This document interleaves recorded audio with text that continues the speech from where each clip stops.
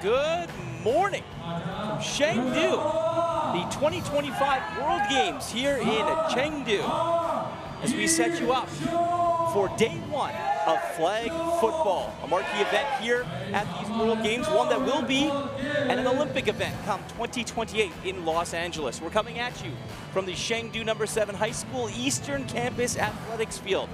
Field number 1 was the host to lacrosse, women's lacrosse, earlier in the week. But here now, for the rest of the games, it will be flag football. It's been hot in these World Games. The athletes have had to adjust to temperatures, 28 degrees, humidity of 78%. Wind moving a little bit, not too much. As we take a look at the setup, the field, and the groups and games that will be taking place during the day today. On the early slate, we have the United States of America going up against Canada. A large test for the Americans, who have their sights set on a gold medal. A little bit of a sour taste in their mouths for the way things ended at the last World Games in Birmingham. But rest assured, it should be an intriguing matchup between the United States and Canada. Take a look at the pool there. People's Republic of China also debuting in this event, and Austria will be a formidable opponent for all of the teams. As we welcome the teams, the USA wearing its white, blue, and red, and Canada in the all red with black. Kate, very interesting match to start for a team like the Americans that are, like I mentioned before, having their sights set on that gold medal. Absolutely, Irfan, and welcome into everyone watching from home. This is the biggest stage for flag football that we've seen since the last World Games. Really, we had the IFAF 2024 World Championships last year and the World Games in 2022, but these two teams have some history between them. It is the USA that are the defending world champions. They won in Finland in 2024, that was last year. But Canada are coming at them. They had a little scrimmage in the lead up to this tournament, and I know that Canada came very close to actually beating the US. They were 1 point behind them, so many people might be thinking US come in as the top dogs. They are, certainly, but Canada have been training hard. They've also got a new coach in Rachel Lessard, their head coach. She's been coaching for a long time, actually played for 27 years, and there's a look at some of the fans around the grounds in Chengdu. Canadian fans, fans of the People's Republic of China, American fans also all in attendance, a marquee event here at these World Games. You mentioned Canada and being able to talk and speak with their head coach a little bit. You know, they just got here a few days ago. They were able to do the touristy things here in Chengdu, have a little bit of team bonding. But right now, you know, the focus is to go in and try and get a result here against the United States.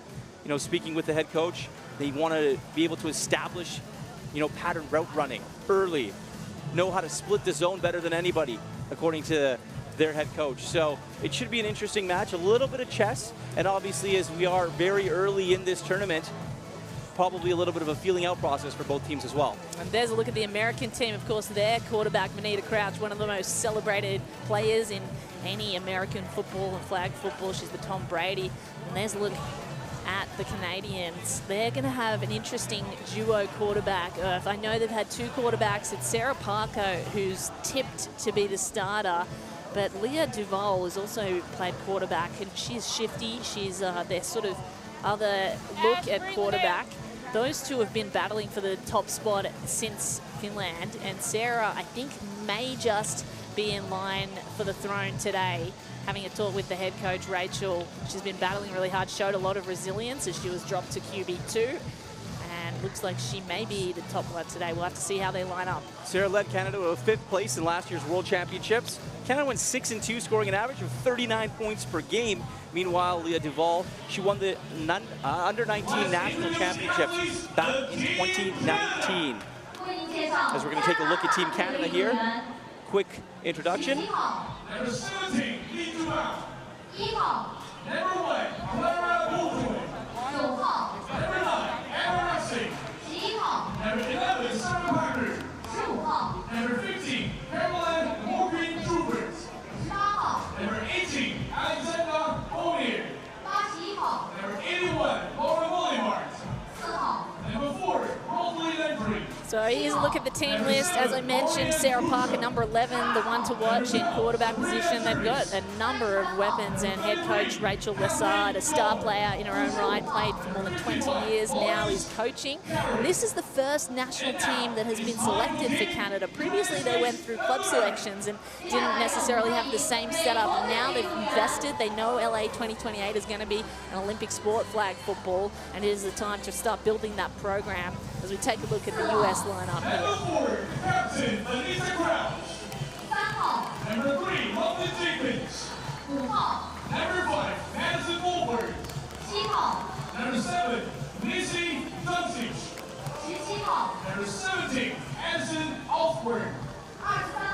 Number 33. So here are the big stars, the USA flag football team. These are the 3-peat world champions. The one medal they don't have, Irfan, is the World Games gold, and they are coming for it. They got the silver back in 2022, and it has been a chip on their shoulders since. Take a look at this team list. We can see that number 4, Anita Crouch, is going to be the quarterback. She's the big star I mentioned. Such a decorated player, so exciting to watch. That's Linnea Bryant on the screen, one of their top defensive players. But all around, there's so much star power in this team. Anita Crouch, just 44 years young. Yeah. Doesn't look it at all. She's absolutely excited, thrilled, wanting to be here, leads by example. Dalia Autry-Jones, it's her birthday.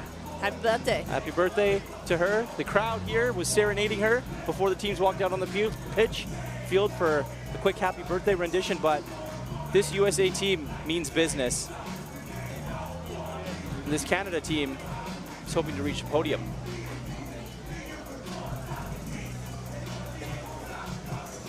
Quick look at the both captains making their way to the center of the field as we get set for the coin toss here at the 2025 World Games in Chengdu.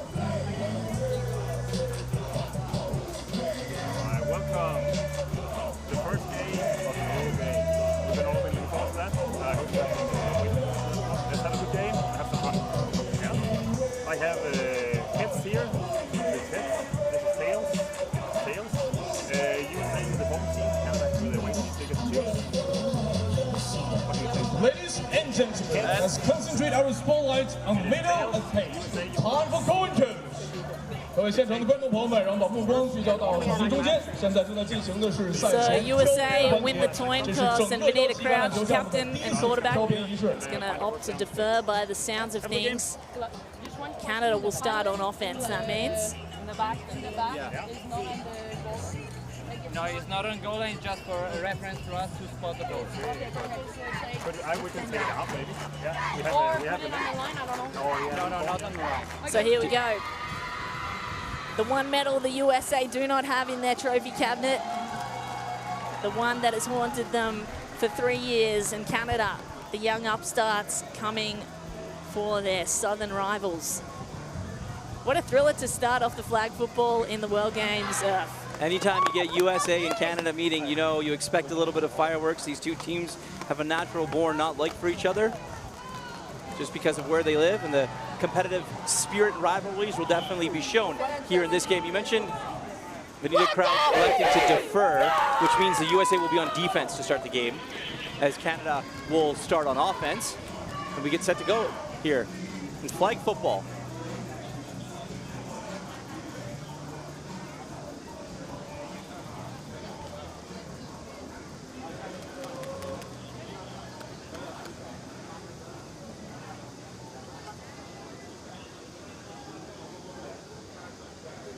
Canadians get into the huddle early, and the defensive lineup of the USA set. There's their rusher with their arm up. Of course, in flag football, you can have one rusher. They have to be 7 yards back from the line of scrimmage, so you'll often see there are 2 or 1. You can have 2 if you like. Both have to be holding their arm up to indicate that they're going to rush the quarterback.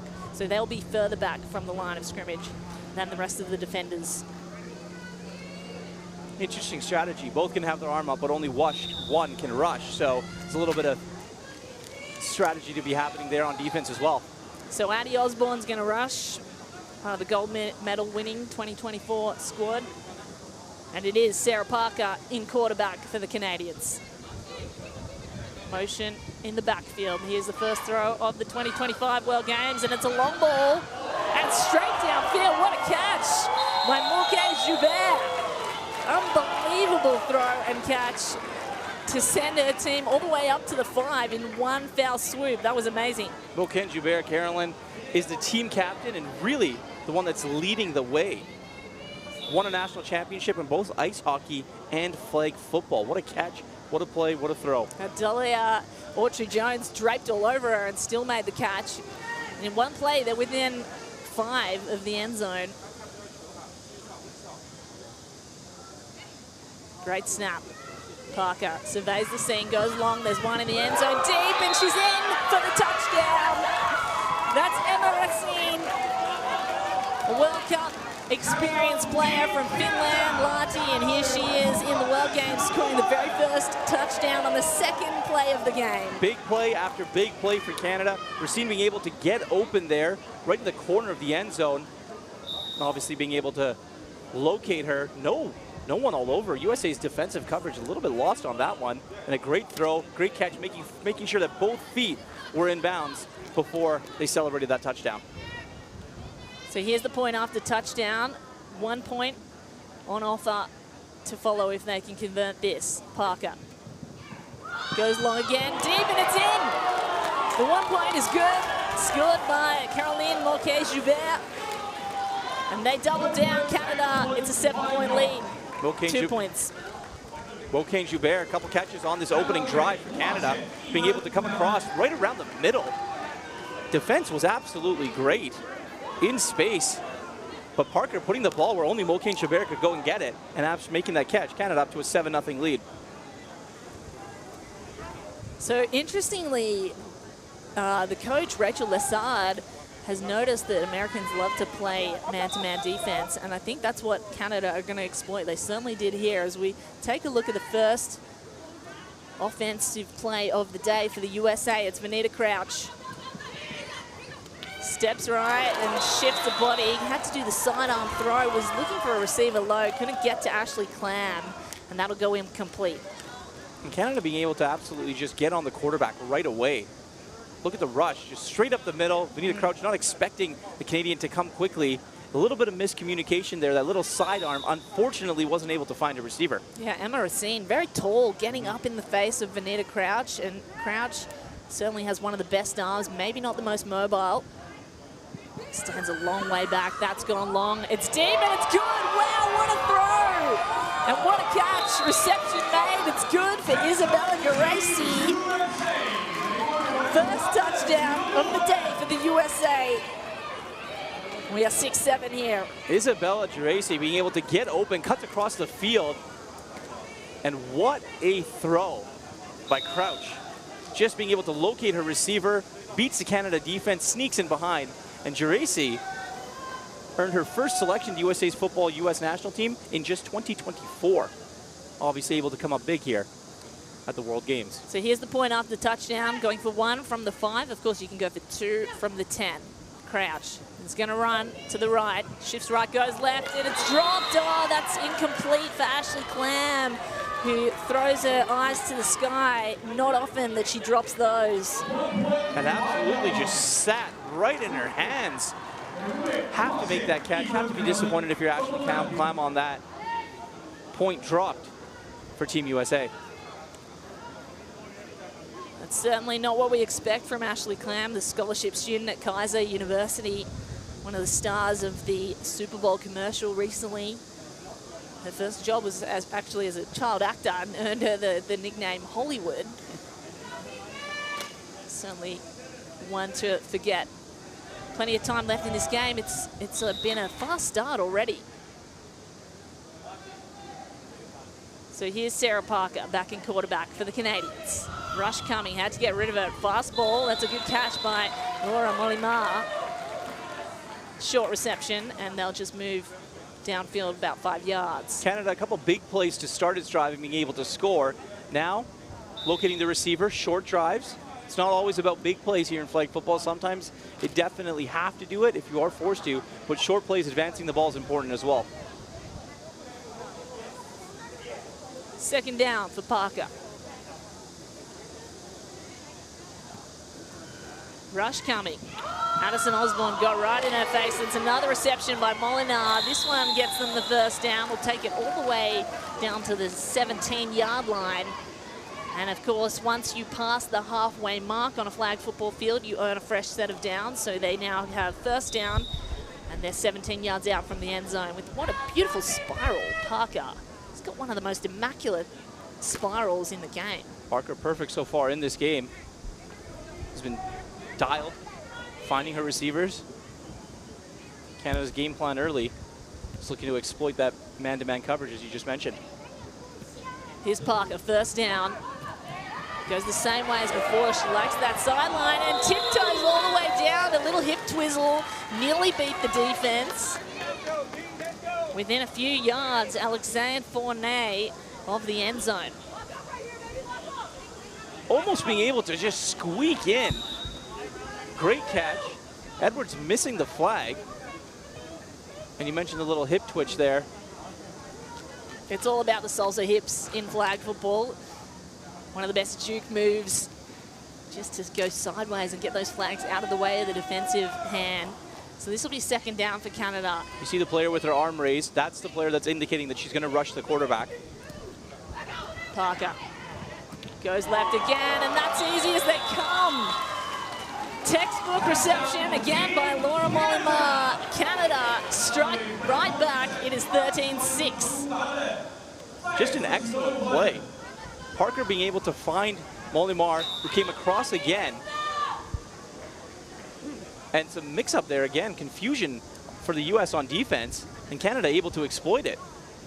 Parker had two open receivers there and chose the more difficult pass for that touchdown. Absolutely threaded the needle there, didn't she? I've been impressed so far by this offense for Canada. Here's the one-point conversion.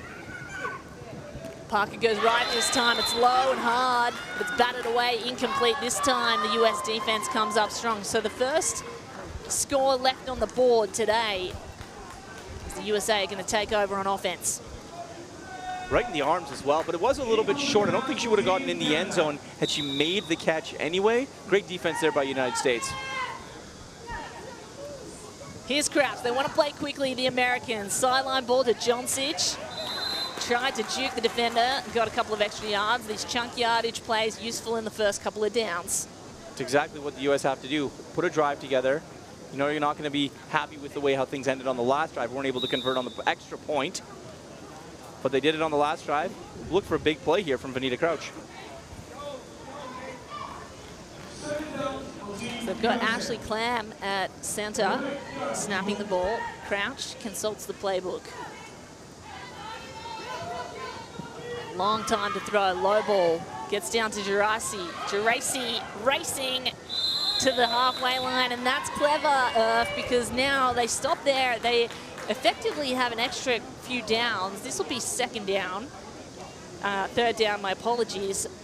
But effectively, you're half a yard from halfway to get that first down, so you're likely to get it. It just gives you that extra down on top of the next 4 downs to try and get into the end zone, so it's clever. It is clever by the U.S., but you got to get that extra yard. I think should have went for it, put the ball down, but we'll see what happens here to get that half a yard. Long snap In to comes Crouch. the rush. Oh, that's beautiful. This time Ashley Clam makes up. Did she get the toes in? Of course, you got to get 2 feet in line. Inside that sideline, they did, and they'll move the sticks. That's first down. Beautiful ball. What a catch by Ashley Clam, being able to come across, making up for that drop earlier. First down for Team USA.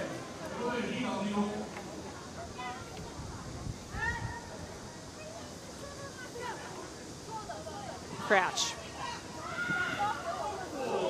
Geraci makes the catch, but she's in the face of a defender who has really got burnt that time. Rosalie Landry is on the ground. We hope she's okay. There'll be an injury timeout.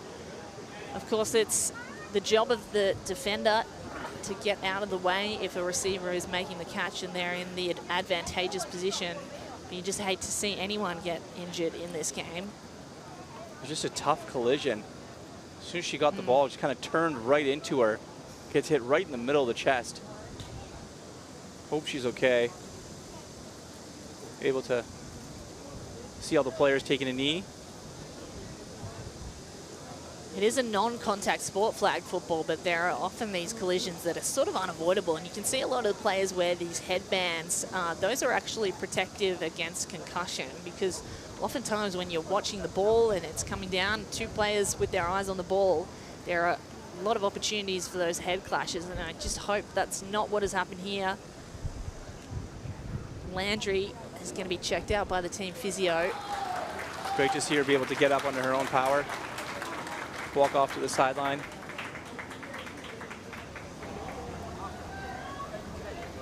So she'll substitute off, and the drive will continue for the USA. It's second down. Second down for Team USA. Second and 15 to the end zone. Vanita Crouch, sidearm, beautiful ball. Geraci, she put her foot in the ground, wanted to turn downfield, couldn't get around the defender, but she is one of the shiftiest players to watch. Very exciting.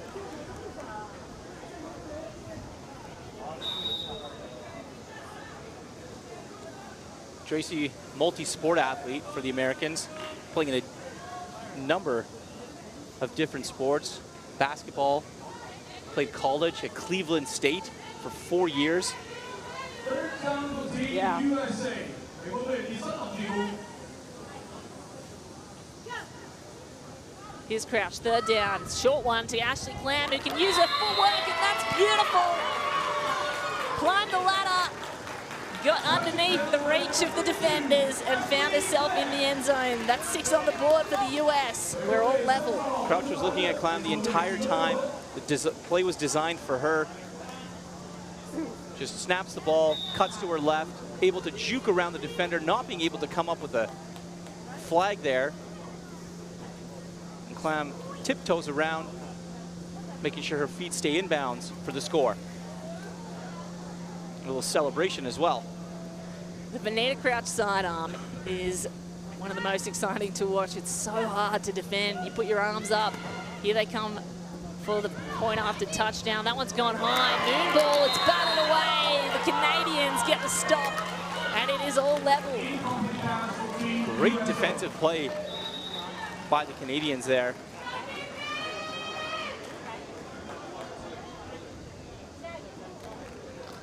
Crouch just side-arming it again, throwing it up into space and hoping her receiver can go get it.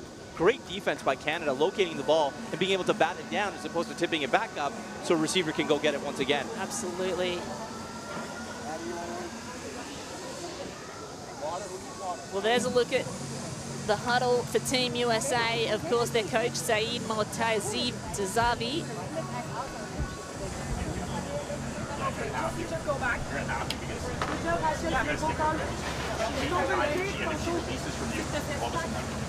Moi, j'ai fait sur la demi, ça, prends l'autre.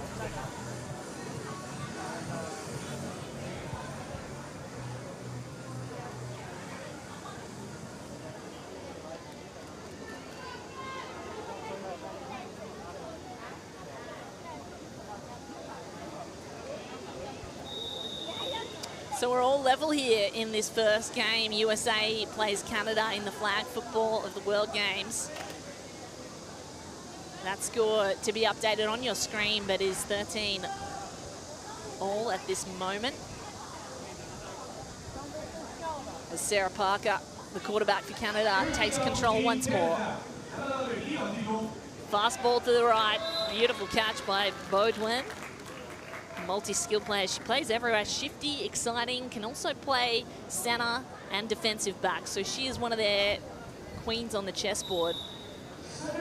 Canada just getting the ball, turning its body. Unfortunately, that's how the Canadian player got hurt earlier. Hopefully that she's okay. But short yardage situations. Just get the ball, move the chain, move the first down marker, and get towards midfield. That's the goal. Snap to Parker. Lightning ball that's tipped in the air, almost within reach of Autry Jones, who would have had a pick on her birthday.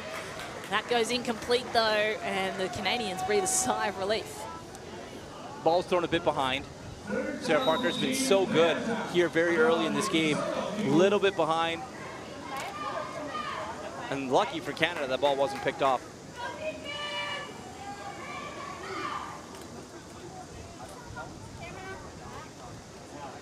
Here's Parker, QB1 after battling for the position, lining ball again. She's drilling her receivers, and Moke Juba has enough hands to hold that. Sticky gloves.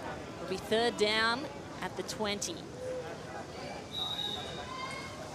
Canada needing to get over the midway part of the field. Fourth down, my apologies. On this play to extend its drive. So big play coming up for Canada.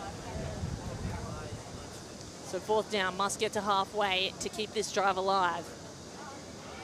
Motion in the backfield, handoff, double quarterback move, it's gone over the top and that one's dropped. Disappointing as all the show and go leads to nothing. Molimar drops the ball and the US will take over on offense. Molimar is not going to be happy with herself there. A little bit high, but if the ball hits you in the hands, you almost have to make that catch. Unfortunate for Canada. USA now takes the ball over. So US able to put the defensive clamps on for the first time. That's the first stop we've seen. It's been such a high-scoring match already. Still first half, 6 minutes left. Crouch. Rush all up in her face, nearly got to her. The sack was almost there. She just had to get rid of the ball and ended up incomplete as a result. The sack was pretty much there, and she just couldn't pull the flag off of her. Getting right to the quarterback, unfortunately missing the flag. Crouch hitting a receiver and Clam. Or sorry, that's Geraci. Unfortunately, she's not able to come down with it.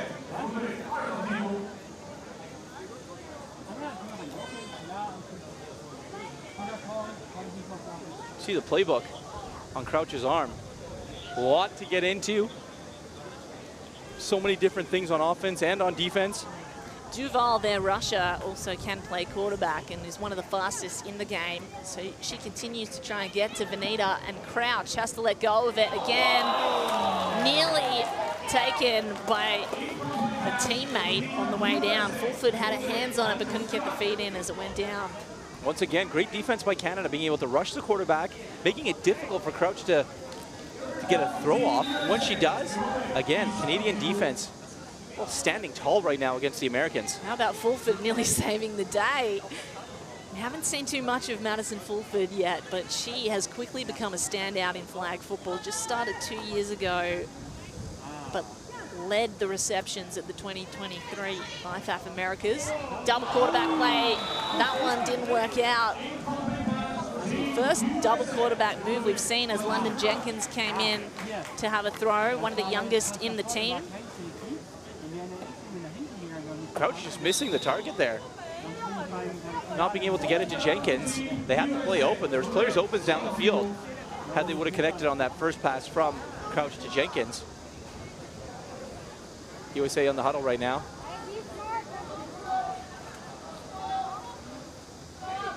So fourth down for the USA, still backed up 5 yards out from their own end zone. This is going to have to be a big play.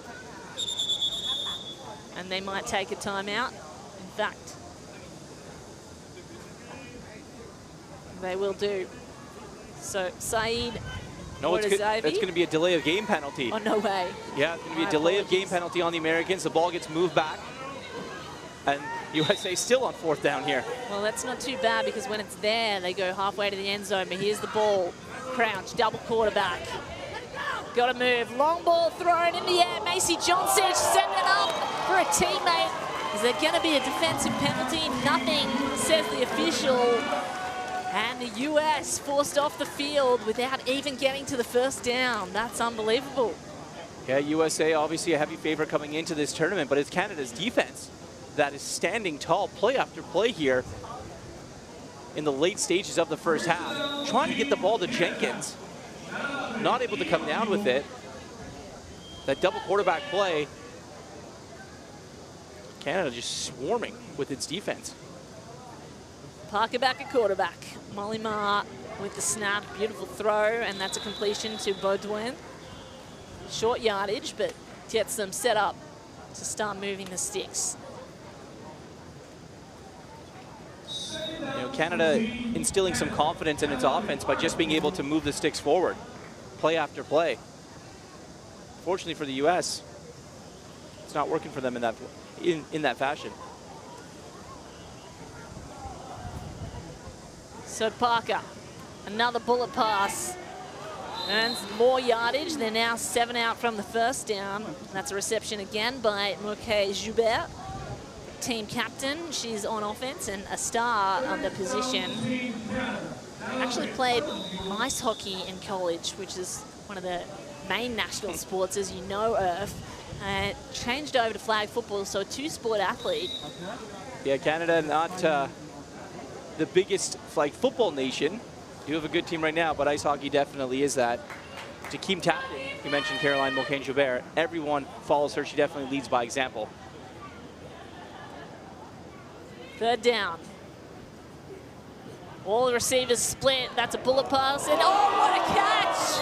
Unbelievable, Mollimar. A beautiful spiral once more down the sideline. And Mollimar, with defenders everywhere, put her hands up and brought it down. Lauren Mollimar is having a fantastic game. A great throw by Parker.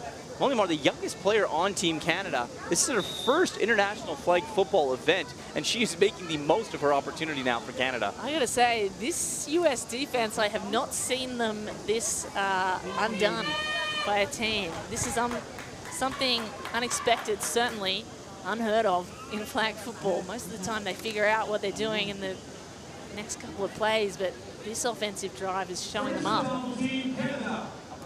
First down for Canada. Within reach of the end zone again. Oh, ball popped out of the receiver's hands. Moke Joubert, who just had that catch, couldn't hold on to that one under pressure from defense. That was broken up by the birthday girl, Dalia Autry-Jones. Parker just trying to get it, force it into the end zone there. And a great play, great defense by Autry-Jones on that. It was in the breadbasket. I mean, that is something you expect your receiver to take. Difficult one. Second down, though, for Canada. 6 yards to the end zone. Nice snap. All good for Parker, and that is got out of her hands quicker than anyone could blink. Beaudoin scores another 6. And they're going to have a conversation about it, though, the officials. There is a flag on the play. Yellow flag marking the penalty.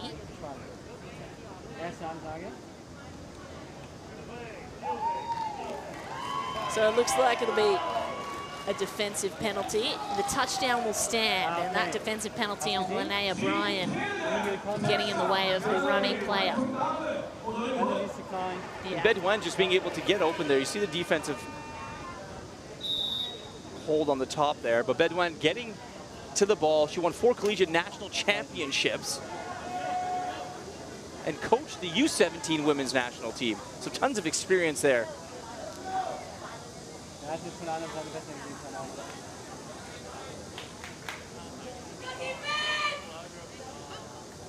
Parker. Another frozen rope to her receiver. That one's pushed out of bounds as Moke Joubert held on, but just couldn't get a feed in. How about the throw from Sarah Parker? That was a dart of a throw. Unfortunately, she just wasn't able to hang on and get both feet in, but a great throw.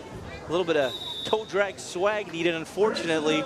Not able to get both feet down, but Canada still with the lead. Canada still looking really, really, really good on offense. Here's Crouch in the face of the rush. Nice reception by Ashley Clam on the sideline. So if you notice the clock here in flag football, we'll stop with every play at the after 2 minutes all the way down to the end of the quarter or the half. It will stop if they go out of bounds, but if they stay in bounds, it will keep running. So there is a little bit of tactics around this. If you stay in bounds, you keep the clock running, and Ashley Clam obviously stepped out there to stop that clock. Here's Crouch. Down the middle, John Sitch able to hold on, and in fact it's Geraci, and stops it 2 yards out from that halfway mark. Clock continues to run, so this is tactical. They're going to waste time. They can hold on to possession and hopefully hold that possession until the end of the first half, stopping Canada from responding. It's a big third down coming up for USA. Are they going to take a shot, or are you going to just try and get those yardage? And I think if I'm USA, you just try and complete a couple passes here, just string together some offense. Crouch That's exactly what she does. Completes. Oh my goodness, look at those feet. Unbelievable work. Macy Joncic showing why she is a flag football sensation in Nevada, where the sport is sanctioned at varsity level. One of the quickest. Crouch just getting it to the corner and letting her receiver do the work. She finds open space, breaks one tackle, almost breaks it. If she broke the second, she was probably gone straight to the house for the touchdown. Breaking tackles, breaking ankles on the way through. So a big decision to be made here for the USA. Of course, the clock stops when they get that first down, so they effectively have a little extra time to get in the huddle. But they'll take a timeout anyway, as they want to talk things over with their coach, Saeed Mortazavi. Led the team since 2023. He's had an undefeated tenure with world and continental titles.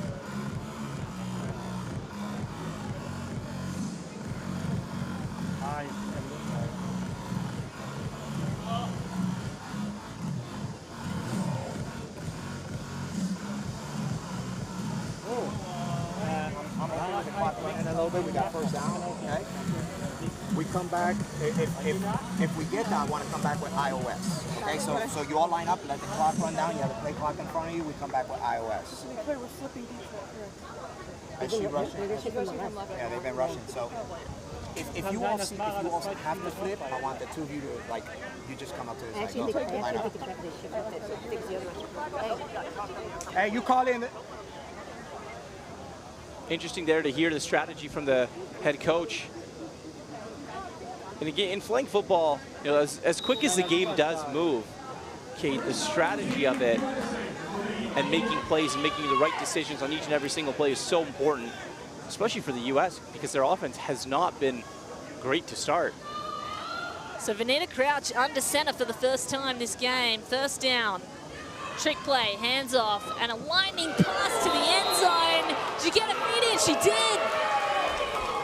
Throw by Macy Joncic, received by Geraci. That's what the U.S. needed, a little trickery to get things going here. Macy Joncic, oh, what a throw and catch, being able to hold the ball, continue to hold the ball all the way through. Joncic able to locate a receiver, fires it to the corner, touchdown USA. That's exactly what the doctor ordered for them.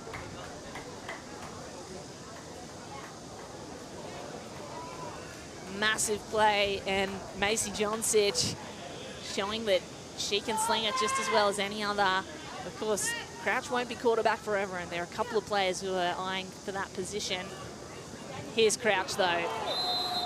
Absolute bullet pass, couldn't hold it, the receiver, and the extra point goes missing. I don't know if Vanita Crouch is feeling the heat here in Chengdu, but there was some heat on that pass. Do you think she heard me? I think she did.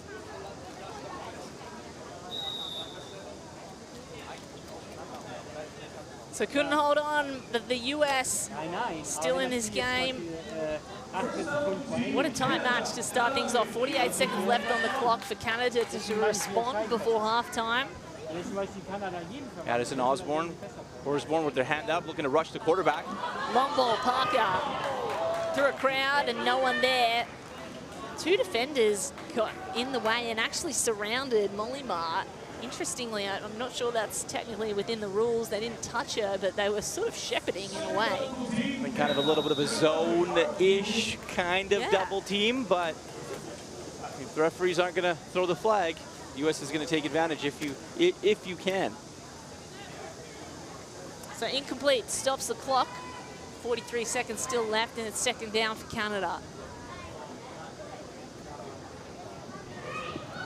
Rainbow ball. Oh, it's picked off. No, it's not. It's dropped. Amber Clark-Robinson nearly got the pick of the first half. Had it and lost it. Just spent it before she had it. Just unfortunate. Great defense there. Ball a little underthrown by Parker. Robinson just jumps the route and unfortunately couldn't come down with the ball. That would have been a huge moment for U.S. Nevertheless, a big defensive play. This is her third consecutive year with the U.S. national team. Clark-Robinson. Probably some picks to come in her future. Nevertheless, third down, Canada. chasing this game to halfway. That might get them very close. They've given the first down, but there's going to be an argument on the field as the Americans don't think they got there. Flag pulled before halfway, says the Americans. Americans didn't like that call. No. And you know what? I might agree with the Americans there. Looked like Canada was a little bit short off that first down. Referee does make the call on the sideline. And away we go with a fresh set of downs. 30 seconds to go in the first half. Here's a rush. Parker, low ball. Reception made. Defense is straight on it. But it's Moquet-Joubert again. A safe pair of hands for the Canadians. Sometimes throwing to your target, your favorite target, isn't a bad thing if you're Canada. She's had a couple of those here, as did Parker. And once again, steady hands make the chains move. Timeout for Canada. Là, on a 3 jeux, 23 secondes. Si on complète une banque, on va directement sur la ligne très rapidement. Je vais te crier le jeu et que tu n'as pas, tu vas m'entendre. C'est bon? Là, on va y aller avec Wolf. C'est bon. Si on est capable, tu l'attrapes, tu sors le banc. On arrête tout à l'heure. Wolf normal. Wolf c'est bon? Ouais. C'est bon? Tu veux que tu le fasses? Non. Wolf normal. Exactement comme on est placé. Ça va te faire bien. Embarque, arrive, ça va te faire bien. On reste pas loin parce qu'on va switcher le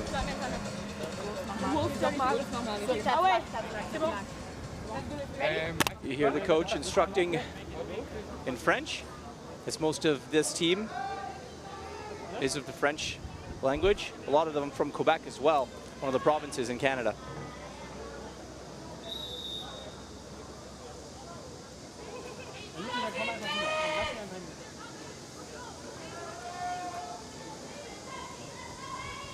So a tactical timeout as time runs out on this first half. Sarah Parker all the way back at halfway. She's going to throw, got to get 25 yards to get to the end zone. She's going to take it at 1, and that lands incomplete over the head of Caroline Moquet-Joubert. It's a decent idea for Sarah Parker being able to just get rid of the ball. Unfortunately, receivers kind of got crossed a little bit. She had number 9 there over the top, wide open. Didn't see her. Third down for Canada. Snap from the 17-yard line, and this throw is going to land 5 yards out from the end zone. It's Mollima again. Defense all over her. Clark Robinson making up for that dropped catch before. Stops the play. Canada's got to hurry up here. The clock was winding down. So they take a timeout, and that will stop the clock. They've now got 3 seconds left for this final down. It's going to be an all-or-nothing play. I don't know. I mean, Canada, by the time the catch was made to the time they called the timeout, it was about 12 seconds of clock that they had that just sat and ate away. So, unfortunate for Canada, but hopefully working on some strategy here.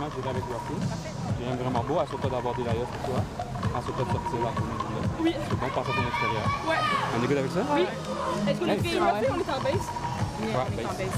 Allez, attaquez votre tâche. Mais toi, tu t'inverses une side, puis après toi, de passer à l'extérieur. Oui, c'est ça. OK, parfait. Faut qu'elle se mette vraiment large. Non, non. Je suis à l'extérieur d'elle. Ça peut passer à l'extérieur, comme ça, c'est à faire tout le monde. Ouais.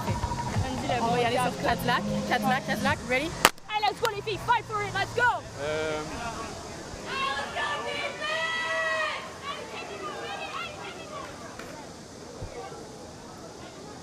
So 3 seconds on the clock, and it's Sarah Parker who's battled her way into this QB1 position. She is in the driver's seat. Can they convert? Canada. Slow ball and short. So that one drops dead. The Canadians leave a score on the board, and we'll go into halftime with scores all locked up in this first flag football match of the World Games. 19-18 for Canada right now, and Canada is not going to be happy with that. Sarah Parker had the look that she wanted. Oh, hits a receiver right in the hands. A big moment here heading into the half as the U.S. now has kind of momentum on their side. Fingertip catch, that really has to be made. If you're Moquet-Joubert, you're making all the difficult ones. That one falls to the ground. So at halftime, it's USA trailing by 1. It is Canada 19, United States of America 18.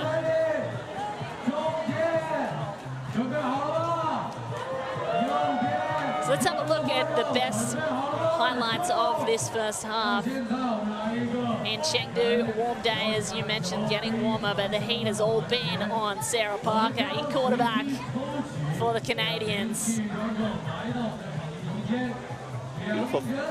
Beautiful throw and drive there. Vanita Crouch, a second play for the Americans. A big play. Launching the ball forward, yep. Moon ball, you know, she gets altitude on those balls, and she can either do the sidearm when the rusher is up in her grill, or she can go high, and she's just so versatile. So you take a look at some of the celebrations for the Americans. But Parker has been given it right back, and I've got to say, the arm strength on Sarah Parker, some of the best we've seen. I think that's been the most impressive part about Canada right now, is the play of their quarterback, just so calm, cool, and collected, being able to feed their receivers and finding them. And this was another beautiful play, pass play by Crouch.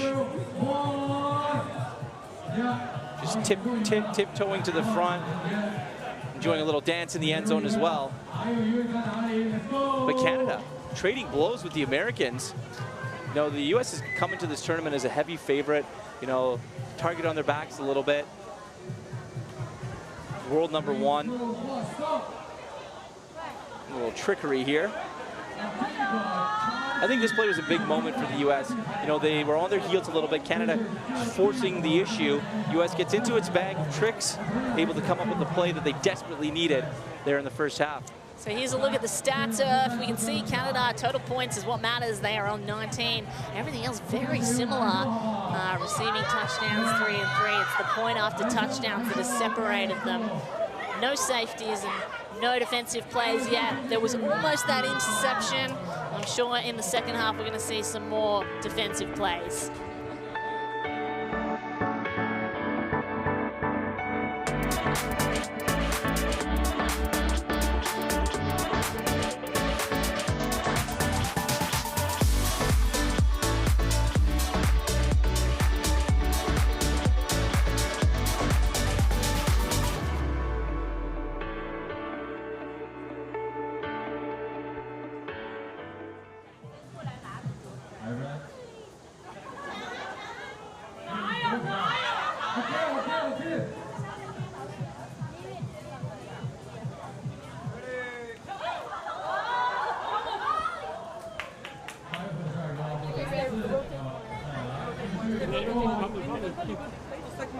Well, it's tough if you leave her. If you leave her go then.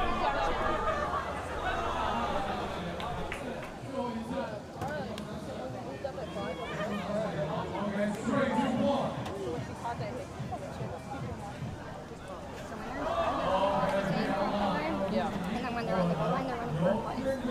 They're definitely running the goal line.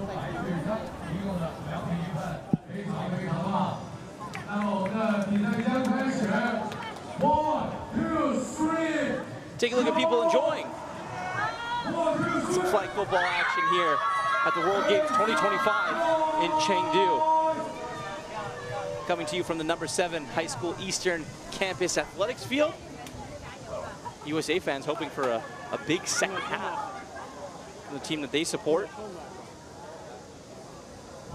You know, flag football, one of the fastest growing sport, if not the fastest growing sport. So many people playing it, so accessible, so many different countries. Canada and the US right now putting on a show for people that have been interested in flag football.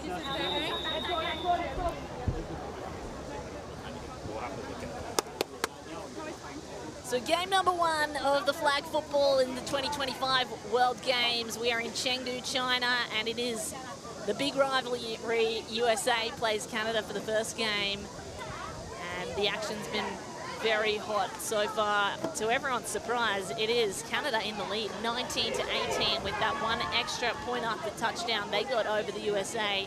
And in the huddles over halftime, we have seen a lot of heated discussions in those huddles there, and particularly from number 4, Vanita Crouch.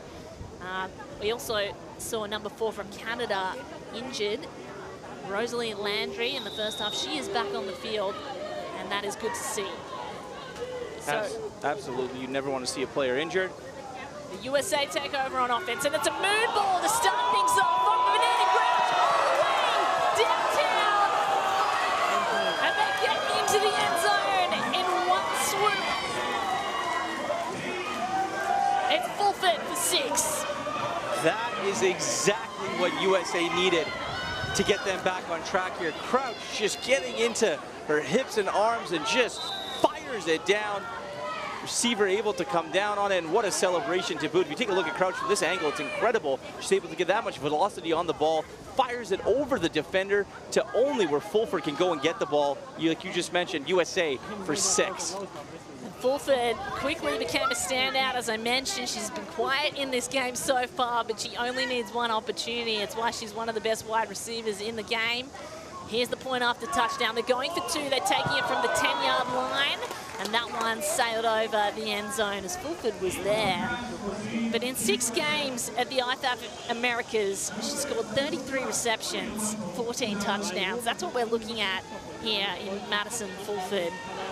One of the most exciting players to come through flag football, tall, rangy, and great hands, as you can see. Fortunately, not able to come down with it. Electing to go for the 2 is an interesting move, but that would put the game to 6 points. Is something that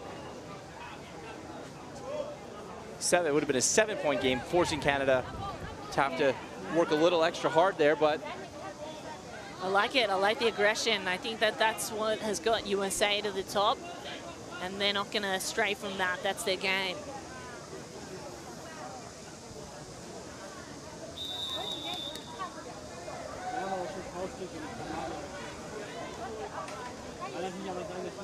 So clock running. Canada talk things over.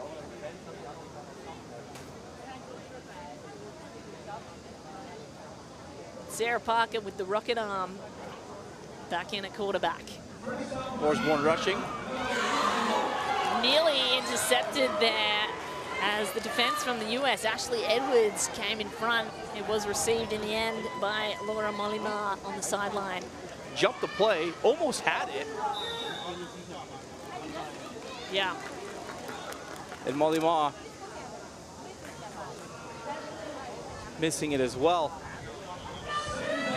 So that falls incomplete. It's second down for Canada. Addison Osborne, the rusher, getting right up in the face of the quarterback, and that forces another dropped pass because the rusher comes so fast. She's got to get rid of the ball earlier than she would like to, Parker. Emma Racine not able to hang on to it. And Osborne getting up on the quarterback. Racine's got to make that catch again. We've seen a couple costly drops, not just by Canada, but also by the Americans as well. Costly yards. Unfortunate mistakes are happening here for both sides. Canada on third down.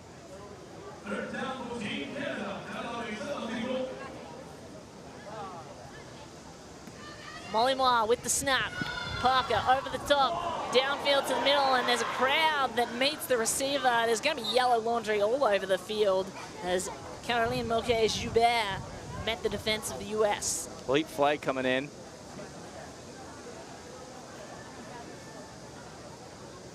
So this is an interesting one. You have to give way to the player in the most advantageous position, and that can be the defender, it can be the offensive player.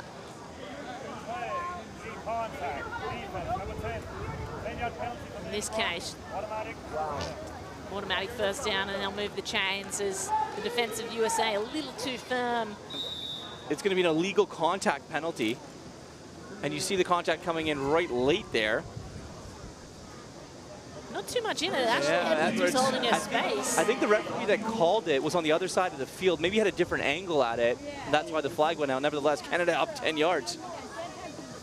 Here's Parker. Oh, nearly sacked. Huge ball downfield. Stepped out of bounds, but got the feet in just in time. Okay, Joubert. What a catch. The captain, Joubert.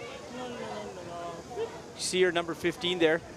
Up the middle, runs a little crossing route, up to the corner of the end zone. A little bit more on that from Parker that probably could have been in the end zone. The ball got held up in the sky just a little bit. But good for Joubert, able to keep both feet in bounds. And Canada now in the red zone. So Molimar at center, Parker coming under center. Watch for some motion in the backfield here. Motion does go, it's a short pass to the center. Very clever, Molimar in for 6. Yeah, it's just too easy for Canada, but in such a short yardage situation, you know, the defense of the U.S. not able to read what was going on there. I think the motion confused them a little bit that Canada was able to do. And an easy score for Canada. USA basically rushed 2 on the quarterback. And Parker was able to exploit that right away. So Canada, we're discussing potentially going for 2. They're going to go for 1. They're already 1 point ahead. This will put them 2 ahead. Here's Parker. Over the top, slings it. Steps out of bounds just before she could get in. So that one will go out. 1 point left on the board. Still just a 1 point game, Murphan. You know, the interesting thing for Canada here is Parker had her receiver, threw it a little bit wide. Fortunately, she's not able to come down with it. Yeah, it was a whip. To me. Okay. In the middle? Okay, I thought double move, I got a stick. I figured you were gone by then. 25-24 Canada. High scoring game in our first game of flag football. As USA is now on offense. Crouch back in at quarterback, slings it. Beautiful ball received by London Jenkins, who tries the hip twizzle and turns downfield. Just completed her freshman year at Florida Gateway College and joined that powerhouse National Junior College Athletic Association. Had 3rd flag national championship in the bag this year. High school flag football, collegiate flag football. Hopefully it can be a little bit of a spark plug here for the U.S. 2nd down. Rush coming, sling, sidearm, Clam's got it. Turns downfield, steps out of bounds, 1 yard from the 1st down marker. Clam's been a favorite of Crouch early in this game. Right beside the center there, lined up. Picks up a really good route. Able to get that ball.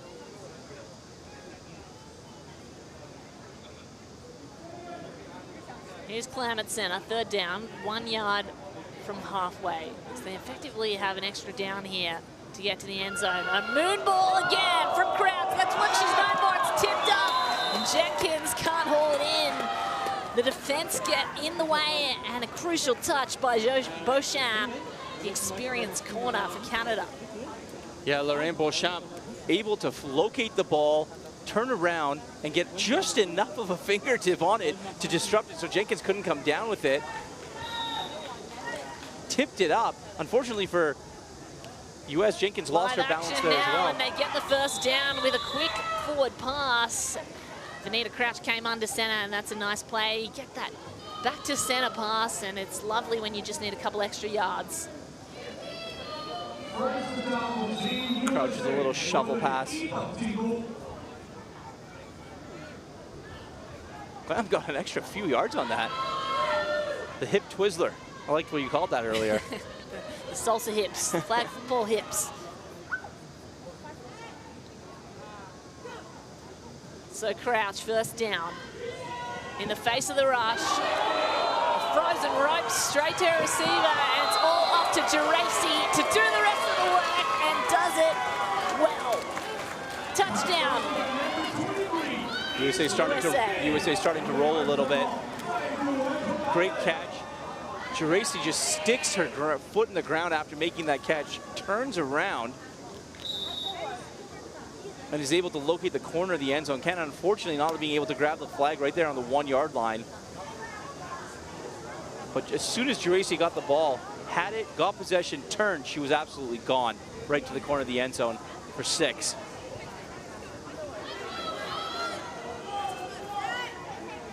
So they're going to go for 2, the US. They are chasing the game. Sidearm ball. That one's too long over the head of Geraci. Did well to get within reach of it. Such a significant role in this team is in Geraci. The ability to turn downfield and get those extra yards after the catch. So impressive. So it's still a 5-point game. USA take the lead in this blow-for-blow battle between the two American rivals.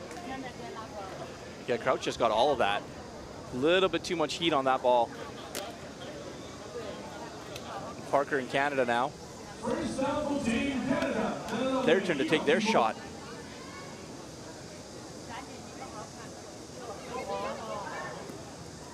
Motion.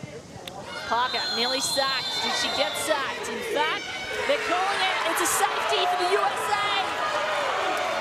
The first of the game. An absolutely brilliant play.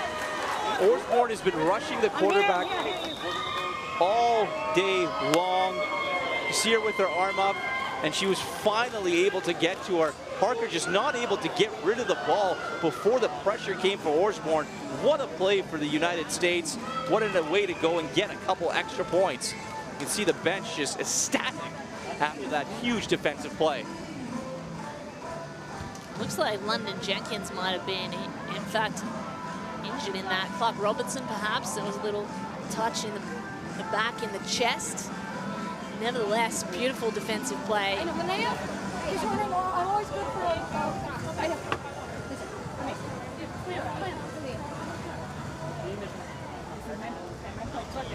Allez, filles, pense à ce que tu dis dans ta tête.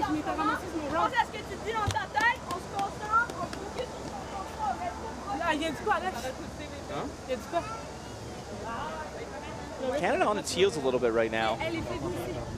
You know, USA has a big play to get the ball down the field, a big play to find the end zone, and then an even bigger play on defense. Canada just needs to calm down a little bit, go back to what they did in the first quarter early on in this game, get some yards, get some short yard situations. Not everything needs to go to the end zone, but be able to put a few passes together. Let's go, Big D!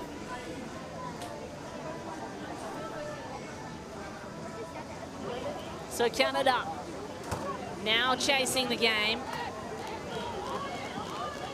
Still very much anyone's game in this very first flag football match of the World Games. As the US will take possession. Vanita Crouch in control with Ashley Clam at center.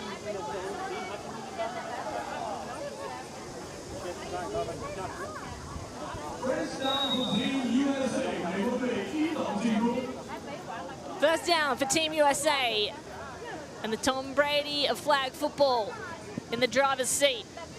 Lightning pass straight forward to London Jenkins. Gets 1 yard after the catch, and they'll take it to the 10. London Jenkins, a little spark plug for the United States. Short yard situations, she's very shifty, able to get that and gain the extra few yards. It's a perfect play to start this drive.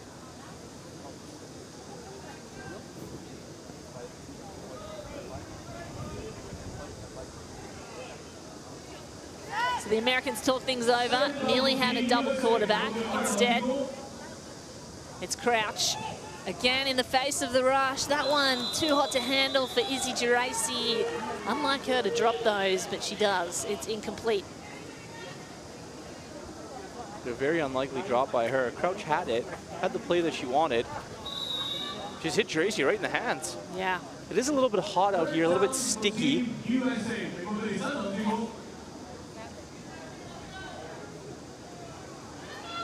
So third down, Team USA. Why do I feel like a big play is coming up right out of Crouch's sleeves? Fulford on the right. All the receivers spread long. And they go sideline ball instead. 1 foot was in. It looks like she might have been pushed out of bounds, Ashley Clam. No, they're going to move the chains. Take a look and see if Ashley Clam was able to get both feet. Oh, wow. Not entirely sure she had both feet in bounds there. Nevertheless, referee gives her the call. I think that's a generous call by the officials. It really was.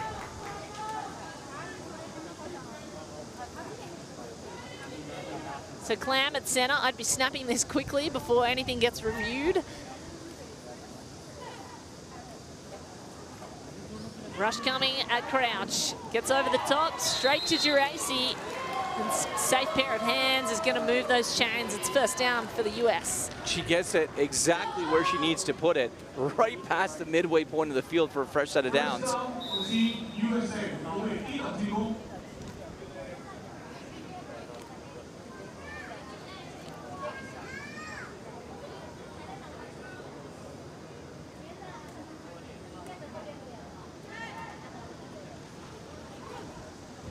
Here's Crouch again.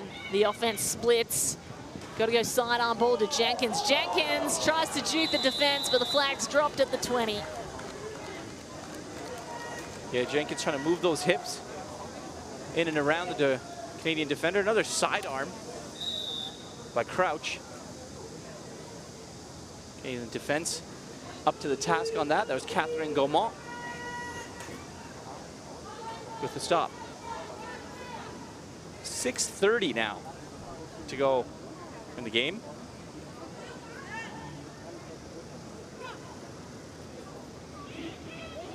Here's Crouch, double quarterback move. Here they go, Joncic. Got to use the legs, yards after catch is what she's known for, and she's going to get them all the way to the 12. Johnson's making the first move. So we've just had a little update for you watching at home. The IFAF rules for receptions, you've got to get 1 foot inbound. So earlier, just a slight correction on the catch with Ashley Clam. 1 foot inbounds is enough for IFAF rules. Not every format of the game, but in these international games, 1 foot is enough to be a catch. So Ashley Clam, well within bounds. Here comes Vanita Crouch. She's going to go all the way back to the halfway mark and sends it long to Madison Fulford. Who else? That's easy as they come. And the US go up again. They extend their lead. When Vanita Crouch looks for a big play, she looks to Madison Fulford. Just a fantastic throw over the top. Fulford making the 1-2 move to get by her defender, and she makes absolutely no mistake as soon as the ball hits her hands. This is her international competition debut, or sorry, it was in her hometown of Charlotte, North Carolina in 2023. In 6 games in that tournament, Fulford recorded 33 receptions for 578 yards and 14 touchdowns. Here's the point after touchdown. Crouch, long ball again, and that's easy as they come for Geraci. So now Fulford, Geraci, the 1-2 punch of 2 outstanding receivers, puts them ahead up 39. The US, Canada, a long way to climb. USA took those few shots early from Canada, and I think at halftime woke them up a little bit. Yeah. And they've come out in this second half absolutely rolling. Precision offense, even better defense, and there's a reason why they're up as many as they are right now. Here's Parker, Canada to respond. 4 minutes and the clock ticking until that 2-minute warning. Mounted to climb now from what seemed like such a close game. US really getting the momentum. So the Canadians, they want to play quickly. They have to. You know, time is not their friend right now. You got to get points on the board immediately if you're Canada. Trips right, one motioning, and this is a long ball downfield. Oh, it's caught! And they're going to go to the house. The Canadians respond in 1. Moquet Joubert for 6. Okay, Joubert loses her headband. Didn't lose her flag. That was the most important thing. Great throw, great play. You can see Joubert making the catch. What a grab it was. And being able to take it all the way down. That's a great throw from Parker. You know, just waited, had enough patience to wait until Joubert got exactly where she wanted. A one-handed grab. Walks it right into the end zone. They asked for a response, and they gave one. Canada for the extra point. Receivers split in the end zone. That one's gone to the end pylon and incomplete. So they're unable to convert. Canada still trailing as the US take over on offense. Fournier, unfortunately, not able to come down with it. I think the ball is just a tiny bit overthrown. Yeah, just put a little bit too much sauce on it, did Parker. Fournier, unfortunately, not able to come back with it. But that play for Canada was a big play at a big moment in the game. to be able to put at least some points on the board. Now only down by 8. They need a big defensive stand here against the Americans, who are absolutely cooking on offense right now.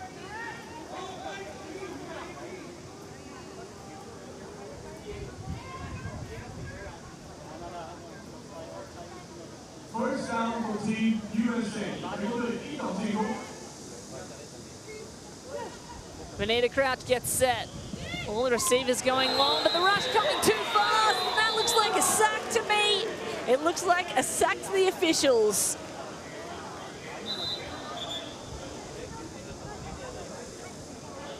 Was that a safety, though? I think she was just might have been inbounds. just out of the line of the end zone there. Yeah, they're going to take it to second down. I think she moved up just in time, and I don't know if it was deliberate. Certainly spatial awareness, very good if so. She's been doing this for a long time. She is everything to this program. Yeah. You know, tons of experience on her resume. Knowing to get those extra, not yards, inches, to make sure that she doesn't cost her team a couple of points. Very, very smart, savvy play by the veteran quarterback. It's a game of inches football. Backed up in her own end zone. Crouch has to sling it wide. Does so. Reception made. Classy play by Macy Johnsich. Yeah, Macy Johnsich able to get the ball, get out of bounds, stops the clock. Basically just getting out of harm's way if you're the United States. You know, they're pinned back in their own end zone. And now able to get a little bit of breathing room here on third down.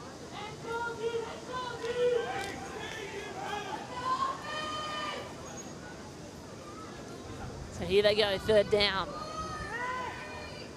2-minute warning. If Canada can get offense back, it'll be dangerous times for the US. They've got to protect their lead. They do. Geraci to the races. Tries to spin move out of that, but there's no one stopping those two defenders. They're stopped at 3 yards out from halfway. Crouch to Geraci. You've heard that combination before, and it tends to happen right in the middle of the field when she needs a play, she needs steady hands. She's always ending up finding Geraci. That's an important catch for US. They're going to take a timeout here and talk things over. This is a very important set coming up. Fourth down, 2 yards out from halfway. Looked like Clam was a little bit shaken up at the end of the play there as well for the United States. She is in the huddle, so that's important. As for Canada, lock it down if you can. This is an absolutely huge play in the game with 1:44 to go on fourth down. Canada just can't let USA get 4 yards. Oui, oui, c'est elle qui donne le set. Oui. Même si une demi, je reste sur la ligne. Reste la QB, on est en même. Parfait. Lève tes bras, saute pas. Yep. J'adore ce regard-là. Fuck you.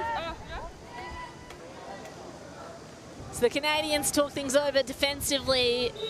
The Americans have to set up something special here. Fourth down, need 3 yards, and it looks like Crouch is going to come under center for one of these short yardage plays. Got to fling it. Oh no, goes over the top, tricked everyone. Fulford finds herself in the end zone once more. No one can stop her.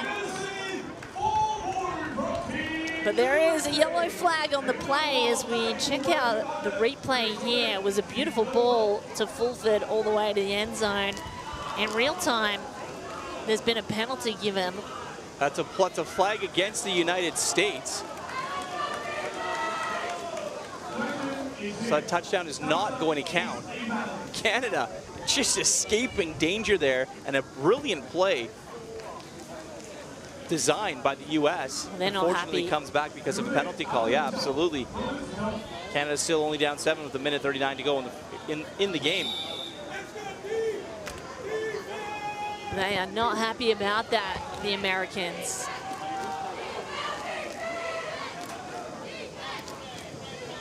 Here's Parker. Time to respond.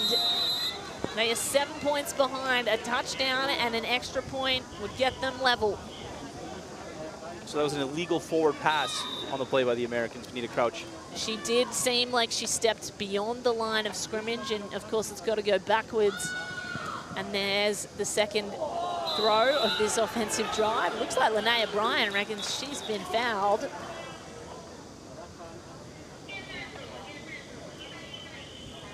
Yellow penalty flag signifying this penalty as the officials talk things over. So offensive contact called on Canada. Linnea Bryan will be happy about that. She was holding her space.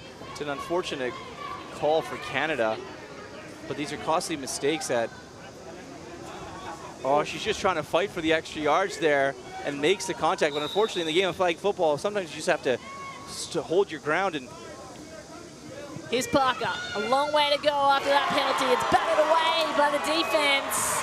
Ashley Edwards gets her mitts in just in time. Yeah, good for Ashley Edwards being able to jump the play, break it up. Parker being rushed again. Beautiful play by Edwards on that. So it's 4th down now for Canada, and they've got a long way to go, 20 yards from halfway. This might be the play of the game. If US can take over on offense, they can wind down the clock and win it. Canada need a 1st down. Parker, double quarterback option, instead goes long. The flag is pulled. It's Bryan to stop the offensive drive and to send her team back out onto the field. Bryan changes the game, and that might do it for the US. Not entirely understanding of the play call there by Canada. You know exactly where you need to get to have this game inch forward and move along, and you draw up a play that's about 7-8 yards short. It's unfortunate for Canada, and effectively, like you just mentioned, Anita Crouch and the Americans are going to be off to a victory here in their first game of the World Games 2025 in Chengdu.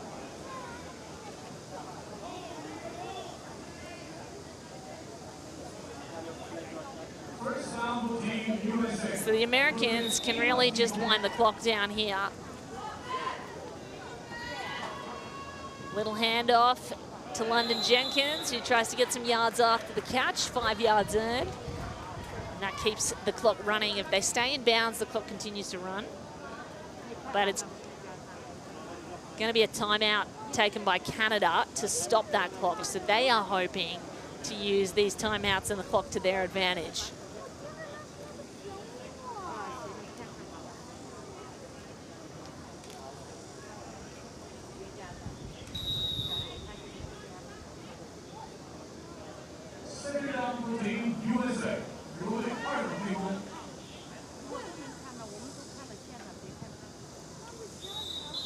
So the rush coming there from Canada, and as I mentioned, Crouch able to just keep the clock running.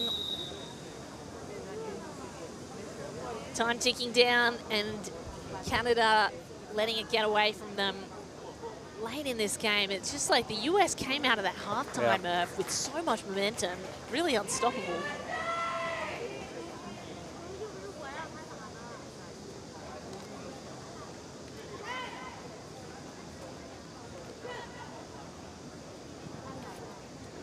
Crouch takes a few extra steps just to keep the clock going.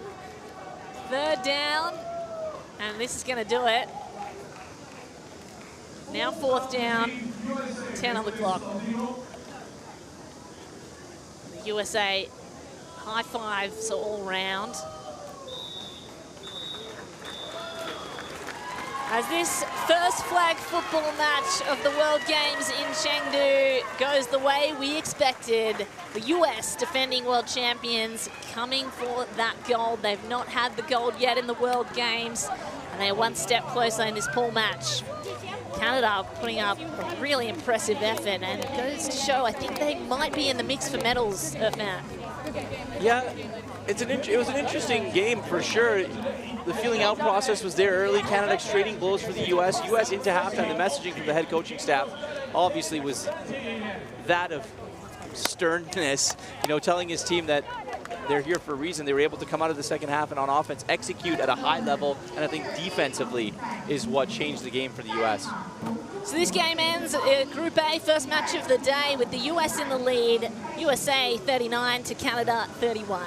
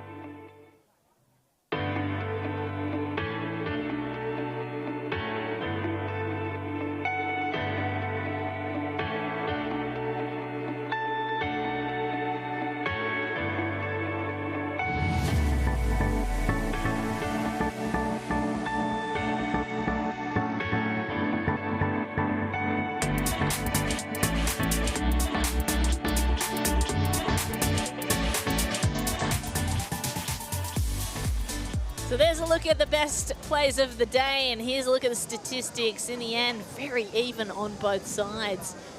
Of course, it was, in the end, the USA that got that extra touchdown that put them in the lead, and the one safety was really the momentum changer. That was the turning point in the game. It made everything click for the U.S. offense. After, you know, defense turning into offense, you make a big play defensively. They were all over Sarah Parker in Canada, and then Anita Crouch, the U.S. offense absolutely went to work after that. So USA ending up with more points on the board. That takes them through as the first winners in these pool matches of the flag football.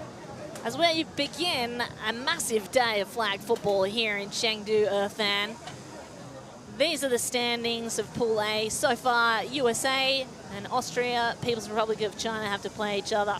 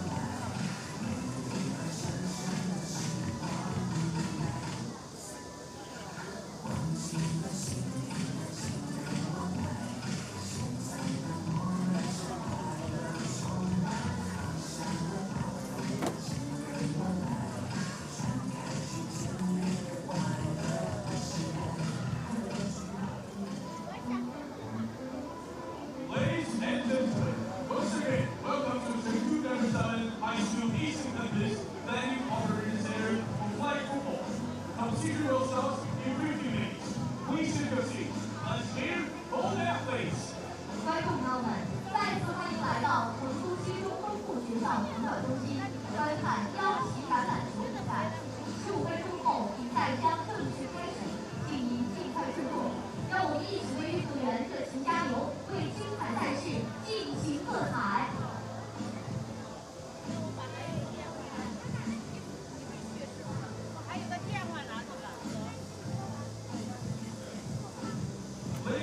Center. Today is the first competitive day for flag football. The preliminary game between China and Austria will start at 10 and 30 a.m. The research competition schedule for today on the screen. There's more come for flag football. 观众朋友们，今天是腰旗橄榄球项目的第一个比赛日，即将迎来腰旗橄榄球项目的预赛第2场，由中国对阵奥地利。比赛将于上午10点半正式开始。今日具体赛程信息显示在大屏幕上，欢迎您持续关注腰旗橄榄球比赛。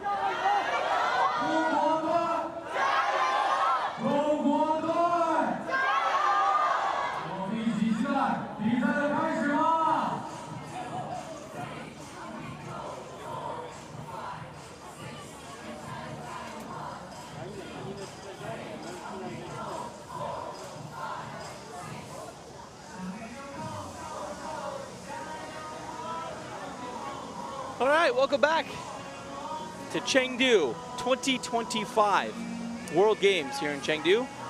Fans were just treated to a great opening round match in flag football between USA and Canada, with USA taking the first preliminary round win here at the Chengdu #7 High School Eastern Campus Athletics Field. A long day of flag football ahead. Lots of matches will be taking place in the preliminary round. But this one will have fans very excited, as it is going to get hot as the day goes on. 28 degrees right now, mid-morning here in Chengdu, 78% humidity, winds north-northwest.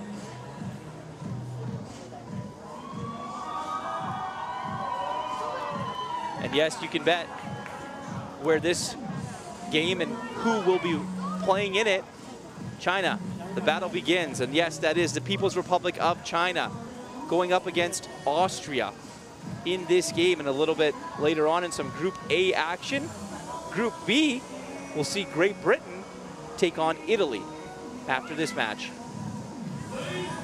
Fans in the stands, other athletes from different events as well here supporting Team China, as it will be the People's Republic of China taking on Austria. China, a newcomer to the international stage, thrown into the competitive arena in the highest level of flag football competition. So China, essentially, facing a baptism by fire here, going up against Austria.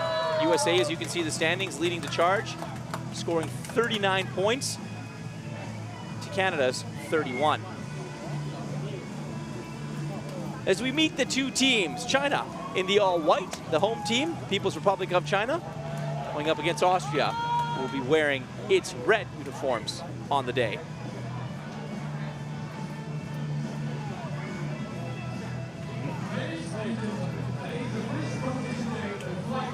Kate, I guess when we look at this, the biggest question mark is how will really China adapt, and how will China play at the flag football level, at the highest level in this competition? Absolutely, Irfan. Hello, welcome back to the second game. Kate Orman alongside Irfan Ghaffar for this flag football at the World Games. And it is China, the host nation, that we are all so excited to see. No one's seen them much in practice. They've not played together. This is, in fact, the first time China has selected a national team through a pathway program. Of course, they've got their eyes on LA 2028, as all nations do, and they really want to build that program in terms of getting an Olympic team. They've got some weapons as well. Their head coach, Rubin Guo, has more than a decade experience playing flag football in China, played in their University Flag League for several years. As we take a look at the Austrians, we're going to get some team introductions on the field here.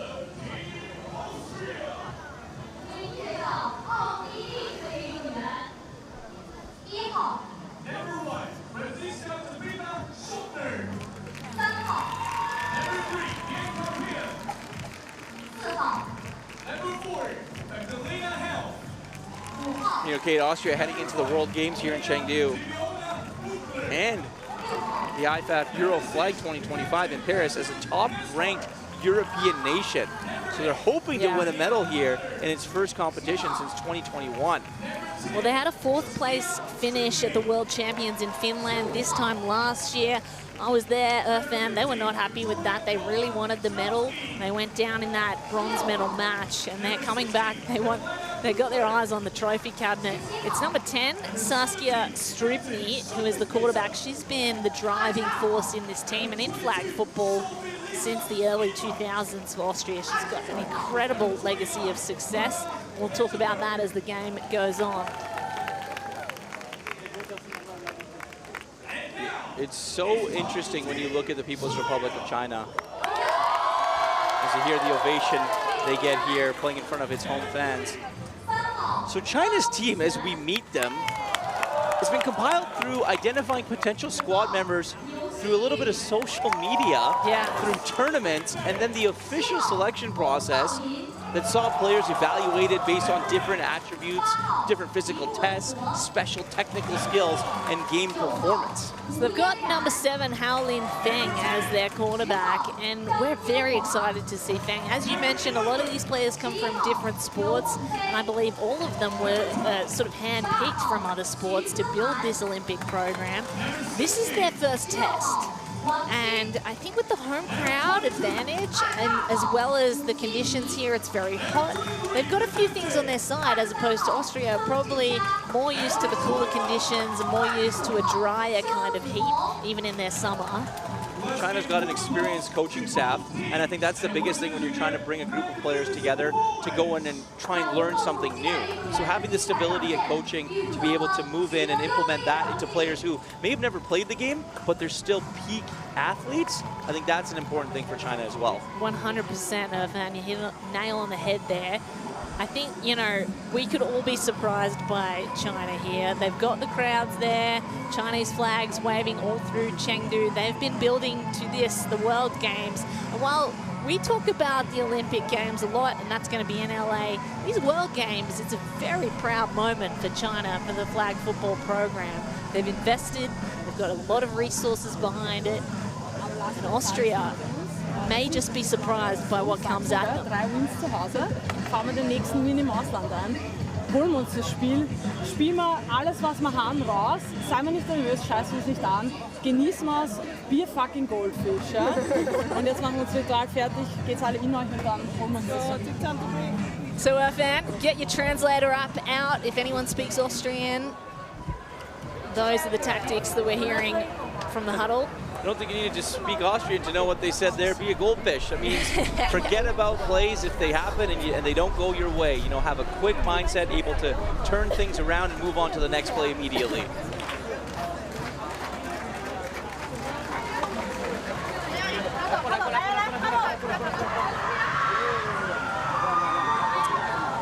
So here they come, China, in their first international test against one of the best in the world, 4th ranked Austria, coming out of Finland with a chip on their back, on their shoulder.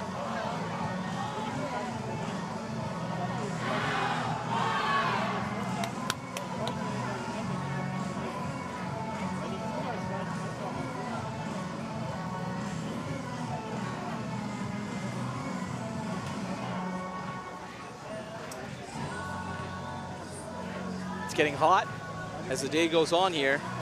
Still only mid-morning. Yeah. And after this match, we have 4 to go. So the afternoon matches, some teams playing in their second games of the day. It definitely gets tested, hotter through the day. I found that the humidity rises as well, and that has an interesting effect on the ball. You know, as the sweat kind of, the quarterbacks usually don't wear a glove. The sweat can interact with the ball. Sometimes it helps, makes it more grippy, but if you get too humid, obviously too sweaty is no good. As we see the captains line up to go and take the toss. It's Haolin Fu, number 7 for China, the quarterback, and Katrine Mansbart, number 6, the center. Closest to your screen there for Austria.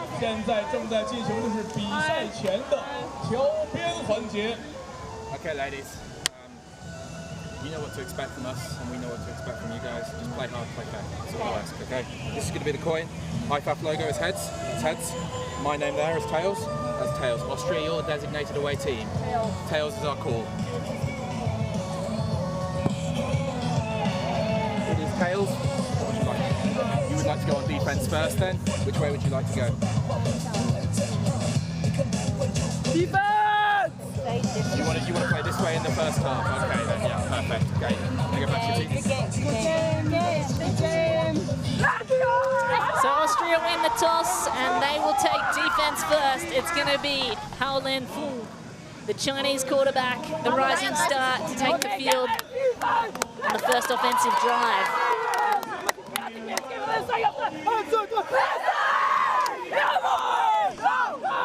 You see the emotion there from Captain Mansbart.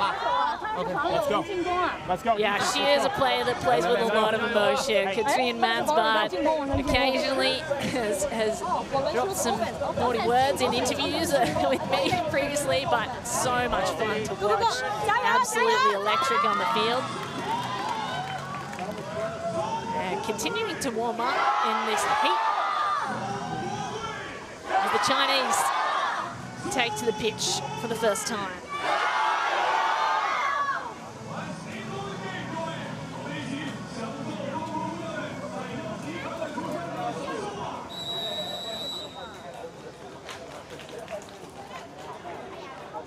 It's Xinyu in quarterback. A change-up. We expected Feng, but it is Xinyu, number 5.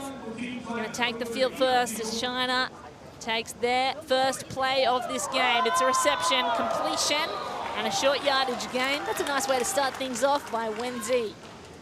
Xinyu being able to, on its first play, just a quick 5-yard pass, gets it to the receiver, able to get a completion, and you make yourself feel good about your offense right away. Excellent play call. Really nice way to shake off the nerves a bit as second down. It's a side pass, lateral, and China can go long now.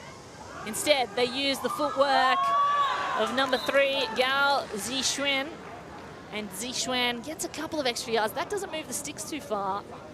Not hugely advantageous. First play, great. Second play, you know, trying to get a little creative there. Open the playbook a little bit more. Unfortunately, it was broken up by Sophie Spitzer, defensive back for Team Austria. Third down for China. Long ball, it's deep, a beautiful spiral, and it's caught. The defense stops them short, but China get within 5 of the end zone, and a lovely catch made by Wu Yanran. Yeah, Yanran Wu able to run right by her defender. Went long. It was a little bit of a go route there. And Xinyu just finds the receiver on a long ball. Lucky for Austria, wasn't able to break away.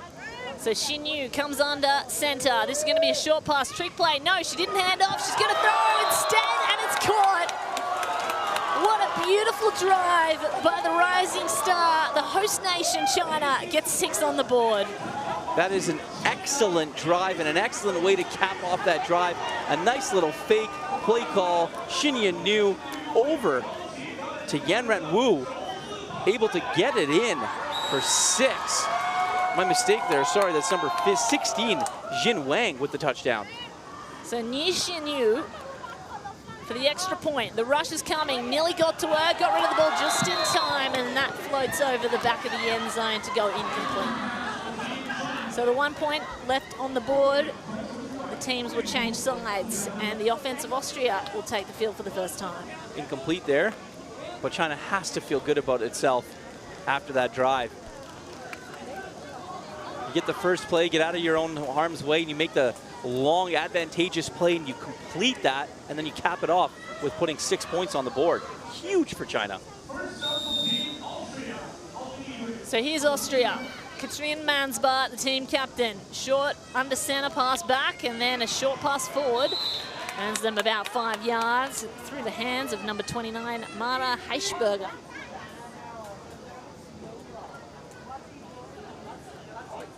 Yeah, Mara able beginning to find there and collect the pass.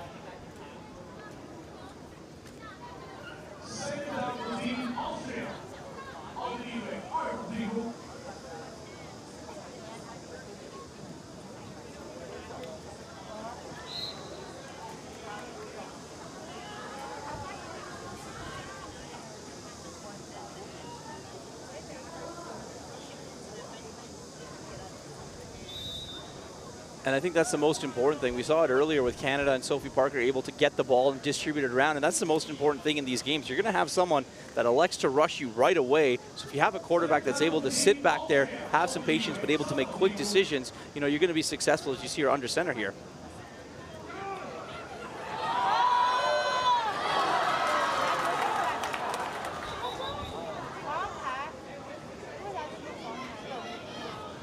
Yeah, just a little bit too aggressive on the defense there for China, and it's an unfortunate play. You just can't get in the way of the receiver. A little bit too aggressive on defense there.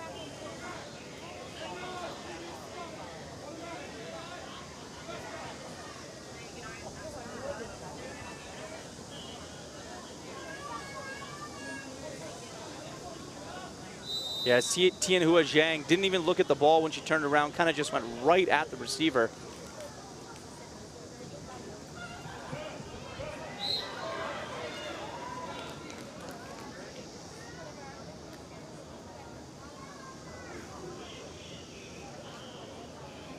Just a quick throw over to the left. Heichberger able to receive it, pick up a couple yards. Name of the game is keep the sticks moving.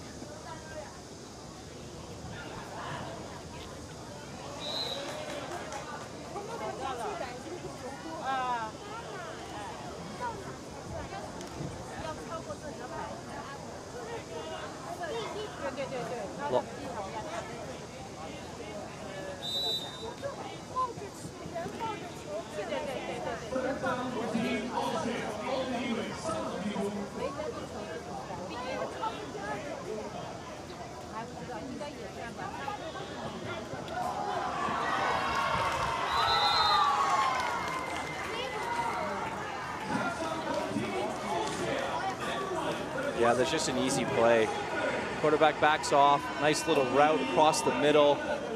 Very easy, clinical play by Austria as Sotner was on the receiving end of just a little pass, maybe just a few, pitched it about 5 yards up front, able to take care of the rest.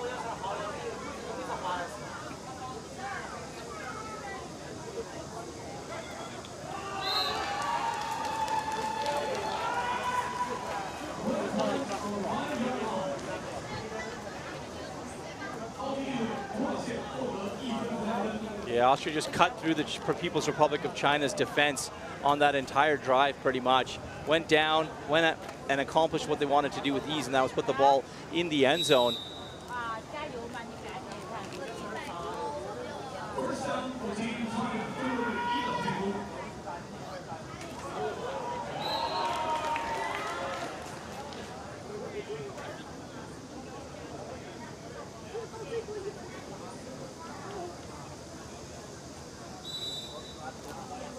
Quick pass, good for her to get in, gets into the game now. Team's already scored on its first possession.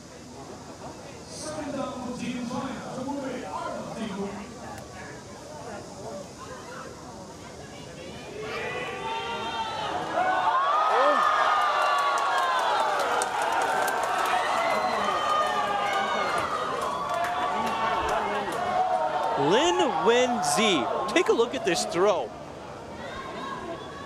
Oh, the catch was absolutely brilliant as well as the two combined for a big, big yardage play for the People's Republic of China.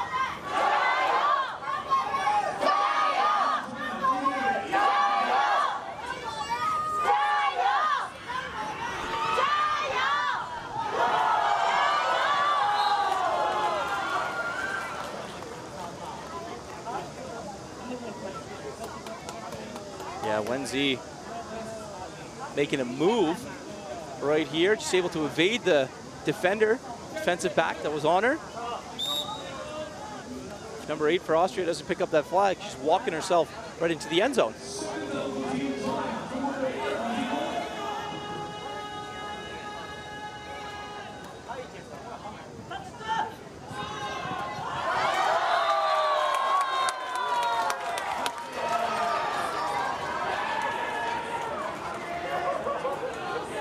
What a play, what another drive.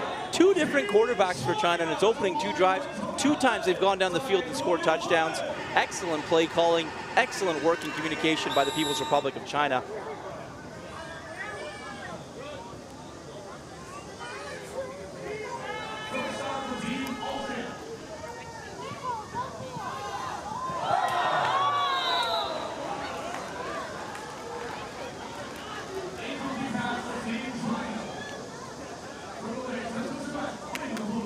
Yeah, I think the throw was just a little bit off. Unfortunately, Wen-zi, if it hits her in the hands, more often than not, she's going to catch it. But nevertheless, a great drive by China on its second ever possession here.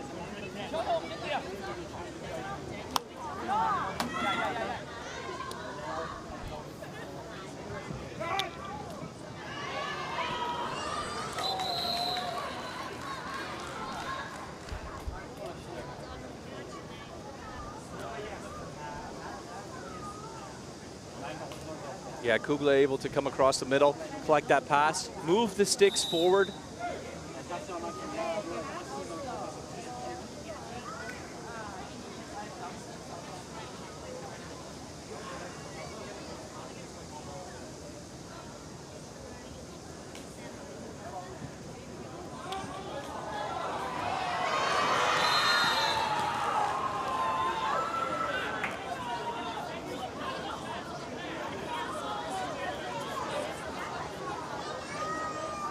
just easy, right? Austria, as China does it with ease, as does Austria.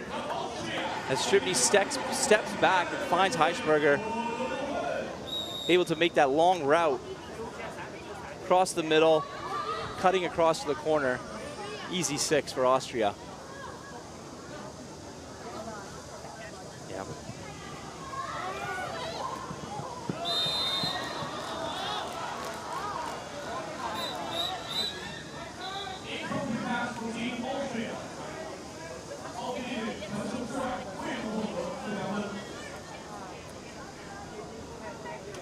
Just under the hands of Kugler.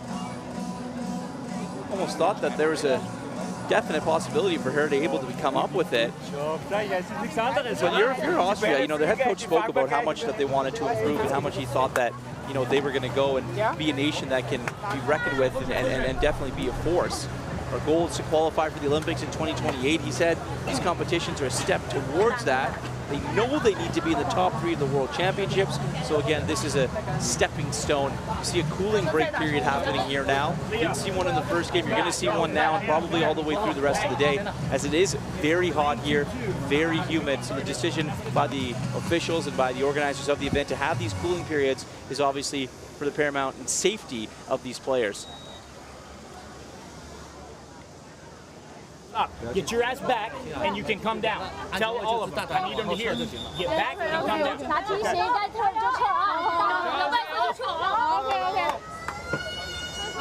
You know, you've seen American quarterbacks coach different teams across the board in all different types of federations, but you have the American coach here, you know, with a translator for the People's Republic of China, barking instructions. The translator's moving just as fast as the American quarterback or the American coach is as well.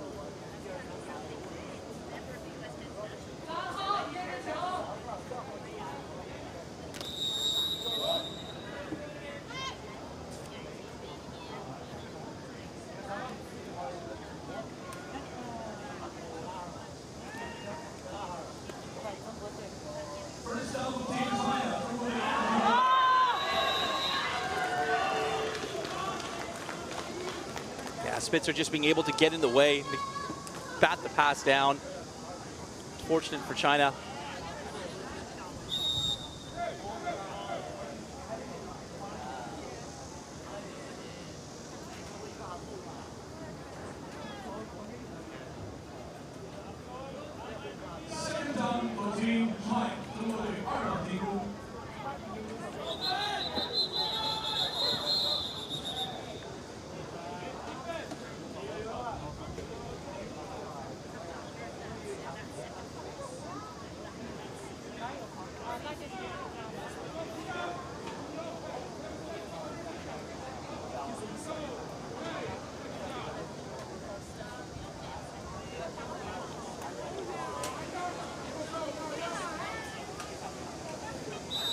They didn't move by much, but they did move. And unfortunate for China, now they're now half the distance to the goal. And on second down here.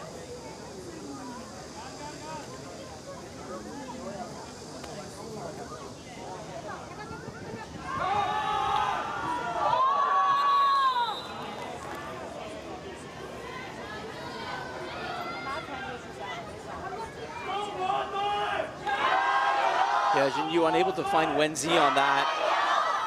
So overthrew it a little bit. It's interesting how they have both quarterbacks alternating nearly every play here China does.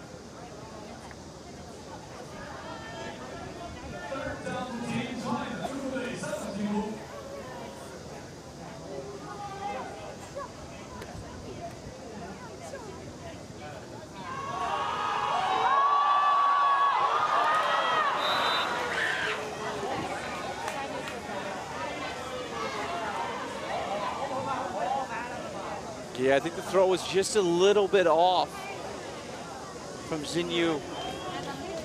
It did hit her in the hands, but unfortunately wasn't able to corral it and keep possession. The thing I like about China's game right now is they're taking shots. You know, it's definitely not a conservative effort here from the People's Republic of China. They're trying to give their fans here that are watching a show.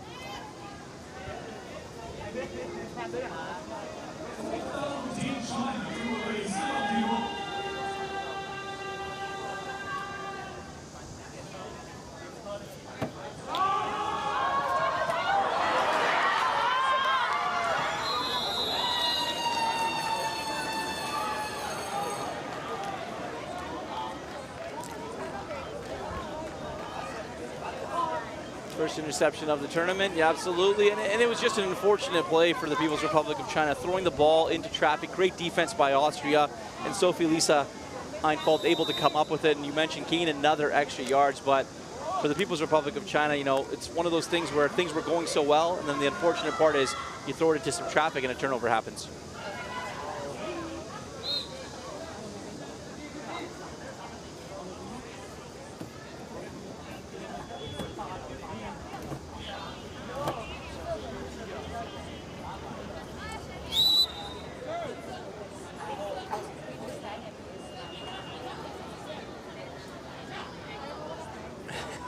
Yeah, I think that's their offensive playbook is just a series of colors.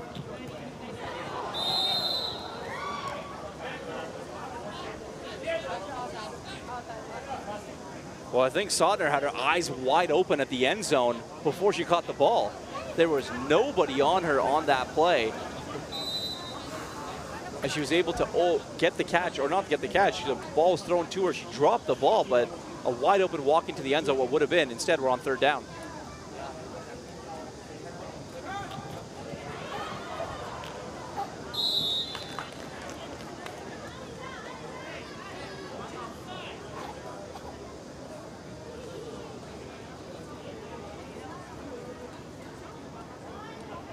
You mentioned quarterback Straberny being a veteran of the Austrian flag football, and it shows, right? You know, someone that stands back there, so cool and calm when she gets the ball, just making passes, makes it look really effortless, and lets her receivers do the work.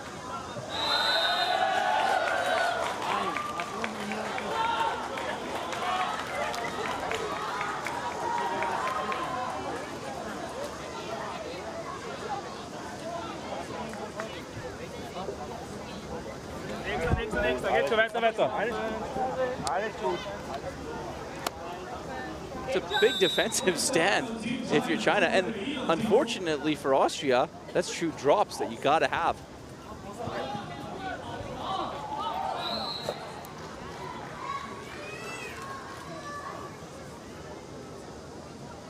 Lin Wenzi is proving very early to be a favorite target, not only of one, but two quarterbacks for the People's Republic of China. It's the hip Twizzler, the salsa moves.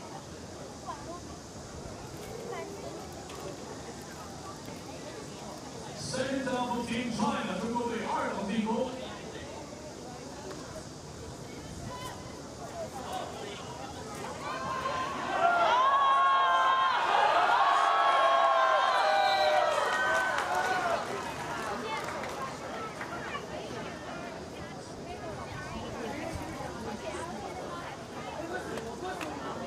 So you mentioned the trip rights. All of the offensive players were on the right side of the quarterback of the ball, and then just some confusion and utter chaos. I don't think Austria knew what to expect there, and Xin Wen able to beat a defender and gain some extra yards.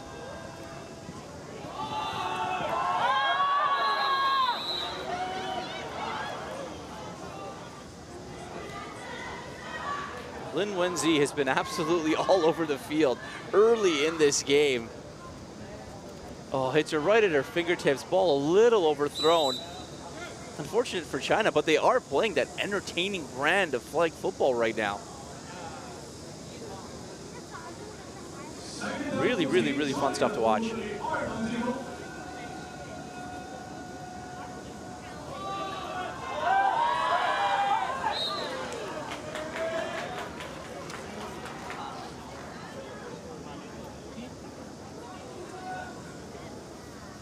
Yeah, Lin Wenzi stops right on a dime, able to cut in.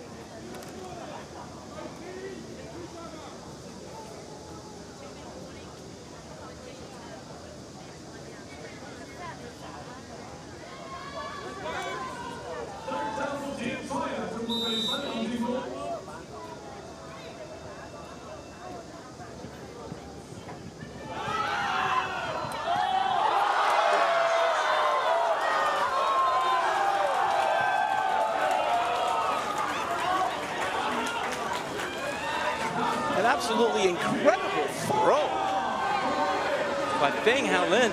And guess who? No one other Then Lin Wenzi going to get that ball in the corner of the end zone. Beautiful throw, but an even better catch. She had to adjust on the ball, keep her feet in bounds, as you're about to see right here, as she inched closer towards that end line. Beautiful stuff from China.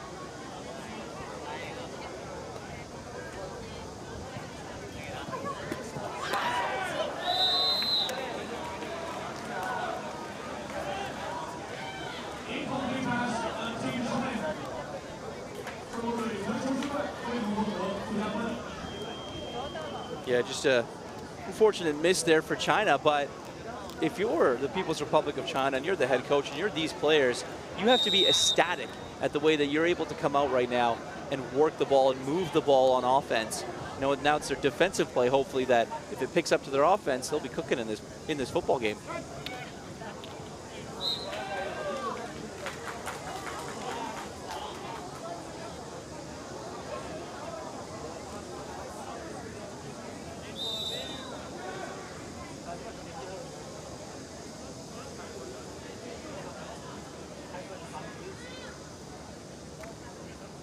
We saw China get into its trickery very early. Wonder when Austria is going to have to pull out all sorts of different things on offense to try and even this thing up.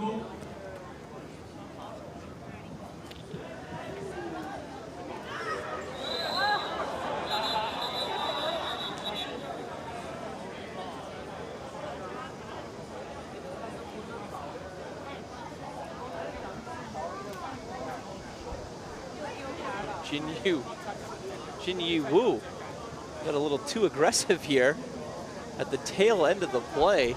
It's number 3, Zheng Jia, the captain, kind of came in for trying to get the flag, but went right in for the tackle there.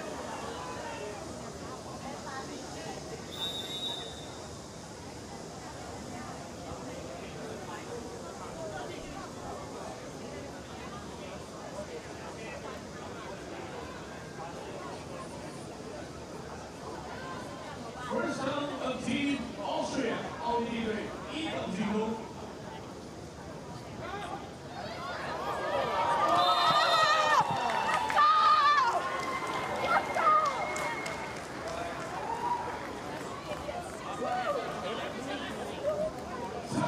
It's just easy, right? Able to go on a go route, confuse the Chinese defense a little bit with a lot of motion there on the right side.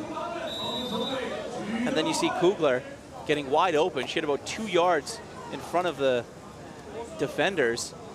Reached out for the pass. It's an easy grab for Austria.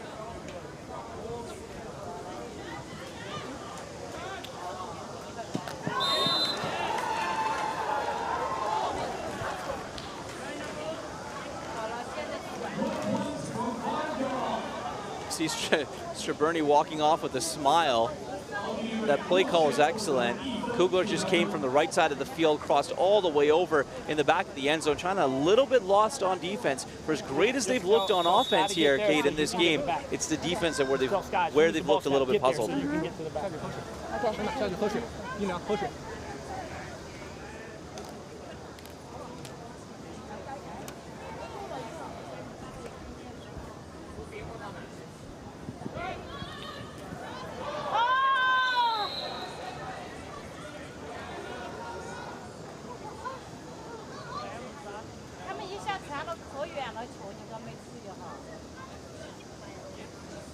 Lin Wenzi, you mentioned the gadget of all things, the jack of all trade.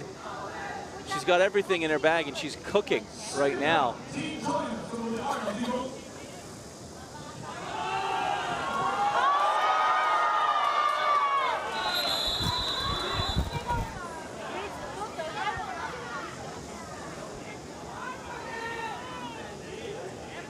I love this throw and grab.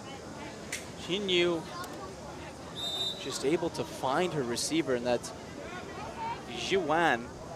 Goes up and gets it with both hands. Doesn't reach out, goes and gets that ball, makes it hers. First down.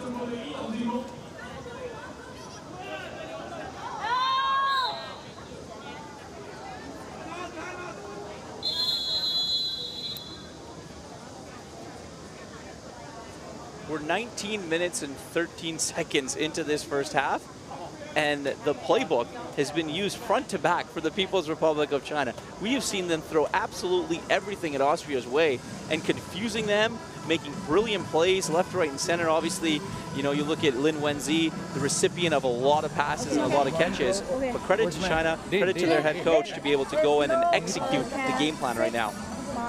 That's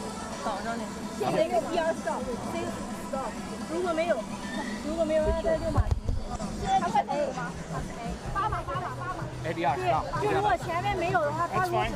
She can run, she can throw. 没事，正常打，正常打就行。要不然好吧。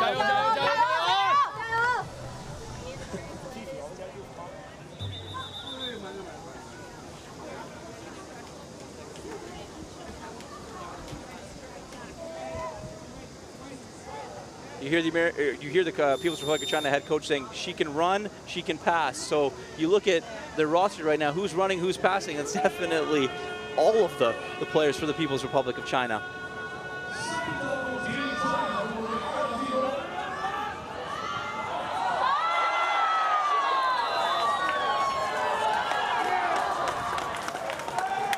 What can we say about Lin Wenzi? And look, she's even got some great dance moves after to celebrate that touchdown. But another form of trickery here a little bit. A little handoff. Wenzi fakes the pass, fakes out everyone on Austria. Kind of looked a little bit lost there. And just a beautiful play to get into the end zone for 6. Lin Wenzi, a superstar in the making in this sport for the People's Republic of China.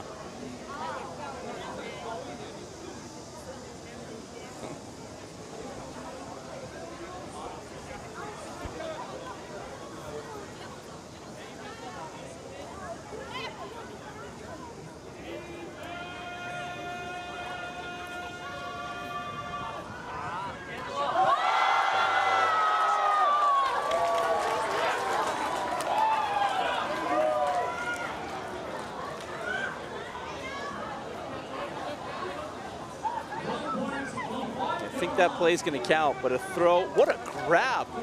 Absolutely being draped by the defender. Hao Lin throwing the ball up, and Lin Wenzi just proving that she is absolutely dynamite on offense, carrying the load for the People's Republic of China. Fans are definitely getting their money's worth here early on in this game. I can tell you that much for China.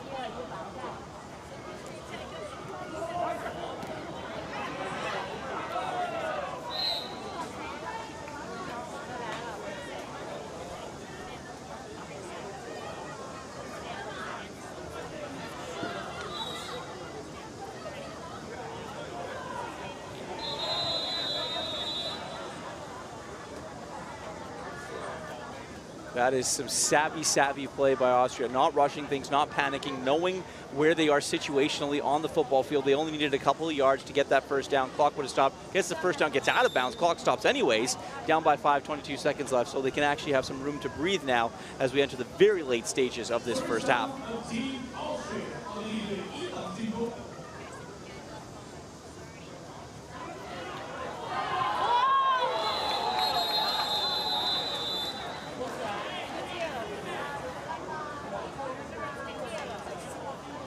Yes, Sharuni able to find her receiver once again, and that's another play call that's designed to get out of bounds. So she's able to climb the line, hold the line, gets the ball in a great situation, able to step out of the bounds, stop the clock once again as Australia looks to reset. Austria.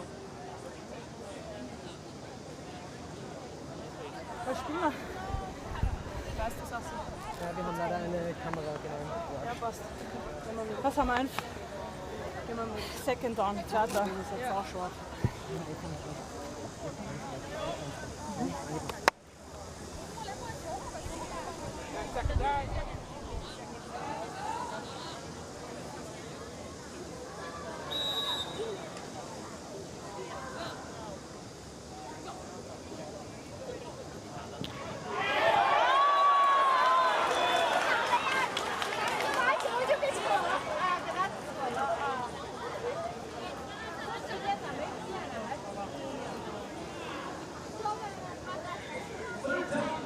I'm not sure. I think that was a little bit, I think that was very close.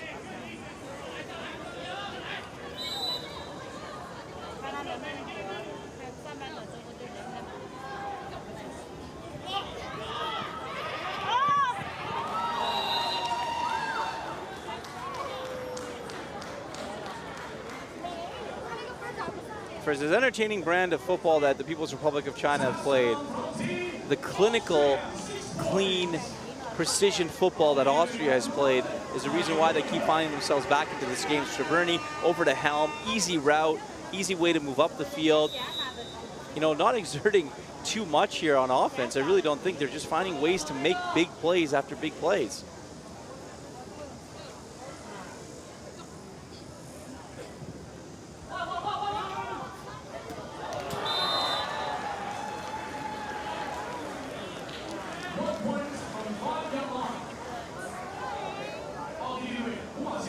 Again, like I just mentioned, just great calls on offense, knowing where to exploit weaknesses on defense. And I think that that's one of the things that Austria has done very well early in this game, is knowing the areas where they can go get points, and they just proved that it's one of the things that they're doing really well.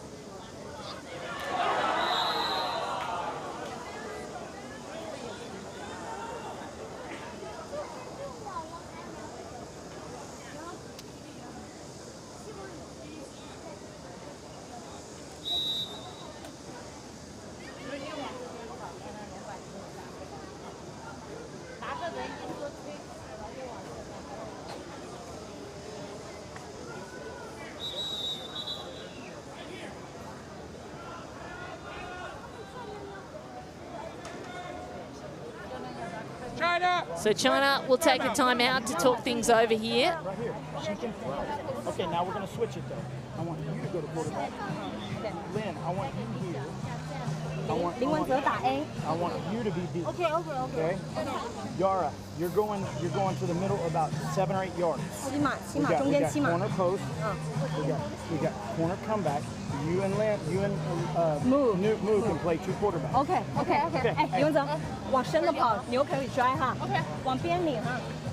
可以。It's so fascinating to hear the head coach of People's Republic of China, you know, have instructions, but then them have to be relayed through a translator. So it's Fung Hao Lin back in at quarterback. She's going to go under center. 6 seconds on the clock. It's going to be a big play. It has to be. And they do. They take to the air. It's a moon ball. Oh, my goodness me! Lin Wenzi catches the ball, but the flag is pulled 5 yards out from the end zone. That does not take away the athleticism of this play. Beautiful throw. Lin Wenzi just flying down the field. But an unbelievably important defensive play by Austria to keep that ball out of the end zone. That's number 17 for Austria, Sophie Spitzer, making sure that ball and they don't score there. Yeah, absolutely. Look at that. Lin Wenzi is the name on everyone's lips and certainly making headlines today. So it is People's Republic of China still chasing the game. Austria 27 with China 25.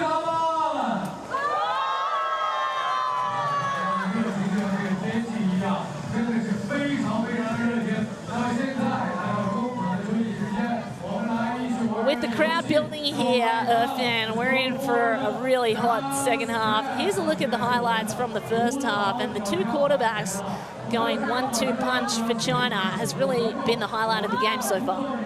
Absolutely, and I think that that's a weapon of theirs, right? I know they're down in this game, but not by much.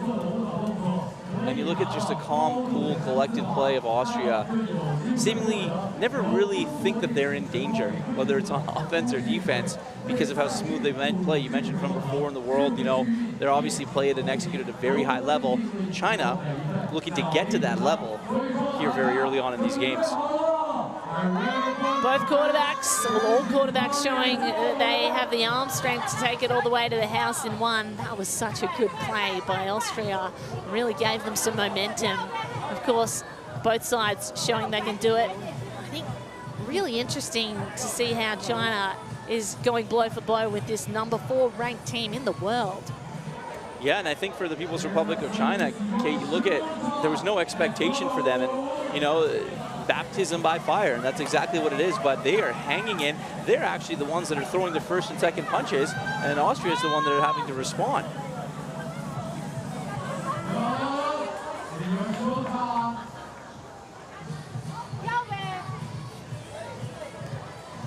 So first half in the books, People's Republic of China trailed by 2 in what is a really tight match. You can see the stats tell the story, Irfan. Very even on both sides of the ball. Yeah, and I think you look at the 4 passing touchdowns to 3, 1 rushing touchdown for the People's Republic of China. You know, you got the point after, Austria making very good use of that.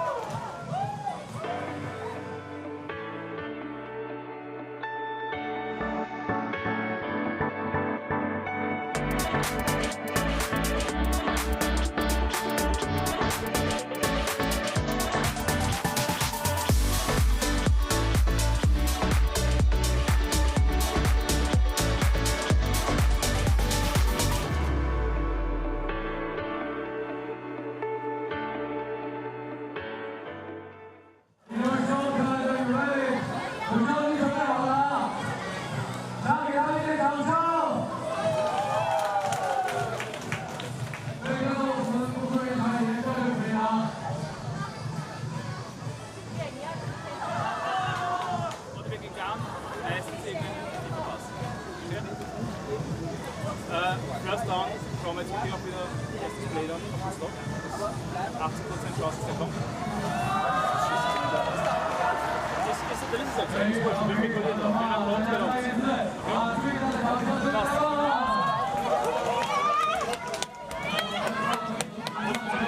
One, two, three.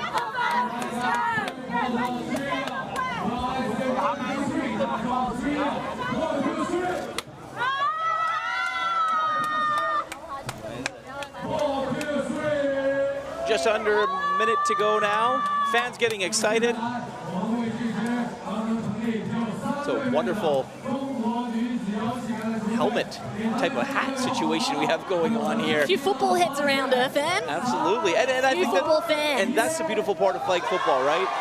A lot of people around the world. It's such an accessible game to play, as we've mentioned, and it's one of those things. Is, you know, the People's Republic of China is entering this game playing in its first international competition, and they're making their fans proud by the way that they're playing. It's such an entertaining game, and they're playing an entertaining brand, and people are getting excited about it very early in this they're tournament. here to witness the world's best players go head-to-head, and are very proud to have their nation hosting this tournament. The ultimate of flag football. Only 8 selected for this tournament. Top 8 by world rankings according to IFAF, the International Federation of American Football. What an honor to have it in their city of Chengdu. As we head out for the second half, it is the People's Republic of China against Austria in this second pool match of Group A. 27, Austria leads China 25 as we enter into the second half. The teams change ends, and it will be Austria that takes the first offense. Having defended first in the first half, it's Saskia Straburni in at quarterback for the Austrians. Under pressure. First ball of the second half gets away, lands on the head of a defender, and it's incomplete. In terms of defense, Zhu Xizhan has done well and, as they say, used her head. Yeah, it may be unorthodox, but she got it done. That's what we call a falcon. That's what we call using your head. Yeah. In Australian football, I think that's quite a well-known term. Might introduce it to flag football internationally. So second down, Austria getting another bite at the apple, and this time they go short. Katrine Mansbart had it and lost it, but heavy contact came in from the defense of China. No penalty flag I'm yet. actually shocked there was no flag on that play. It's unbelievable.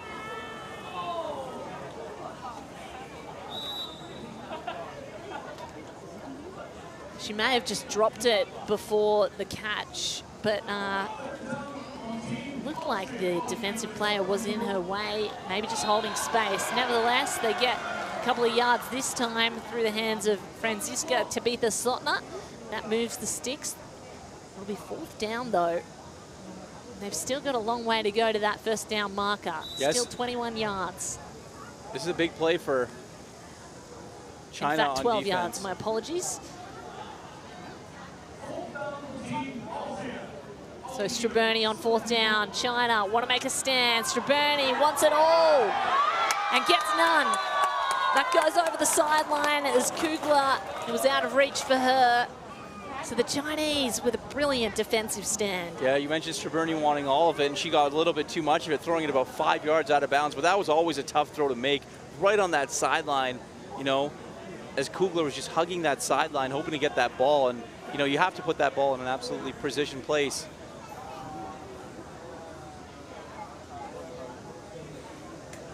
There was a flag called on China on that play.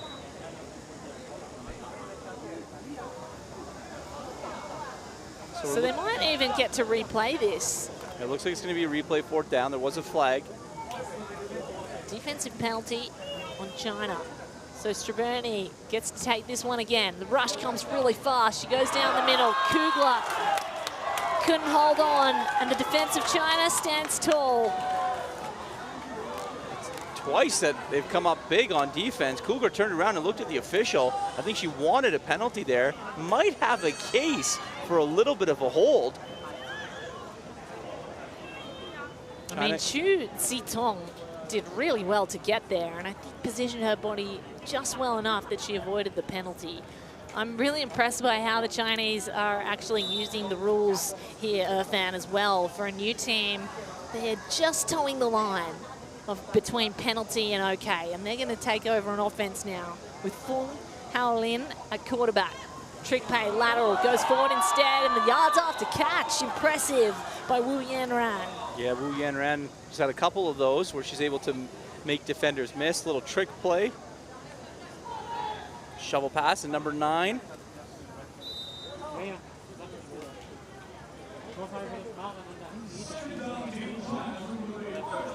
Tight formation here.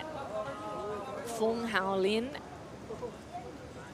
drops back to throw, goes to the air, short ball, collision all over the field, and there's going to be some yellow laundry right where that ball dropped. It was Gao Zixuan who had it, and they just met 2 Austrians on the way down. Yeah, Zixuan. After the flag, she's running from here and back.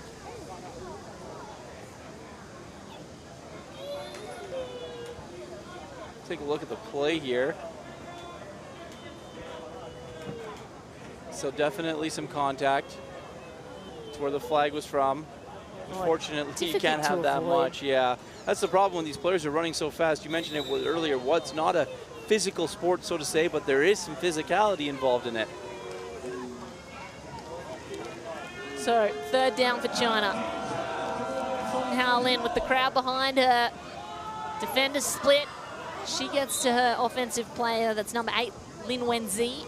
It'll be 4th down at 5 yards from the halfway. In fact, 3 yards.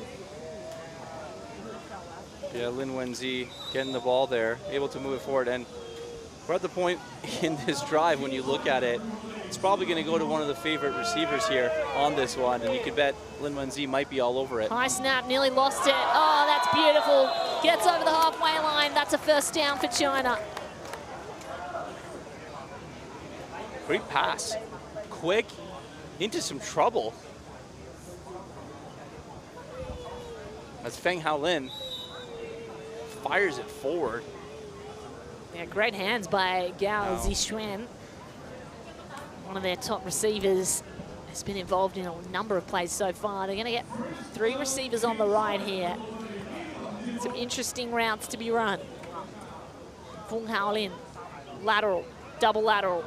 They go forward in the end, and that's into the end zone. The hands go up. It's a touchdown. That is a remarkable play. by China on offense. You mentioned the fake, the double fake, and the throwing of the quarterback. And guess who's the quarterback on this play? That's Lin Wenzi, being able to throw the ball, find the receiver in the corner of the end zone. Just some brilliant stuff that we're seeing here from the People's Republic of China in this game. Do you know what I love about this team? They've obviously been coached to play every position, and they can.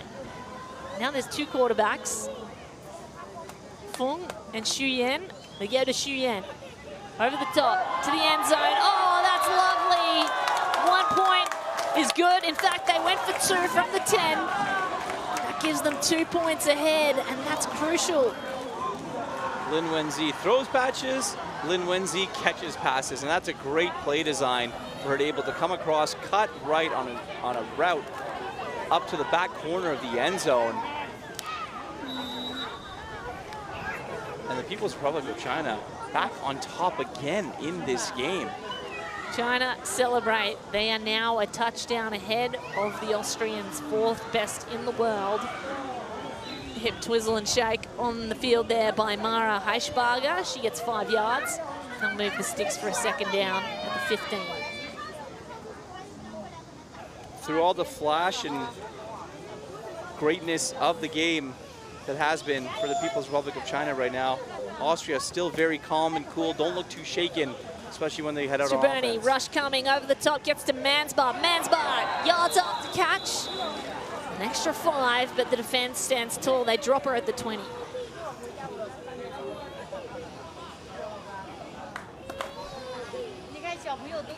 Just a quick little up route there, and Mansbart, the captain, obviously so emotional before the game and excited about taking these World Games on. Straburni, short ball, rocketed forward. Yards after catch for number 1, Sotna. She can move, makes her way down to the 5. She can move, she did move, but there's a flag on the end of the play there as well.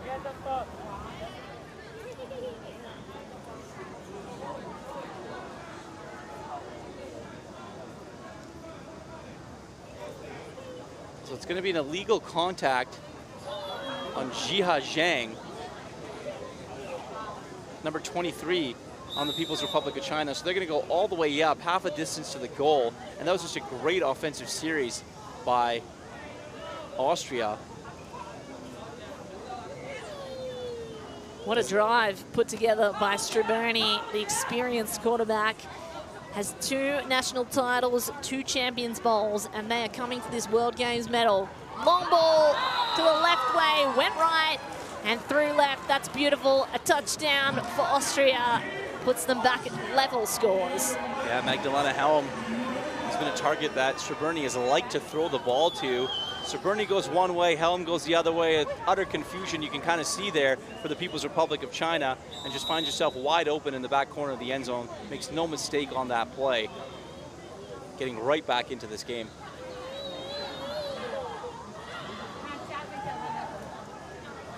Drop back, Straburni, rush coming, low ball, beautiful. Sotna converts, 1 point extra. Austria take the lead.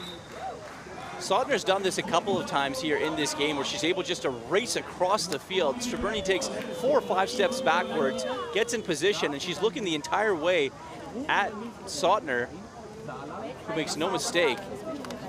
It's a very simple play, but it's so effective for Austria, and it works nearly every time they try it. Cooling break period now. As we like to mention, it is very hot and humid out here.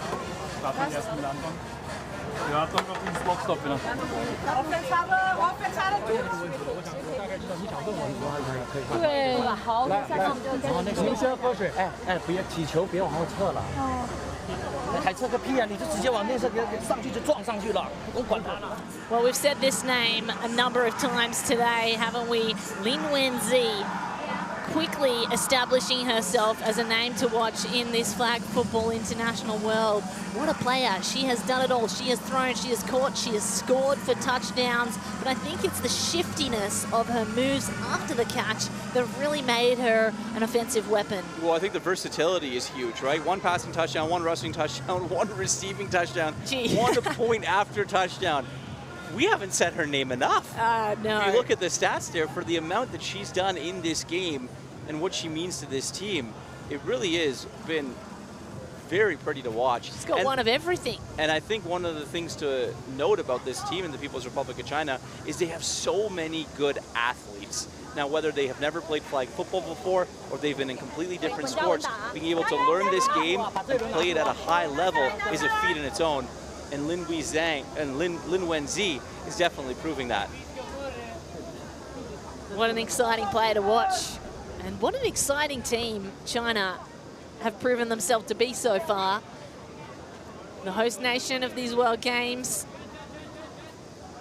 set themselves a task to bring their very best to Chengdu, and that's what they are doing.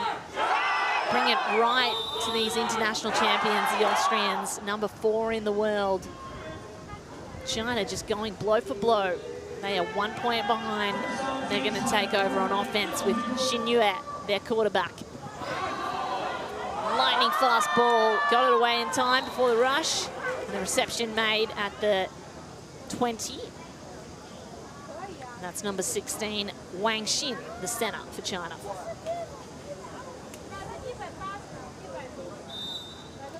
China able to move the sticks forward, get out of harm's way.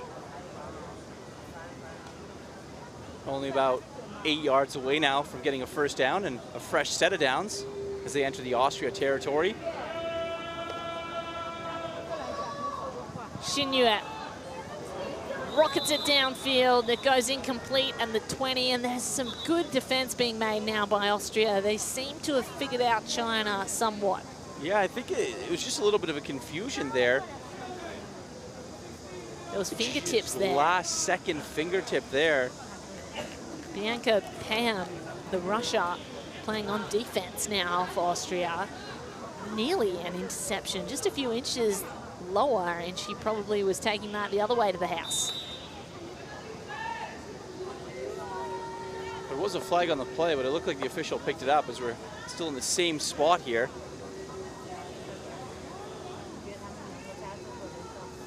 Trips right, and that's trickery in the playbook for China. Lin Wenzi, this time she can't use the juke move, and it's defender Sophie Spitzer comes up with the flag.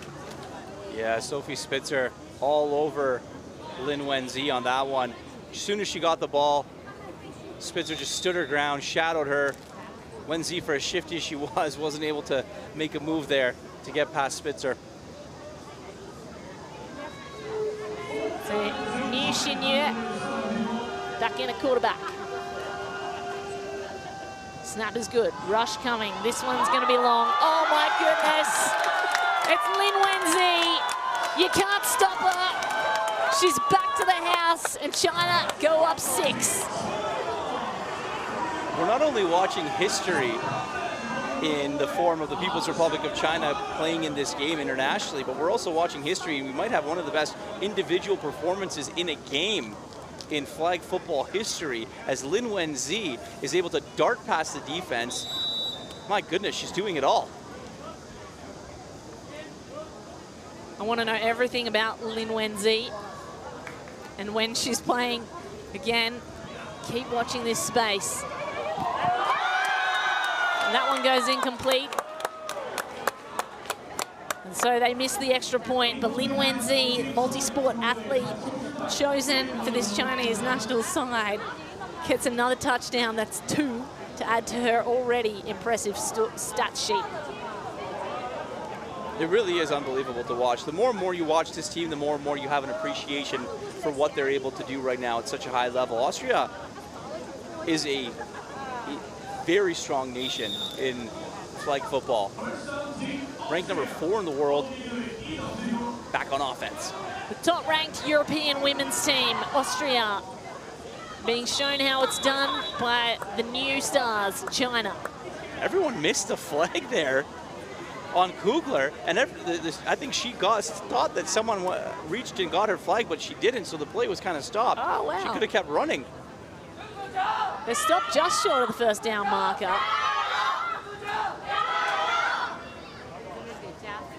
Second down, really close to halfway. Austria, Straberni got to drop back. The rush was coming, had to get rid of it, and couldn't connect with Magdalena Helm.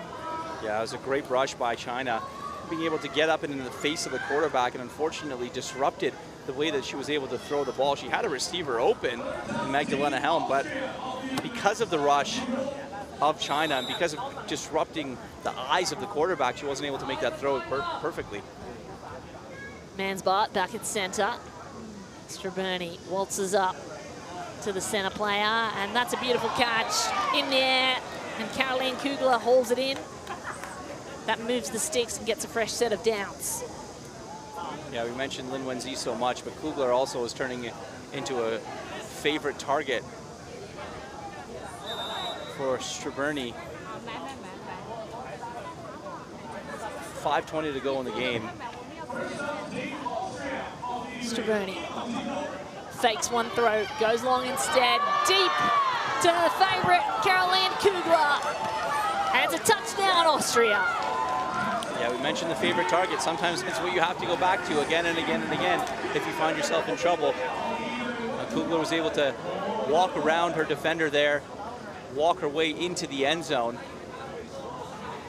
Straberni looked one way, kind of faked the defender off a little bit. Dropped it right into the breadbasket. That's accuracy, precision in motion. They're happy about it too.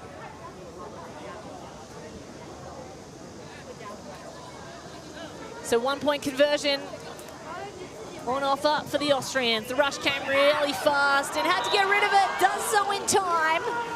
Magdalena Helm gets the extra point. Austria 41, they're up 2.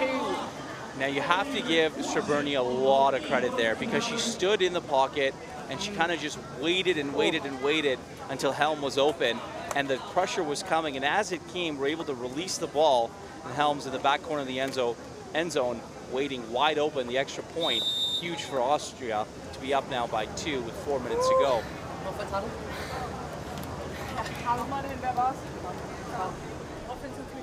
Here comes China. Quick reception made on the 10-yard line. They move the sticks. They want to play fast, the Chinese, and they can. They've got such a deep playbook. They've studied so well. Apparently they've been training for 4 months prior to this tournament. Full-time training every day, weights, on-field practice, speed training, and it is really showing here. Fung Hao Lin back in at quarterback. Nearly dropped the snap. Rocket ball downfield to Lin Wenzi, who's now being double-teamed by the Austrian defense. And why not? She is such a threat. Well, I think that's going to be the playbook on Lin Wenzi if every other team is watching this game, to, you know, have someone else, or at least you always have to know where she is every time China is on offense. China in the white here at home, People's Republic of China that is. Meanwhile, Austria in the all red on defense.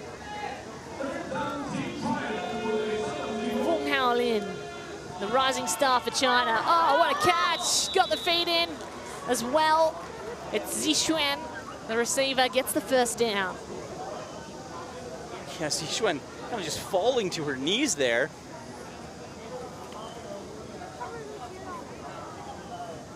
Grabs the ball, make sure she stays in bounds.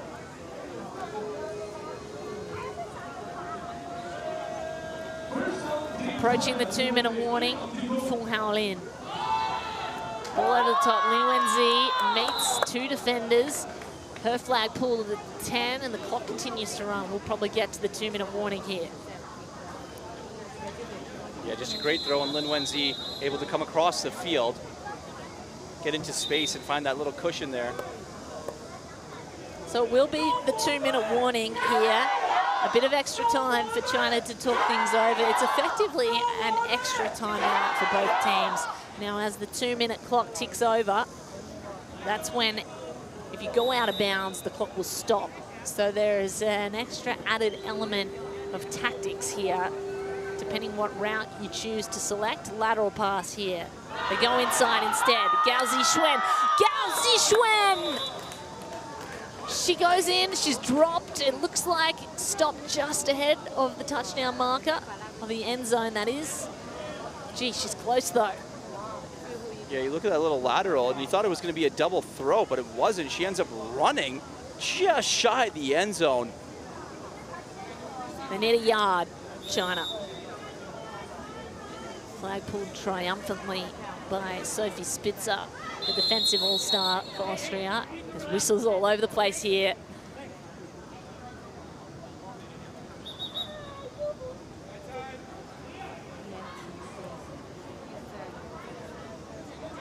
The officials are going to chat things over. They're looking at the boots of number 3, Gao Zixuan. They've had to substitute in a player. Lin Wenzi takes that position. So China on 3rd down with a yard to go to the end zone. Little forward pass and not much you can do about that. Lin Wenzi, she gets the hat trick. China, again, touchdown. Lin Wenzi thought that she was going to get a break, but unfortunately not. Goes in, immediate impact, little shovel pass. I mean, from there, it's almost all but automatic. 3 touchdowns, one of everything else. Lin Wenzi, what a star in the making. 45-41. Another high-scoring game we have here, Kate. It's been absolutely electric, and certainly not what I anticipated in this heat. I thought that might slow things down. It definitely has not. Fung Haolin, handoff to a second quarterback. Xinyue to the end zone. It's batted away. Defense by Sophie Spitzer stood tall, and that keeps the deficit to just 4. Austria will take possession. Sophie Spitzer coming in the way, denying the pass. Comes in, jumps the route, able to break it up. Says, no, not on my watch here this time.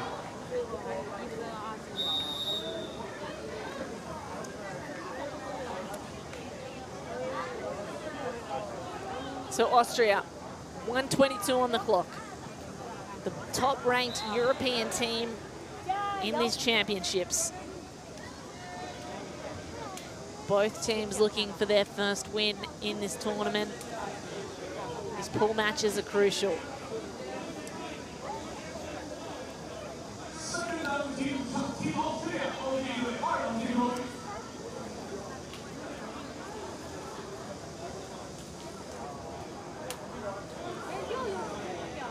It's a clock issue here. Should read 1:15 on the clock.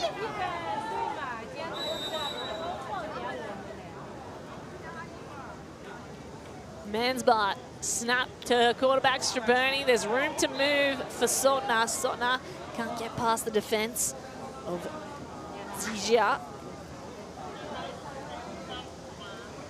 It'll be 2nd down, 3rd down in fact. And no panic in Austria's game right now, down by 4 with under a minute to go.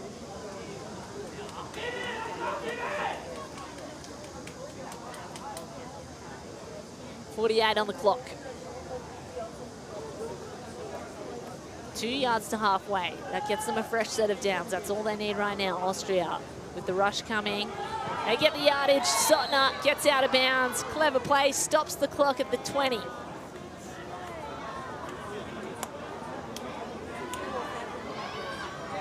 Just a smart play by Sotna to be able to stop the clock there. Once again,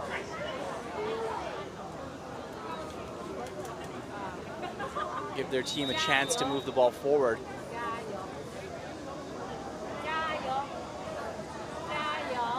Straberni came over to the sideline, looked at the head coach, a little bit of instruction there, but she's a veteran. She knows exactly what she's doing in these situations. She looks so relaxed, doesn't she?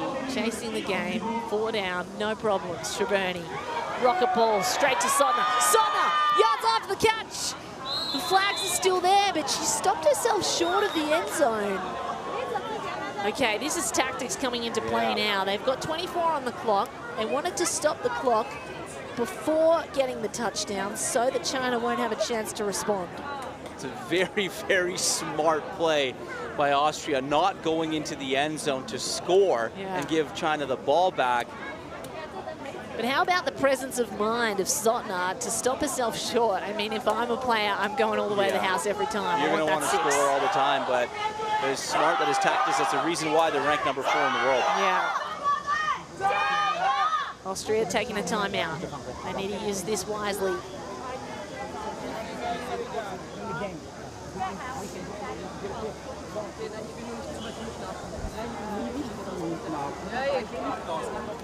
Nein, ich meine, wenn ich neben der Bahn vorbeigehe, kann ich vorsteigen und abholen.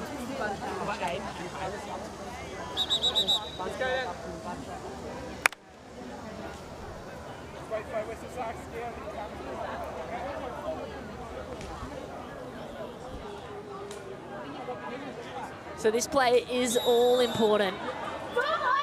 Really tight formation. They're going to use it to chew up time. I mean, if you're smart enough to know that you're going to go and score, it was a flag that came out at the end. Okay. Probably an defensive penalty because all the offensive players were standing still. It is therefore on the defenders to go around them. Although they might be discussing whether there's shielding occurring. Clock on the ready. Okay. I want to decline it, and then the clock starts when. You want the clock on the snap then, yeah? I would prefer that, but I would also just call a timeout now. Okay, you were going to call a timeout anyway? No, which down is it if I decline it? So if it's third down, if you decline, then I want to accept it, but call a timeout. Okay, yeah. Okay. We need a timeout? They're calling a timeout. Right now? Yeah. So the Austrians discussing whether they're going to accept this penalty. Illegal blitz on the defense. Off distance to the goal. 2 seconds down.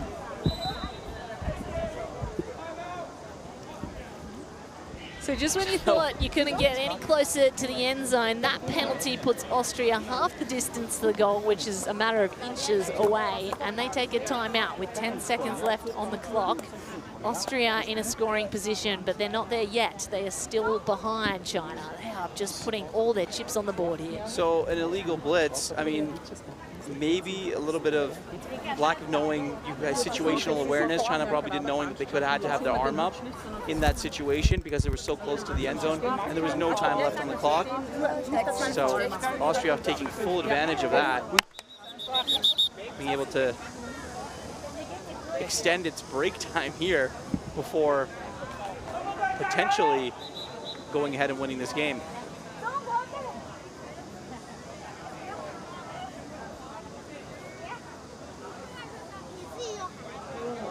Now with 8 teams, there is not a lot of room for error.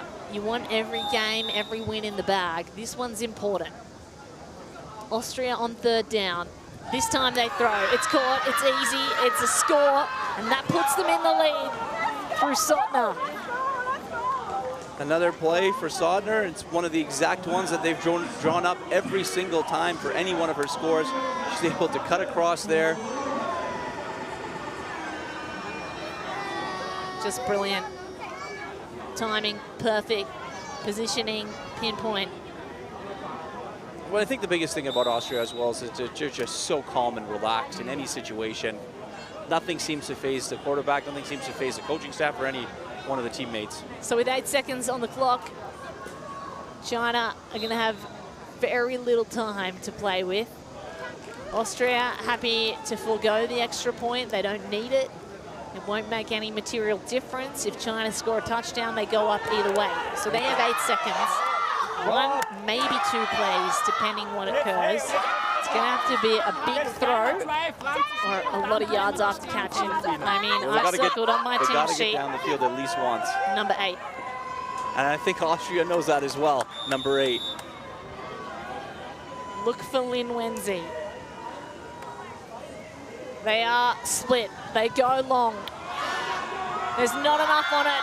Lin Wenzi is there, but they're just going to run out of time. Maybe 2 seconds left. They have one more opportunity. It's a 50-yard field. Can the new quarterbacks make it that way in one? What has the coach drawn up here for this situation? There's a timeout taken. Austria going to talk things over defensively, which gives China a chance to figure out what they're doing. Their head coach, Ruben Guo, player for so many years, come onto the field as we take a listen into the Austrian huddle. Wir sind zu zweit vorne und wir swarmen. Das Wichtigste ist, dass wir alle zusammen swarmen, Mädels. Kein One-Shot, kein One-Shot. Sie können bis vor die Endzone laufen, kein One-Shot, okay?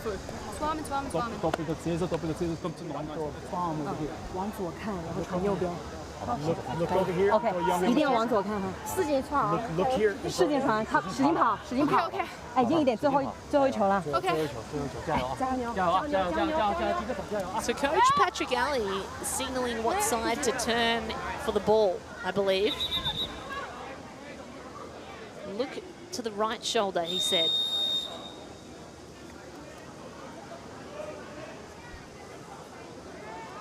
Third down. 2 seconds on the clock. The new Chinese national team showing what they're made of. The ball, the catch is good, but it's going to be too short. Zixuan was there, but it just didn't have enough on it. And that's the full-time whistle. So China hang their heads. Austria celebrate. This game seems to have meant more than just a pool match. The debut for China's flag football team, and it's been electric. Yeah, and I don't think China has anything to hang their heads about, Kate. This was an unbelievable performance for a team that has really never played at the international level. They should be proud. They have superstars in the making. And as for Austria, you had to win this game, right? At the end of it, the way that it got down to the final seconds, you needed to win this game. You're a dominating nation. You're the #1 nation in Europe, and you had to go and take care of your business. But I know they lost the game, but this might be a win and maybe sort of propel the People's Republic of China to some really good things later on in this tournament. Absolutely. We can't wait to continue watching them as we watch the Austrians celebrate their win. This means a lot. The result of the second match in Group A, it's the People's Republic of China going down 45 to Austria 47.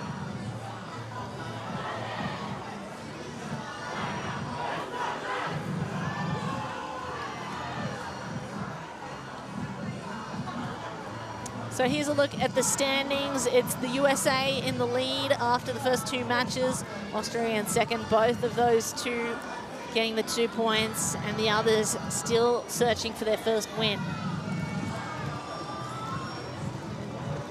So stay with us. Plenty more flag football to come. The World Games 2025 in Chengdu.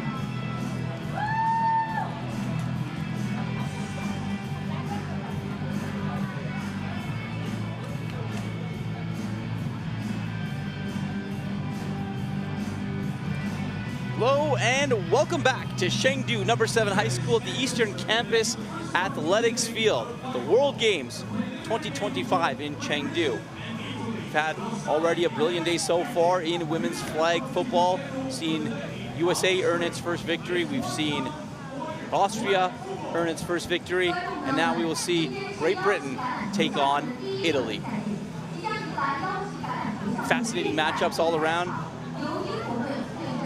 So far on this day, our third match here, women's flag football.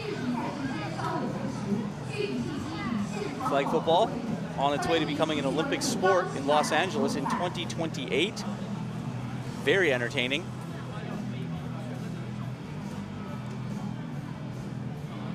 Great Britain looking to find itself near or on top of the podium in this. Meanwhile, Italy, really nothing to lose as they enter here in the World Games 2025. That's right, Earthan. It's Great Britain who are the reigning European champions. They had a disappointing finish to their World Championships last year when they were knocked out of the finals by Japan. That's the history, and that's the chip they've got on their shoulder as they enter into this World Games. They've previously been European champions, and so they have a score to settle here. They really want to go deep in this tournament. They've invested in their players. They've invested in the coaching staff. They actually traveled to the US for a mini-camp before this to get practicing. Here's a look at how their lineup is going to look. Their coach, Jack Reed, used to coach the USA team, actually played a lot himself. And number 16, Phoebe Schechter, is the name to watch. She's the NFL flag global ambassador. She is the biggest star you can imagine. Number 9, Ellie Thorpe, also a big star. But 7, Jessica Allen, is going to be their quarterback.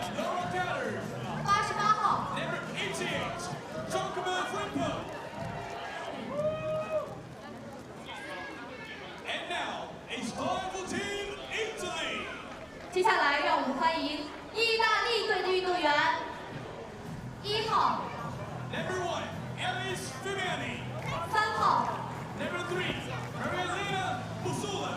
8号 Number 8, Monica Pastoli. 9号 Number 9, Renita. You know, it's interesting for Italy. Point to prove and nothing to lose, I think, is the best way to put it here for the Italians. Here's a look at their lineup. Their number 11, Maria Carolina Scrui. She is the pioneer of flag football in her nation. She's been part of the national team since 2011, Earthan, when she was just 17 at the European Champions. She returns with so much experience and leadership. She's helped grow flag football in her country from grassroots to international level, and she's also a mother of 2. So what an impressive player, the bridge between generations in this Italian side. Yeah, they have a new coaching staff. They're excited to come in here.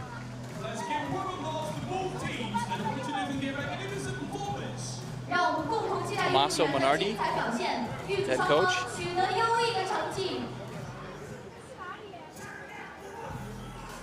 Says that they can't wait to test themselves against some of the best teams in the world. Well, Italy have a bit of a redemption arc as well. So they were 8th place in the World Championships, and they actually didn't qualify for this tournament. They were a late call-up when another team dropped out. They've got this unique underdog rising story, and they're going to come up against Great Britain, their European rivals. So 2 European teams playing each other head-to-head. It's going to be fascinating. Yeah, referees are trying to get the matches going here. As we see both sets of captains will exchange gifts from either country, get the towing costs, and get this thing going right away. That's Ellie Thorpe, number 9, captain for Great Britain, and it's Carolina Scrui for the Italians. 现场的观众朋友们，让把目光聚焦到场地中间。现在正在进行的是赛前的挑边环节。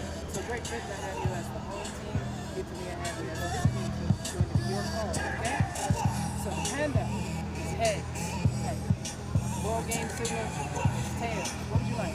Tails. Tails is the call. It is tails. 1. What would you like? Vogliamo difendere, vero?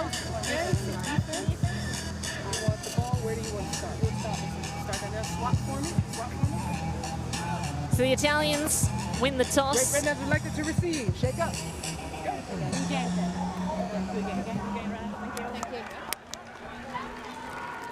We're about to get underway here in Chengdu. Final words of instruction for the Italian side.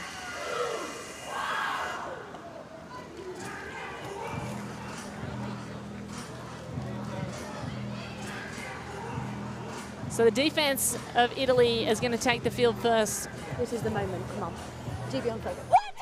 And Great Britain offensively talk tactics. Here, Great Britain say this is the moment. Come on. Excited to finally get this match underway. So here we go. The offense of Great Britain coming back after a disappointing start, well, a disappointing tournament in 2024 to the World Championships. They missed the medal matches. It's been haunting them ever since, almost a year to the day, that tournament. They come back here to the World Games with a point to prove. It's Allen in at quarterback. Snapper, Kate Bruinvels. Long ball to start things off. It's tapped down. Italian defense stands tall. Giorgiana, number 9 in Italy colors. Yeah, Giorgiana coming across, making a great play to kind of break that up and disrupt the pass. Beautiful play by number 9 on Italy. Pass intended for Emily Kemp. Second play of the game. Here's Allen. That's a better spiral. Rainbow ball to the left sideline. That one falls incomplete. She had a receiver in the area. 3 defenders right with her, though. First pass on target, great defensive play. Second pass way off. Idea was right. The intended receiver was Grace Conway. Third down, team Great Britain. It will be 17.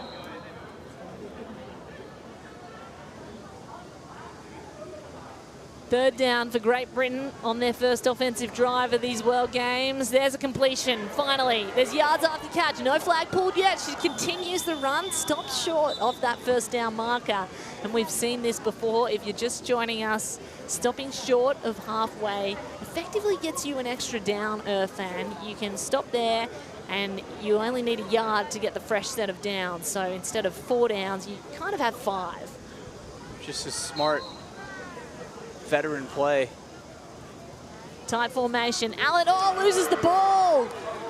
That's devastating. And so what was a clever tactical move gets Great Britain unstuck. And maybe the humidity is playing its role now, Irfan. Well, you know, the interesting thing here that I wanted to bring up about the quarterback for Great Britain is the fact that she's only been playing flag football for a couple of years. Okay. Right? Their quarterback was Britt Botterill. You know, unfortunately, she's not here with the team. Decided to take a year off. She was with the team earlier in training camps, but maybe a little bit of nerves happening early on. Carolina Stroy makes her first move of the match. The veteran quarterback with a shovel pass forward and easy yardage to start things off. So Scroy, we've mentioned it, a mother of 2, runs her own gym, studying for a degree in physical education, and the star of this Italian football side. Reception there by Giada Zoccia on the sideline, gets them to the 20 or thereabouts. Yeah, Zoccia, before this tournament, I believe she said it was a great testing ground to understand their current level, both in terms of play and athleticism, and whether they're truly on a path to growth. Competing against the best teams in the world will be incredibly motivating. Shovel pass forward. Zocca gets it again. Another 5 yards. They'll start this 10 yards or so, 5 yards in fact, from that halfway line. And once you get to halfway in flag football, you do get the fresh set of downs. So the first down marker is halfway, and then it's 4 downs to get to the end zone. Italy on the drive now.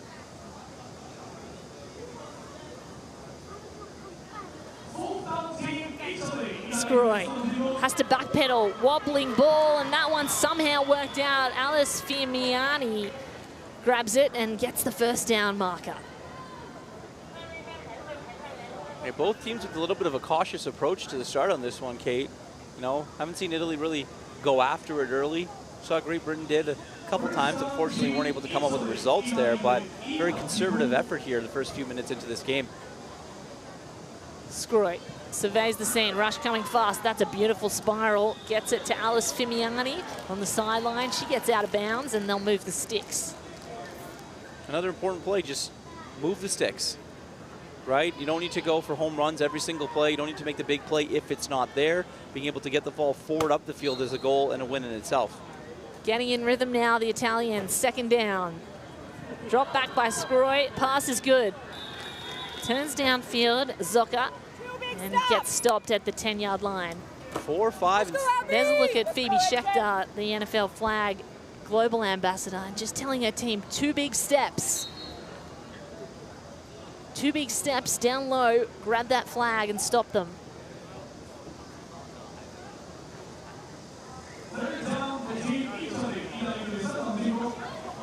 Trips left for Italy. They go left. Oh, it's behind. Fimiani couldn't reach it. And that's an unforced error, an unlikely one by Scroy. Yeah, just not on the same page. Receiver and quarterback there. Unfortunate because his drive was looking so well, so promising.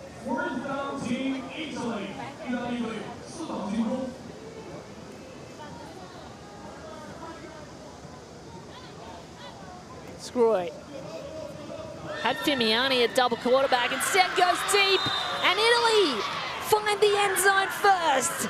Zocca in for 6.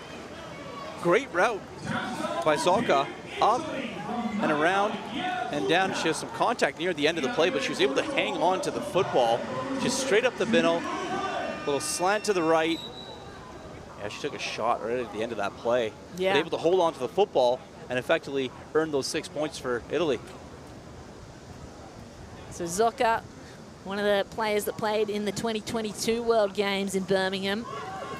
Lightning pass forward for the extra point. It is good, made by Margherita Geminetti. So Italy established themselves first in this game. They're 7 points ahead as Great Britain take the field. It's a great drive for Italy, beginning to end. Looked a little slow, looked like it was going to be, you know, maybe a 3 or 4 and out. They were able to keep their composure.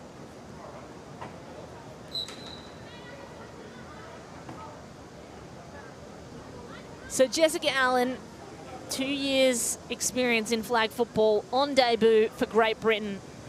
Had the unforced error and dropped the ball that led to the turnover on the previous offensive drive. Here she is to make up. She's previously been a badminton player, Irfan, another dual sport athlete. A lot of hand-eye coordination needed in that sport. Yeah. Hails from Loughborough, plays for the Coventry Cougars, making her international debut. Allen to Kemp. Oh, Kemp dropped it. It's unfortunate for Allen. The receiver dropped the ball there, makes the first pass, has a good look, and the receiver open for the second one. And unfortunately for Kemp, she's not able to come up with it. It's unusual as well for Emily Kemp. Her hometown in Tampa, Florida. Very well established in flag football and 8 years experience as a player. Third down for Great Britain. Allen goes long, shows the arm strength. Wanted Kemp, couldn't get to her. Actually put it too far ahead. Accuracy, a little bit of an issue here for Allen. Yeah, early on. I mean, if you're Great Britain, you got to be a little bit worried here. A couple of drives, not able to hit her targets.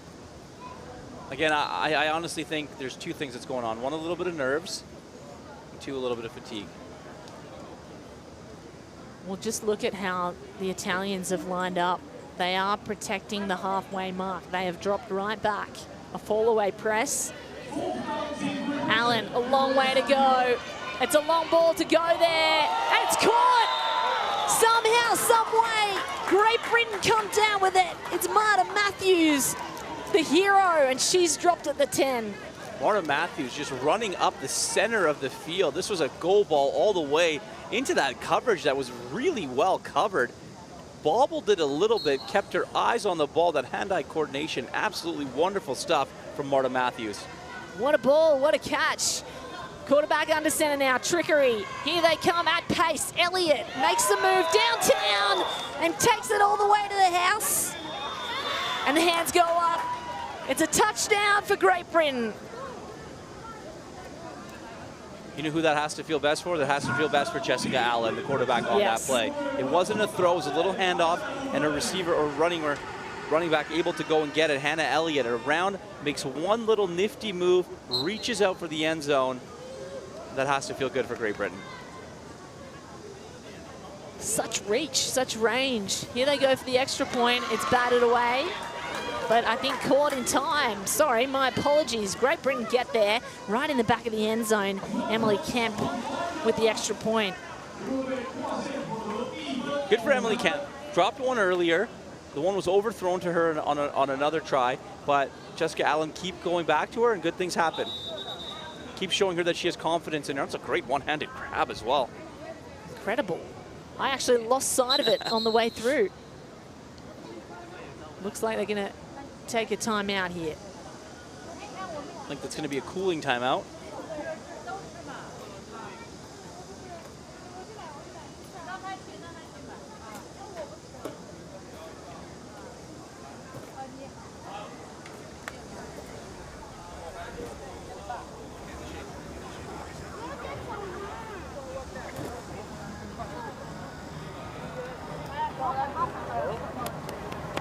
Great job. Way to get it. Just cool down, right? Good job. No. I know myself. I didn't even do. That's fine. As long as you do.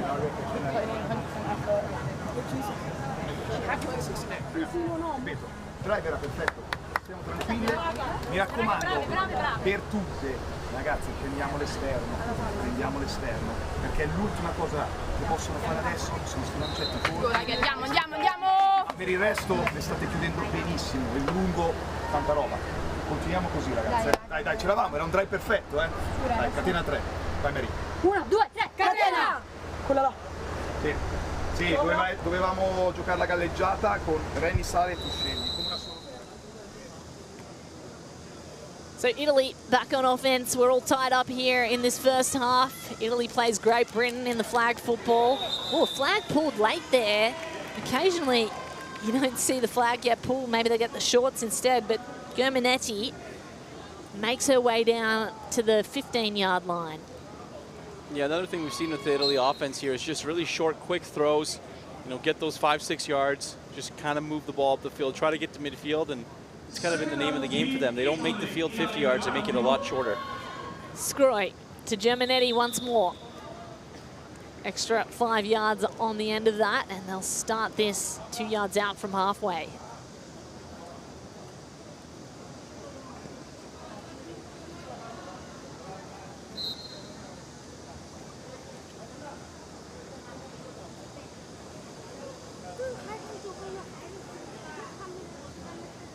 Third and 2 for Italy.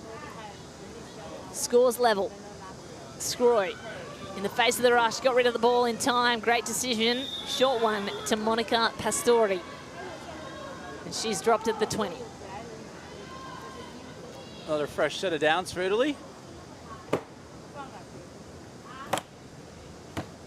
The pace of this one isn't really what we've seen as we have in the first two games. Yeah. You know, a lot of shootouts between those two teams. We saw obviously Italy, or People's Republic of China and Austria in an absolute shootout in the first game as well between USA and Canada.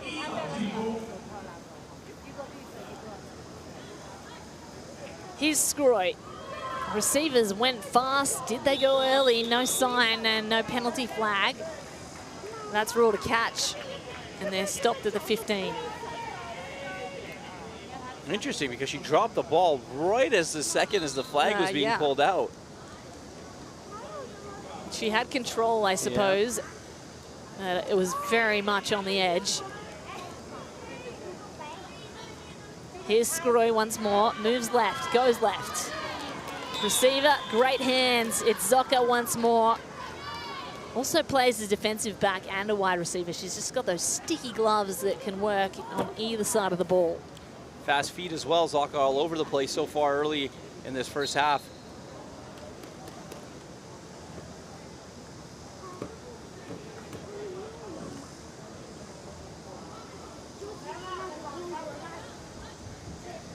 Trips left, Zocca. Oh, got to evade the rush. Did well, and there's a spiral gone long, but it's batted away. Great defense, and that defense was Grace Conway, who usually plays as a wide receiver. She's playing both sides of the ball. She's got 11 years of experience. She played in 2019 in Israel at the World Championships. In Limerick, she was injured in 2023, but played in Finland, and there you go. She's still got all those skills on show here in Chengdu. Yeah, she was able to get around the defender that was flying on her. And I think the ball just got away, slipped a little bit. Had a receiver open on the left, the ball went way right. It had to have slipped. 4th down for Italy, must score. It's caught, but it's out of bounds. So they're gonna lose that offensive opportunity to go one up. Great Britain will take the field, try to take back the lead. Yeah, just way too much on the ball there. For what it's worth, that was an incredible catch, even though it's not going to count. By number 8 on Italy, yeah, Monica Pastori. Concentration, athleticism. When it's coming over your shoulder in the sky through the sun there, it's very difficult. Great spot, Earth. So here comes Allen, the young quarterback for Great Britain. Oh, what a catch. Grace Conway, hands above the head. She did the same thing on defense. Now she's here on offense making plays. Well, and I think that that's going to be the biggest thing. You mentioned the experience that Grace Conway does have, and you know, when you have a quarterback that in Allen that isn't that experienced, you know, you might be drawing up a play for someone that you know is going to be more reliable, for someone that you're going to know is probably going to make the catch time in and time out. Make things really simple for your quarterback. Great point, Earth. I think that's exactly what they're doing. Here's Allen, low ball straight into the bread basket, threaded the needle as defense was coming up real fast. That was Carola Biancelli, draped all over the offensive player, but GB make it. Ball came out a little wobbly.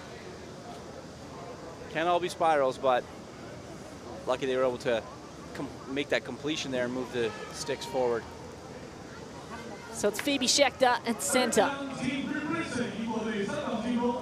And it is really warming up here in Chengdu. 3rd down for Allen. Wobbling ball over the top. That's too long. Had a little too much heat on it for Emily Kemp.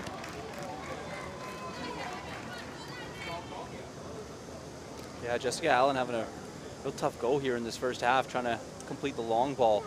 You know, things are good when they do short yard situations. If they take a page out of Italy's book, I think that things would go well for Great Britain. You know, just being able to get those short yardage situations, not always look downfield on 2nd or 3rd down if they don't have to. Tight formation this time.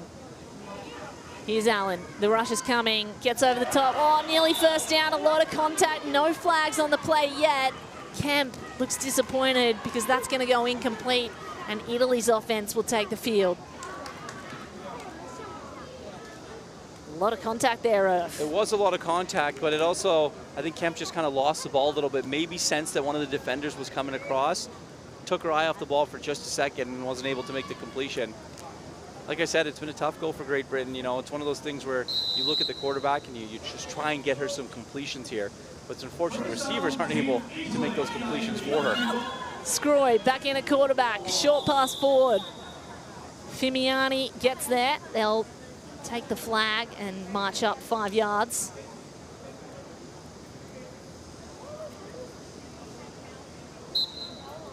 Grace Conway has been just about everywhere for Great Britain. All over the field very early on in these games. Look, I'm not saying the game's getting away from Great Britain. It's still 7-7, still very much so in this. Scroy trying to get the momentum back for Italy. The flag's pulled. Great defense again by Conway. Italy really having to work for every single yard. But they're making it easy on themselves. You mentioned the working for the yards. It's not working for hard yards. It's working for the yards that are consistent. They're working for the yards that make it a lot easier to move the ball up the field. They only take shots when they really have to. Scroy. Again, they move the sticks. It'll be 4th down and 3. Okay, clock winding down here to the 2-minute warning. Should be able to get a play off, I think. She delivers those short balls so well, doesn't she? There's no way you can defend that. No. Very difficult for Great Britain. I wonder if that is part of the tactics for Italy. And they're so purposeful. She has 4th down, Scroy, wobbling ball, it's on her fingertips. Did she have control? Yellow flags on the play. Well, this is going to be contested.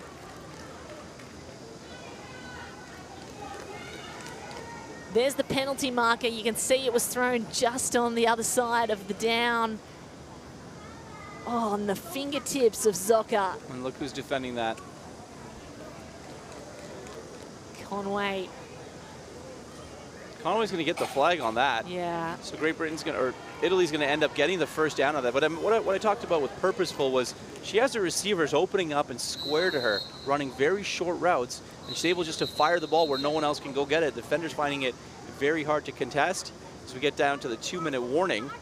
And then when the defenders do contest, as we just saw, penalty flags thrown. The young yardage working out for Italy. Here's Scroy. She's going to use her feet. Gets to Zoka. Zoka holds the ball out for a couple of extra yards, and they'll stop at the 12. The clock continues to run.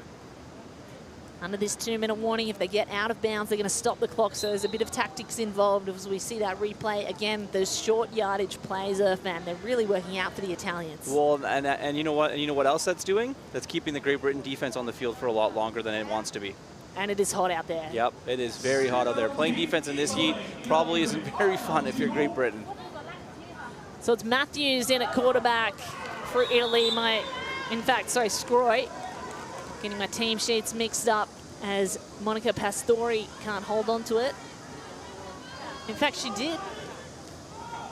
Dropped it there. Yeah, she just dropped it at the end of it. So the ball was thrown a little bit low to the ground.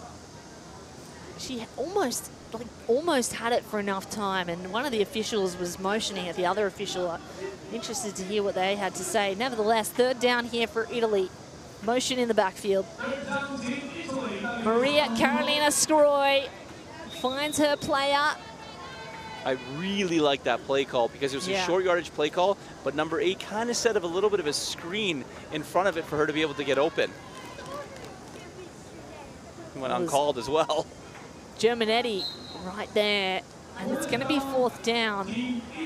5 out from their end zone. Italy want to go up a score before they get into that halftime huddle. Still a minute 17 on the clock though, so Great Britain, certainly enough time to respond. Scroy with the tight formation, handoff, Fimiani. Fimiani's got to use the footwork, and that play goes dead. Great Britain stand tall on defense.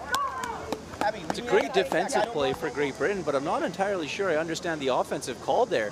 Your quarterback was playing so well the entire time, pass after pass after pass, and you bring a quarterback in who's cold, hasn't really thrown the ball, and unfortunately she threw it and there was nobody there.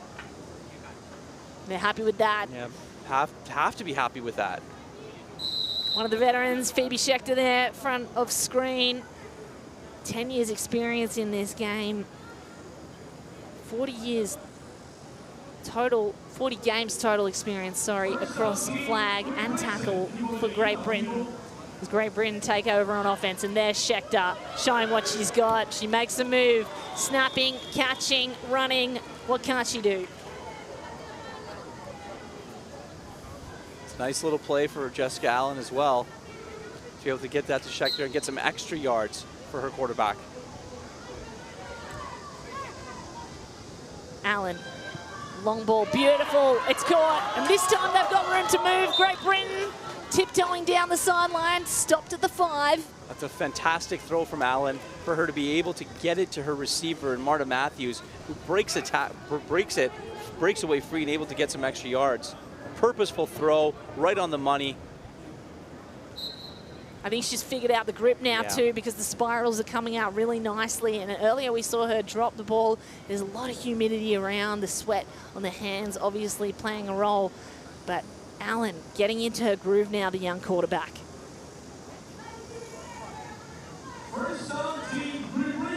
Okay, here's a tight formation, and you know what's coming.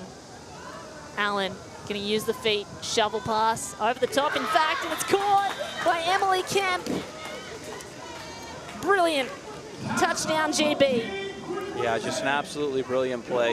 You called it. You knew exactly what was coming, Alan, to move her feet, open up space, confuse the defenders of Italy. Didn't really know what was going on. Their backs were towards Alan, so they didn't really know where she was. Ends up being able to find Kemp wide open in that soft spot right in the end zone. Touchdown, easy touchdown for Great Britain. Brilliant play design, and hat tip to the coaches of Great Britain. Jack Reed, the American, here they come for the second conversion point after touchdown. Couldn't get there. It falls short as Marta Matthews gets a hand to it, but out of bounds. But as I mentioned, Jack Reed, former American player, now coaching at Great Britain. They've also got a number of international coaches, Great Britain. They've got an Australian, Paul Manera, who is assisting. He was previously Australia's offensive coach, and he led Australia to silver medal at the 2023 Asia Oceania Continental Championships. A number of other players, one from Panama as well. Coaches of an international flavour as Italy take the field once more. 37 seconds on the clock for this first half. And the flag's pulled at the 10. A 5-yard gain. Just chipping away at the field. That's what Italy does. We're going to have a timeout on the field. You know, it's interesting talking to some of the people that are involved with Team Great Britain. You know, they have a saying that they had before this tournament started, and it was called HARIBU. So what it stands for, HARIBU, is honesty, accountability, resilience, intentionality, and belief. So those are the 6 things that they're trying to do and trying to implement into the game here in these World Games 2025 in Chengdu. And I think that the first couple of minutes, a little bit of nerves mixed with a little bit of heat. You don't really know how hot it was, especially when you're getting into a game situation. But right now, that's what Jessica Allen is doing. She's calm, she's been a little bit more cooler, and she's able to deliver 2 strikes that will end up in touchdown passes and almost converting on that extra point there as well.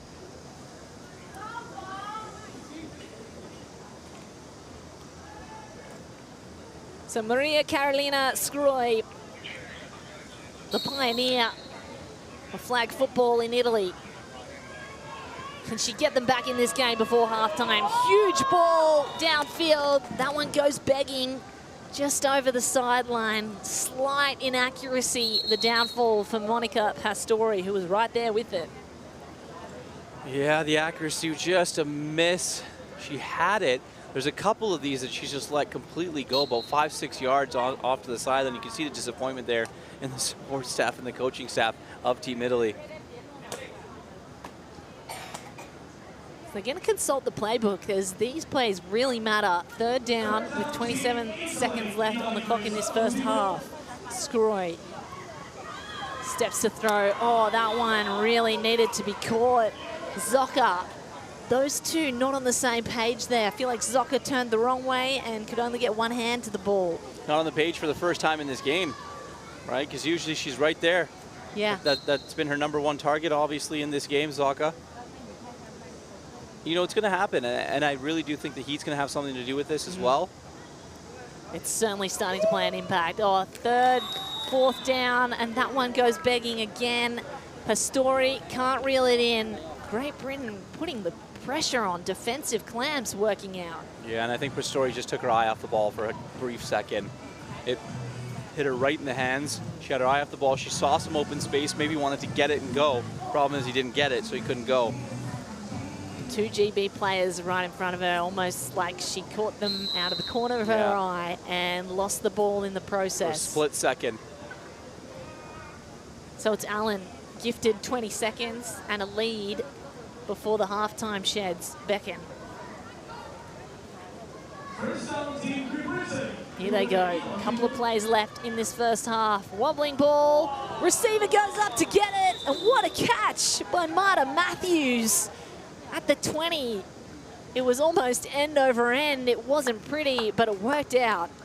Marta Matthews just going up and absolutely getting that ball. Poorly thrown, unfortunately, for Jessica Allen, but her receiver went up, took it, and brought it down for the completion.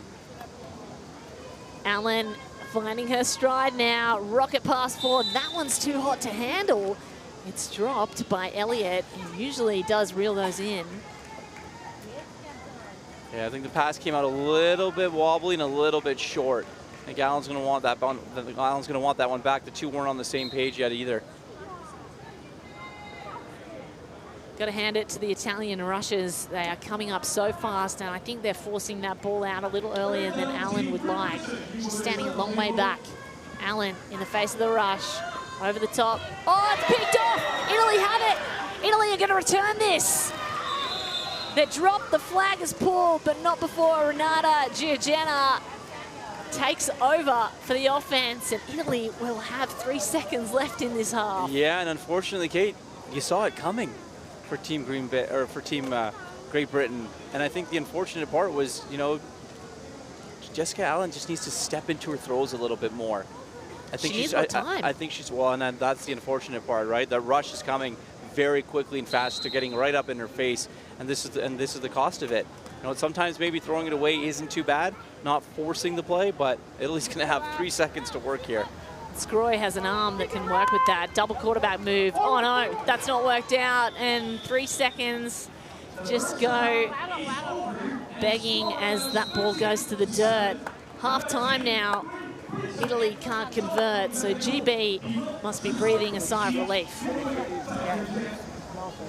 Yeah, and I understand why 2 quarterbacks come out in that situation, so you buy yourself enough time without one of the defenders rushing you. Unfortunately, the one quarterback hasn't been warmed up. You're coming in cold. Your only other play was a miss. So Great Britain still in the lead at halftime here in Chengdu. It's GB 13, Italy 7.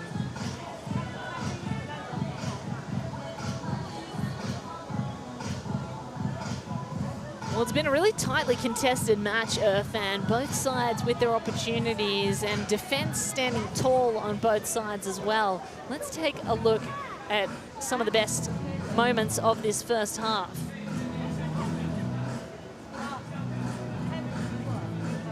Just a great throw and catch. Zaka taking the contact at the end of it. You know, she's been great. She's been the best player in the first half for Italy. Getting open, finding space, and making catches when they're needed. And it's Carolina Scroy who has really been the star, just conducting her offense so well, and her experience shines through. Elliott has been a star for Great Britain, and a couple of receivers, particularly Grace Conway. I've loved watching her on defense.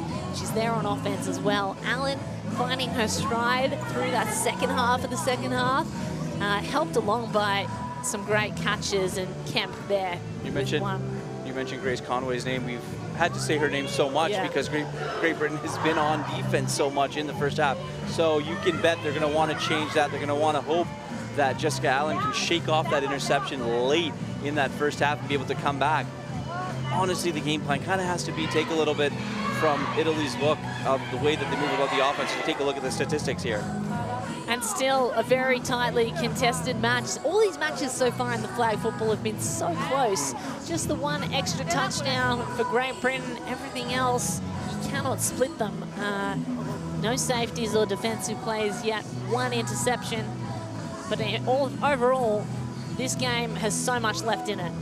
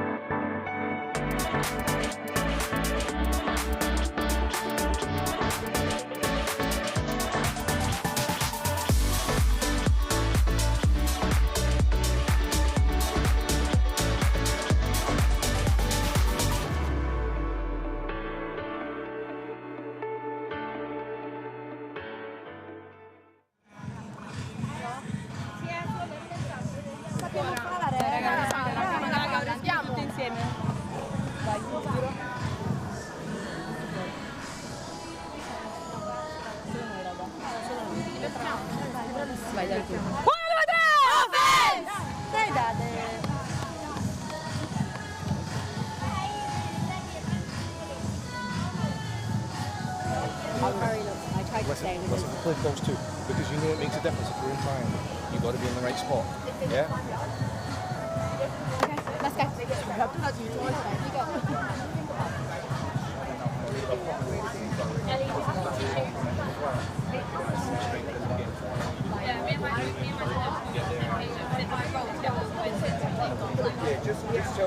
tell the Senate to do it all that and then she's got to fight. I mean, even if you communicate with Kate and I don't like yell at me or whatever, just point. Second half set to get underway in our third match of the day here at the World Games 2025 in Chengdu. Great Britain and Italy. Great Britain up 13-7. We've seen USA defeat Canada. We've also seen Austria defeat the People's Republic of China in an entertaining game of football. Now we've seen this one, a little bit more low scoring, a little bit more tactical. Schematics are a little bit different.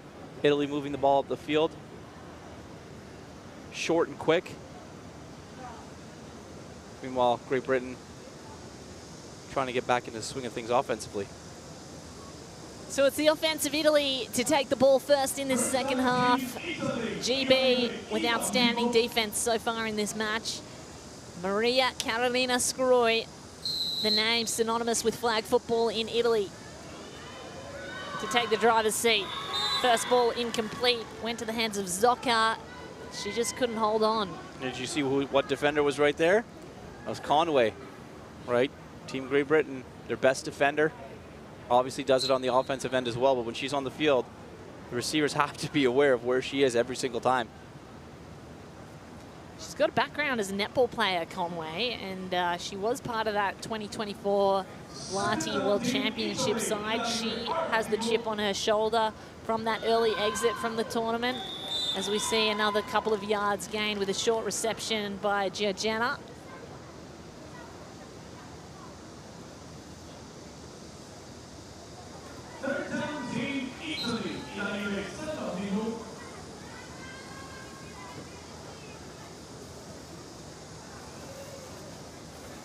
It's got to feel good for her because that might be one of her first receptions actually in the field of play. She's had a couple that have been missed. High snap for Scroi, does well, brought down, and the reception made by Germanetti, the 20-year-old emerging talent on the team, just joined the senior roster after notable junior performances and was also in that Finland championship side at the 2024 World Champions. Yeah, so she makes that great play to go up and get the ball and then add on another 10 yards to that for the flag on the play.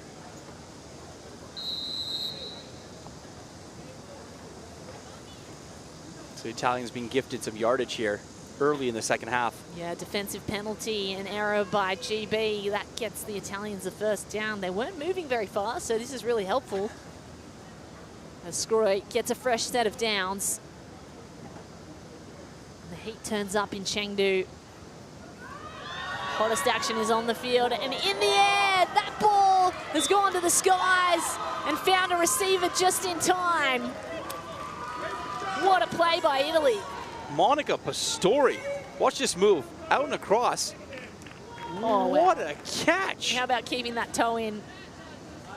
The toe tap as she falls out of bounds. Pastori, just a yard short of the end zone.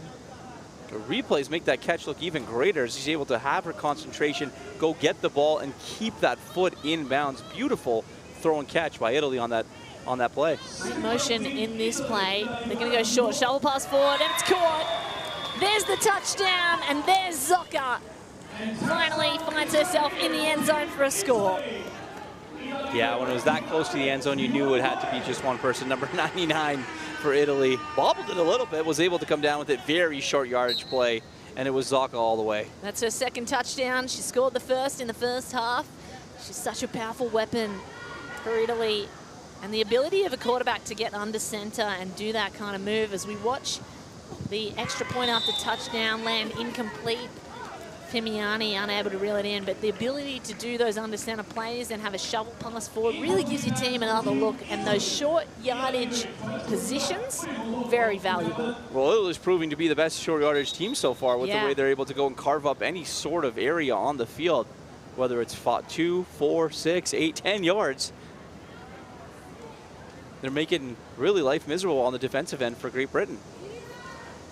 I think the heat is starting to impact Great Britain. They're looking quite warm there on the sideline. As we watch Schechter snapping to Allen. Allen, the quarterback, on debut. Reception made by the center. It's Phoebe Schechter. Moves the stick 6 yards. Positive yardage, always important for Great Britain.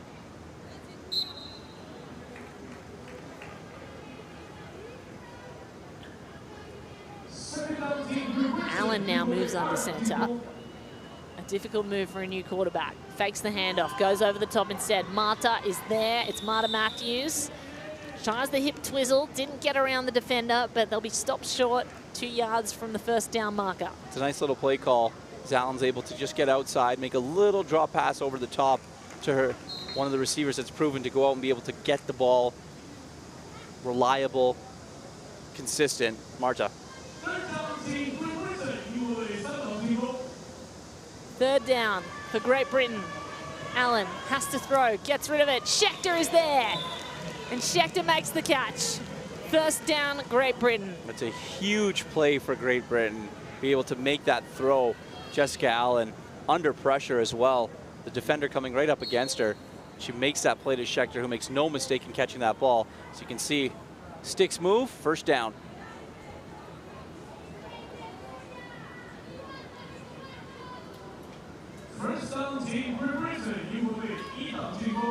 Allen this time steps right. The rush is coming. Oh, was she sacked? She just got rid of it in time. But that's out of bounds, says the referee. Sideline umpire said no good. They'll have to bring it back to that 1 yard line. 1 yard from halfway. A little bit too long there, unfortunately. The pressure was coming. Yeah, the rush is really causing havoc, I think. Here's Allen again. Rusher got in the way. Schechter's there to catch and tries the juke move around her defender. They have a little giggle. Chiara Peroni, the defender for Italy. Just trying to reach for the flag there, but wasn't able to grab it. Was Peroni. Great move by Schechter. Just move the hips around out of her way, and you're not allowed to shield your flag. You must have your arms up out of the way. So her ability to keep the arms above her head and still move the hips around to make those flags elusive is one of the great skills. Allen in the face of the rush, wobbling ball to the end zone. That's out of bounds. Right idea. Right idea by Great Britain. You know, you've had some completions. Why not take a little bit of a shot, see how Allen's feeling? Incredible catch by Hannah Elliott. Elliott, really good hands. She's had a number of catches that have gone out of bounds and not been able to get in the end zone for a score yet. Yeah, that one's about sailing 5 or 10 yards out of bounds, but you know, from Great Britain, I'm going to Schechter as much as I can right now.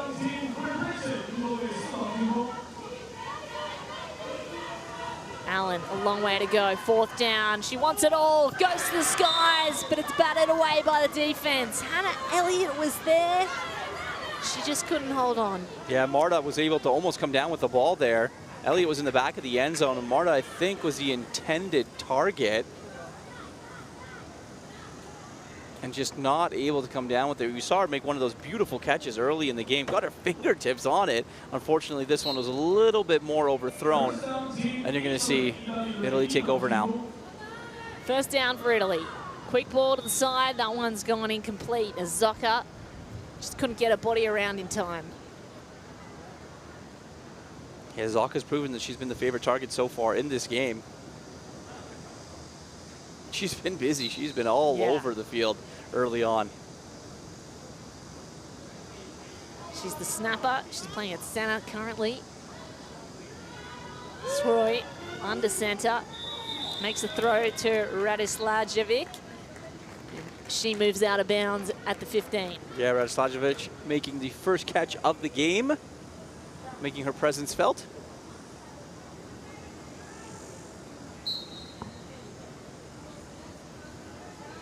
game plan's all very different for every team here. You know, when you watch, that's what makes it so great. That's what makes flag football such a wonderful sport. It's so many different ways you can go about this game tactically. Zucker to Sroy. Sroy to the skies. That one goes incomplete, and it is the work of Emma Dedicoat on defense for Great Britain. She's been part of this Great Britain program since she was 18 years old. Hails from Birmingham, plays for the Coventry Panthers that so many of these players do. She's just so experienced, knew exactly where to put her body without getting the penalty. Arm out, batted it down. Yeah, Frimpong with the pressure on the quarterback there to start. And a wonderful play defensively, just not getting herself into trouble either with any flags. 4th down for Italy. Got to get to halfway for a fresh set of downs. Oh, it's taken away! They're going to go to the house. Marta Matthews still moving. Oh, flag pulled. What an interception. Marta Matthews, the former pro soccer player, wide receiver here on defense. And the interception puts her team in scoring position. Marta Matthews just coming out of nowhere, really. Ball might have been a little bit underthrown, but Marta Matthews going up and making a play for her team. Almost going to the house, as you just mentioned there. Former soccer player knows where to be positionally. We see a cooling break period now. It is very hot outside.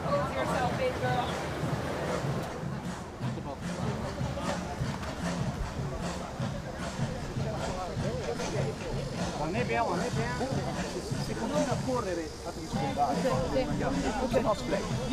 Si avvicinano quanto vogliono, ma non entrano in entrano. Se la palla parte dentro l'enzo è vostra, ragazzi. Okay?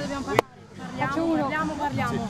Raga, facciamoci sentire. 1, 2, 3, 4. Chain. Vai. 1, 2, 3, chain!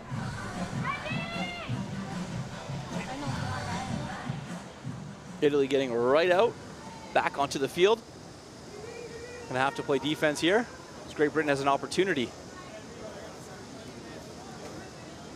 So Marta Matthews puts her team in a scoring position. They are 9 yards out from the end zone after that incredible interception. Matthews with her arms outstretched. Already has a touchdown, Matthews. Now an interception on defense. Long snap to Allen, handoff, Kemp. Kemp's gonna run. Kemp's gonna go all the way. Marked out of bounds, 1 yard short. No, in fact, the hands go up. It's a touchdown, Great Britain. Yeah, the referee didn't know, was unsure at the very start there. What's a great play, right? Over to Kemp. Italy kind of got lost watching a little bit, I think, on that play, and Kemp's able to turn the corner so sharply, extend, and reach into the end zone.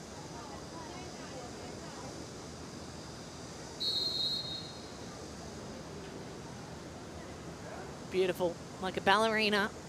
Holds the arm outstretched, gets the 6 points, and Great Britain go up.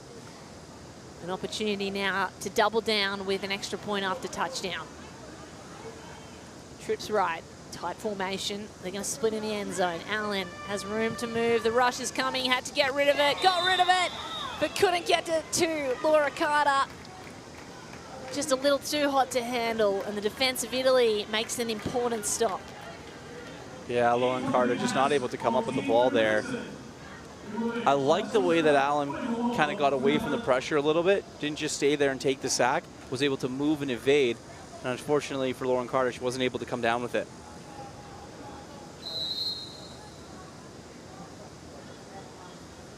So here's Scroy. Short ball to the right side. Zocker makes the reception, holds it out for a couple of extra yards, and they're going to do this chunk yardage gain, short throws, and continue moving the sticks as time ticks down.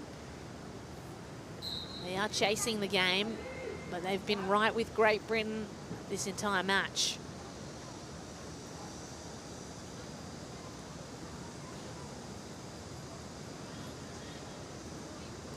Scroy.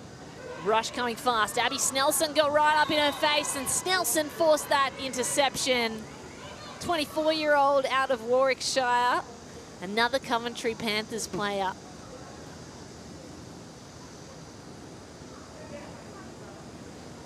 I believe there's 6 Coventry Panther players on Team Great Britain. They're a powerful club side. All very familiar with each other. There's 150 club teams about that in Great Britain that are playing flag football. So excellent, excellent time for Great Britain and for flag football as well. It is booming internationally, but particularly in Great Britain. They've really invested, and I think it's got so much momentum, particularly for the women's game.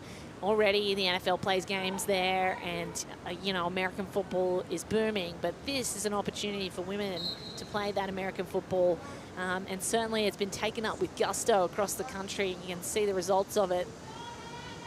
Former European champions, Great Britain, as Italy find themselves on 4th down, 5 yards out from halfway.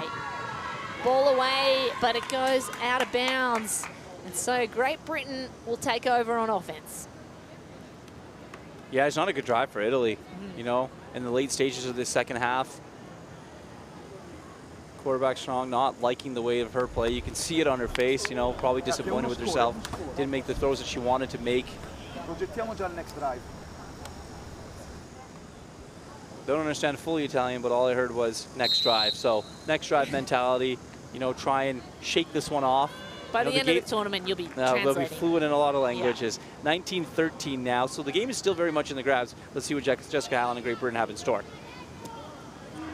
Allen, the young quarterback. Nice throw to start things off for this drive. Gets to the 10 and the flag pulled. That's Kate Bruin-Wells. Plays at centre occasionally. Hometown Dorking, not one of the Coventry Panthers. Actually plays for their opponents, the Chichester Sharks. A rival. Yeah, and the London Flame as well. She has capped for both club sides.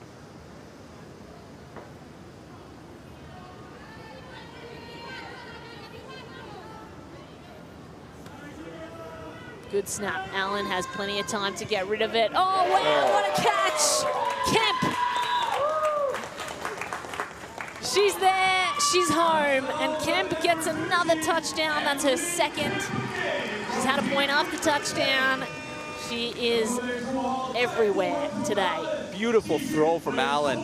Poised in the pocket. That ball came out like a missile all the way down the field. Kemp just catches it right in stride and able to saunter right into the end zone.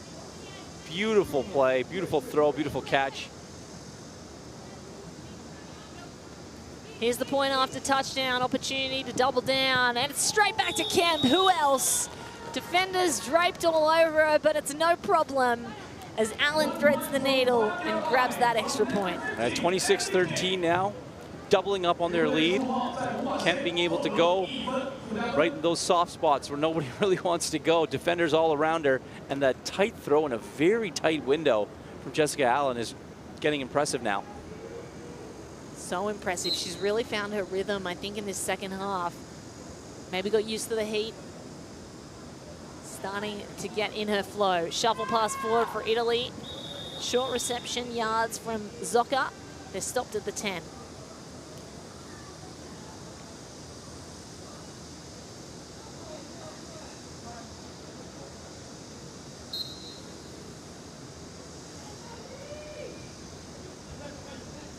Zocca at centre. Scroy having a conversation by eyes and movements and hands with her team on the sideline, but gets rid of the ball in time, and it's worked out. Whatever was going on in hand motion language, they're stopped at the 25 yards from halfway. Yeah, Pistori able to get that catch there. And you're going to have to see Italy start to open up a little bit here, right? With the scoreline the way it is, those short 5-yard passes, as much as they worked in the beginning of the game, you're going to have to force the ball down the field now. And I think for Great Britain defensively, they know that. Third down for Italy. Scroy, low ball. Flag is pulled from Zocca right about at halfway, but they're going to give her the first down.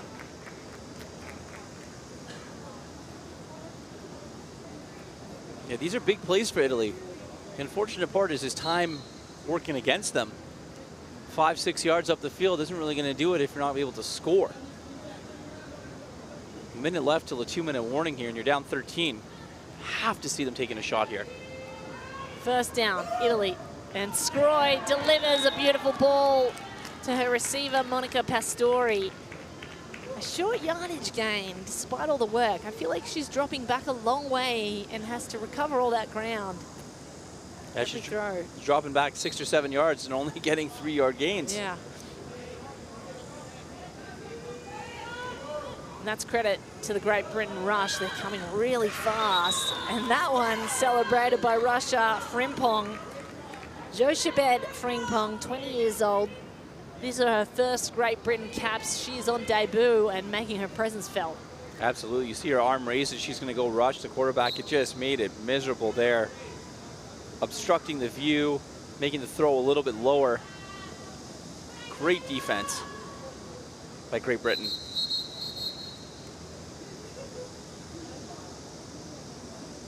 So there's the signal for the 2-minute warning. As we know, these are the 2 crucial minutes where time can stop if you get out of bounds with the ball. So a little bit of tactics to come into play. Frimpong got in the way.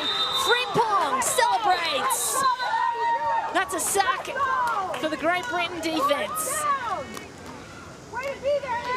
Quarterback had her flags pulled right on the spot, and they marched backwards for 4th down. Huge play. Well, okay, you knew it was a matter of time. Just getting up into the face, Frimpong rushing and rushing and rushing. It was only a matter of time before those stepping back too many yards was going to prove costly for Italy. So now take a look at where Great Britain have lined up. They're going to give them yardage. They just need to stop them before the end zone, and stop them they do. Ellie Thorpe there to pull the flag. And so Great Britain offense will take over. First down probably can end this game if you are Great Britain. So that's got to be your mindset. Just a couple short passes, a couple quick plays, be able to get over that midway point of the field and effectively end this game. It's been an interesting game. Where Great Britain started, not so well, right? I thought Italy, the way that they were playing, were running the ball or throwing the ball in these short yardage situations oh so well. And Great Britain was able to turn this thing around here in the second half. Allen's going to come under center. Handoff. Make a move afterwards, and running downfield is Kate Bruinvels. She's stopped at the 10.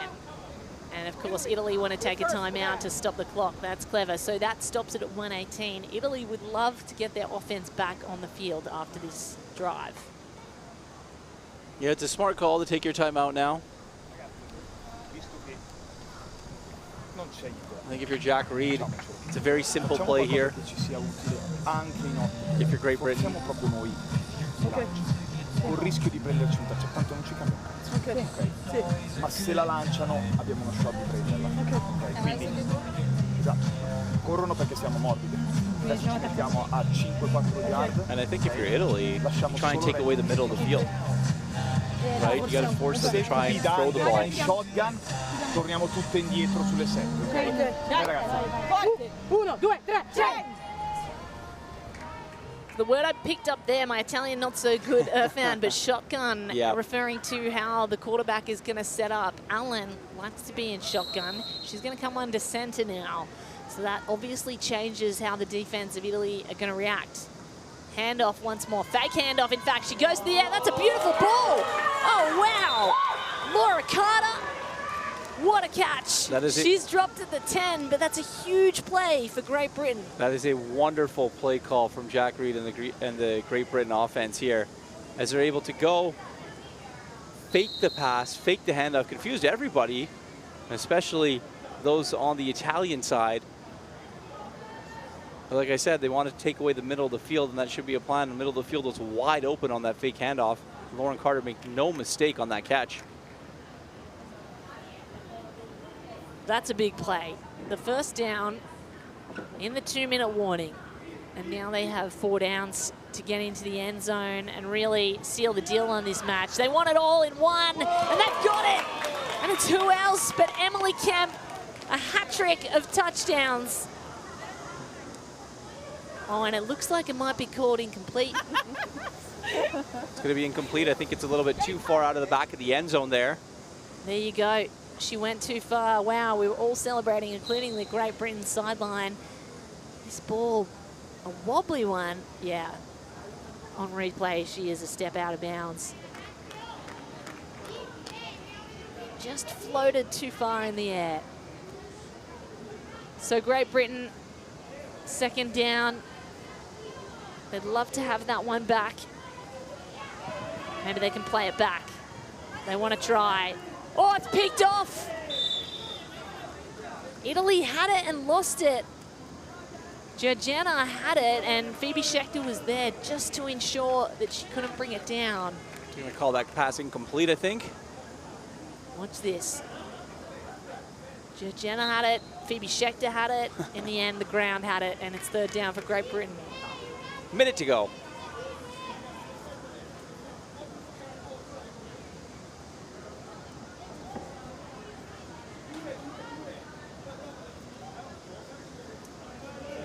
Allen, 1 minute on the clock, got to score. Can't get it on that occasion. It'll be fourth down.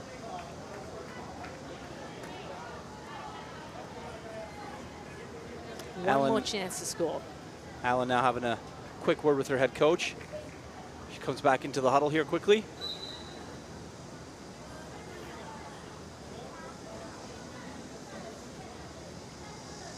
So Great Britain consult the playbook. One score here would seal the deal, and certainly I think the game is pretty much done. Tight formation. Italy would have to score twice to get back into it. So Allen for the nail in the coffin. Sky ball, and it's incomplete. A lot of contact there as well.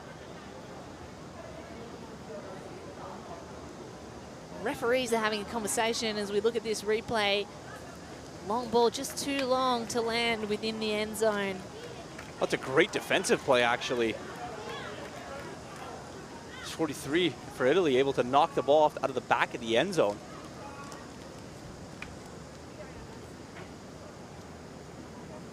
So the end of that play, there was an offensive penalty called on Great Britain, and it won't make any difference because Italy take over now.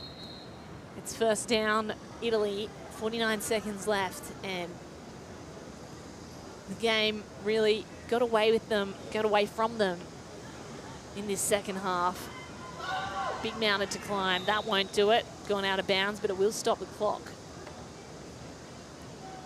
Yeah, stopping the clock important, but also moving the ball forward just as important here in the late stages of this game. Yeah, to get back into this game. So it'd almost be like they need to score quickly, and then they need a play on defense or to just win the ball back really fast.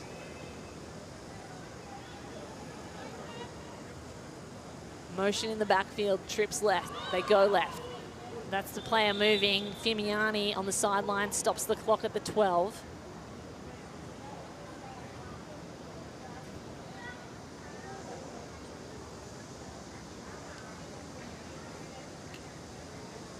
Dialing up the playbook there. Trying to get something going here.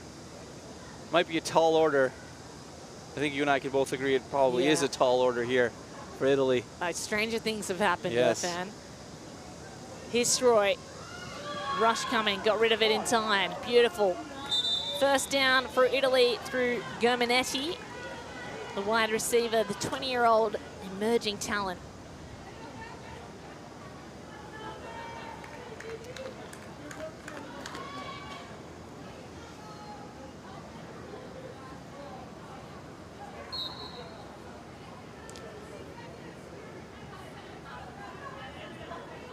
.38 seconds to go.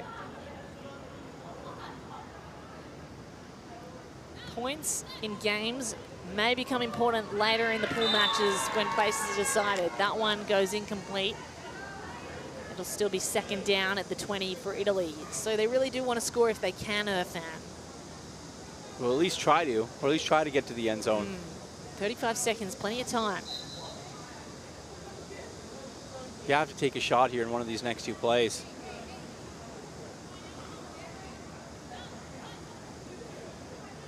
GB rush coming. Scroy goes to the air. Beautiful spiral. It's batted away. Emma Dedico gets the fingertips to it. That's precise and well timed. Yeah, that was the shot that they decided to take there, and Dedico was equal to the task.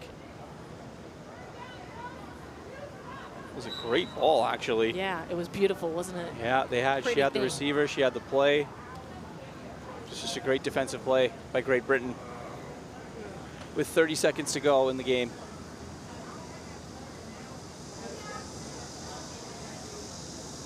So Scroy back in the shotgun position. Feel like this might be a deep ball. High snap, brought it down. Scroy, a dime to the sideline, but it's just out of reach for her receiver over the head of Zocker.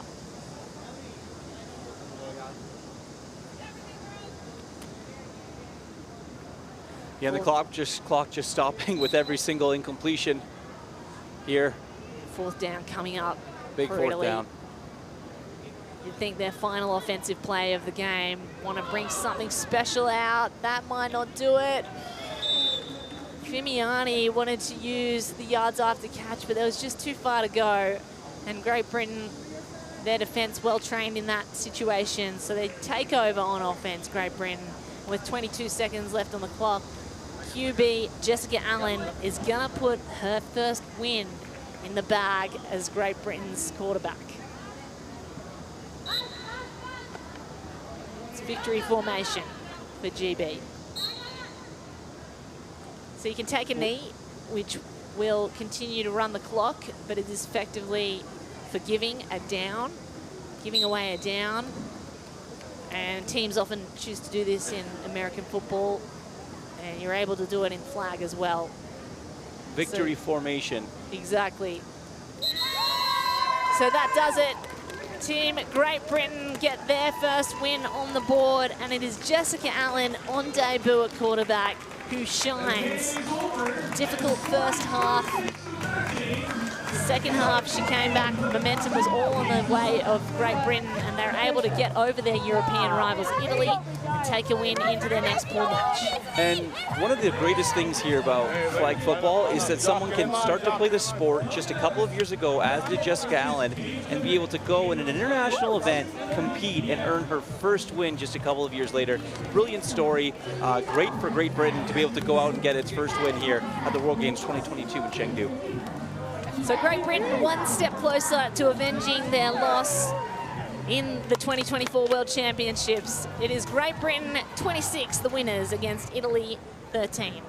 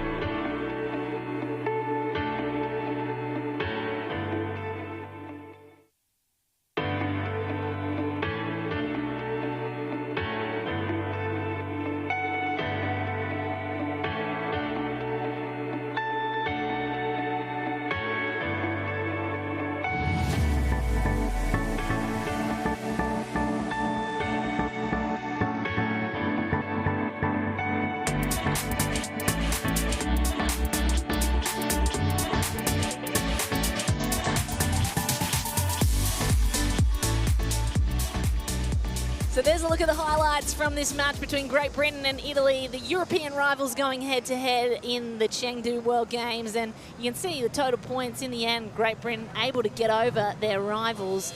Not too much in the difference, but it was that interception and, of course, the rushing touchdowns that ended up the difference for Great Britain, able to get over Italy. Yeah, I think the interception was obviously very big and costly.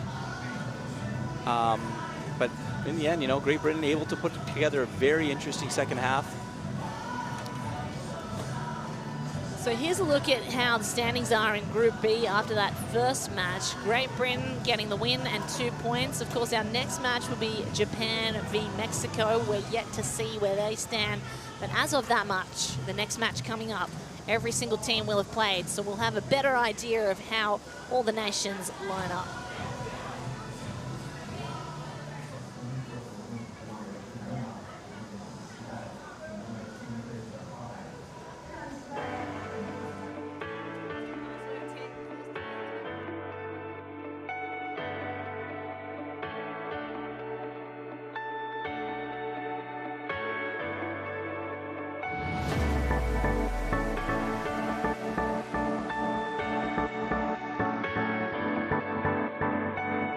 Thank you.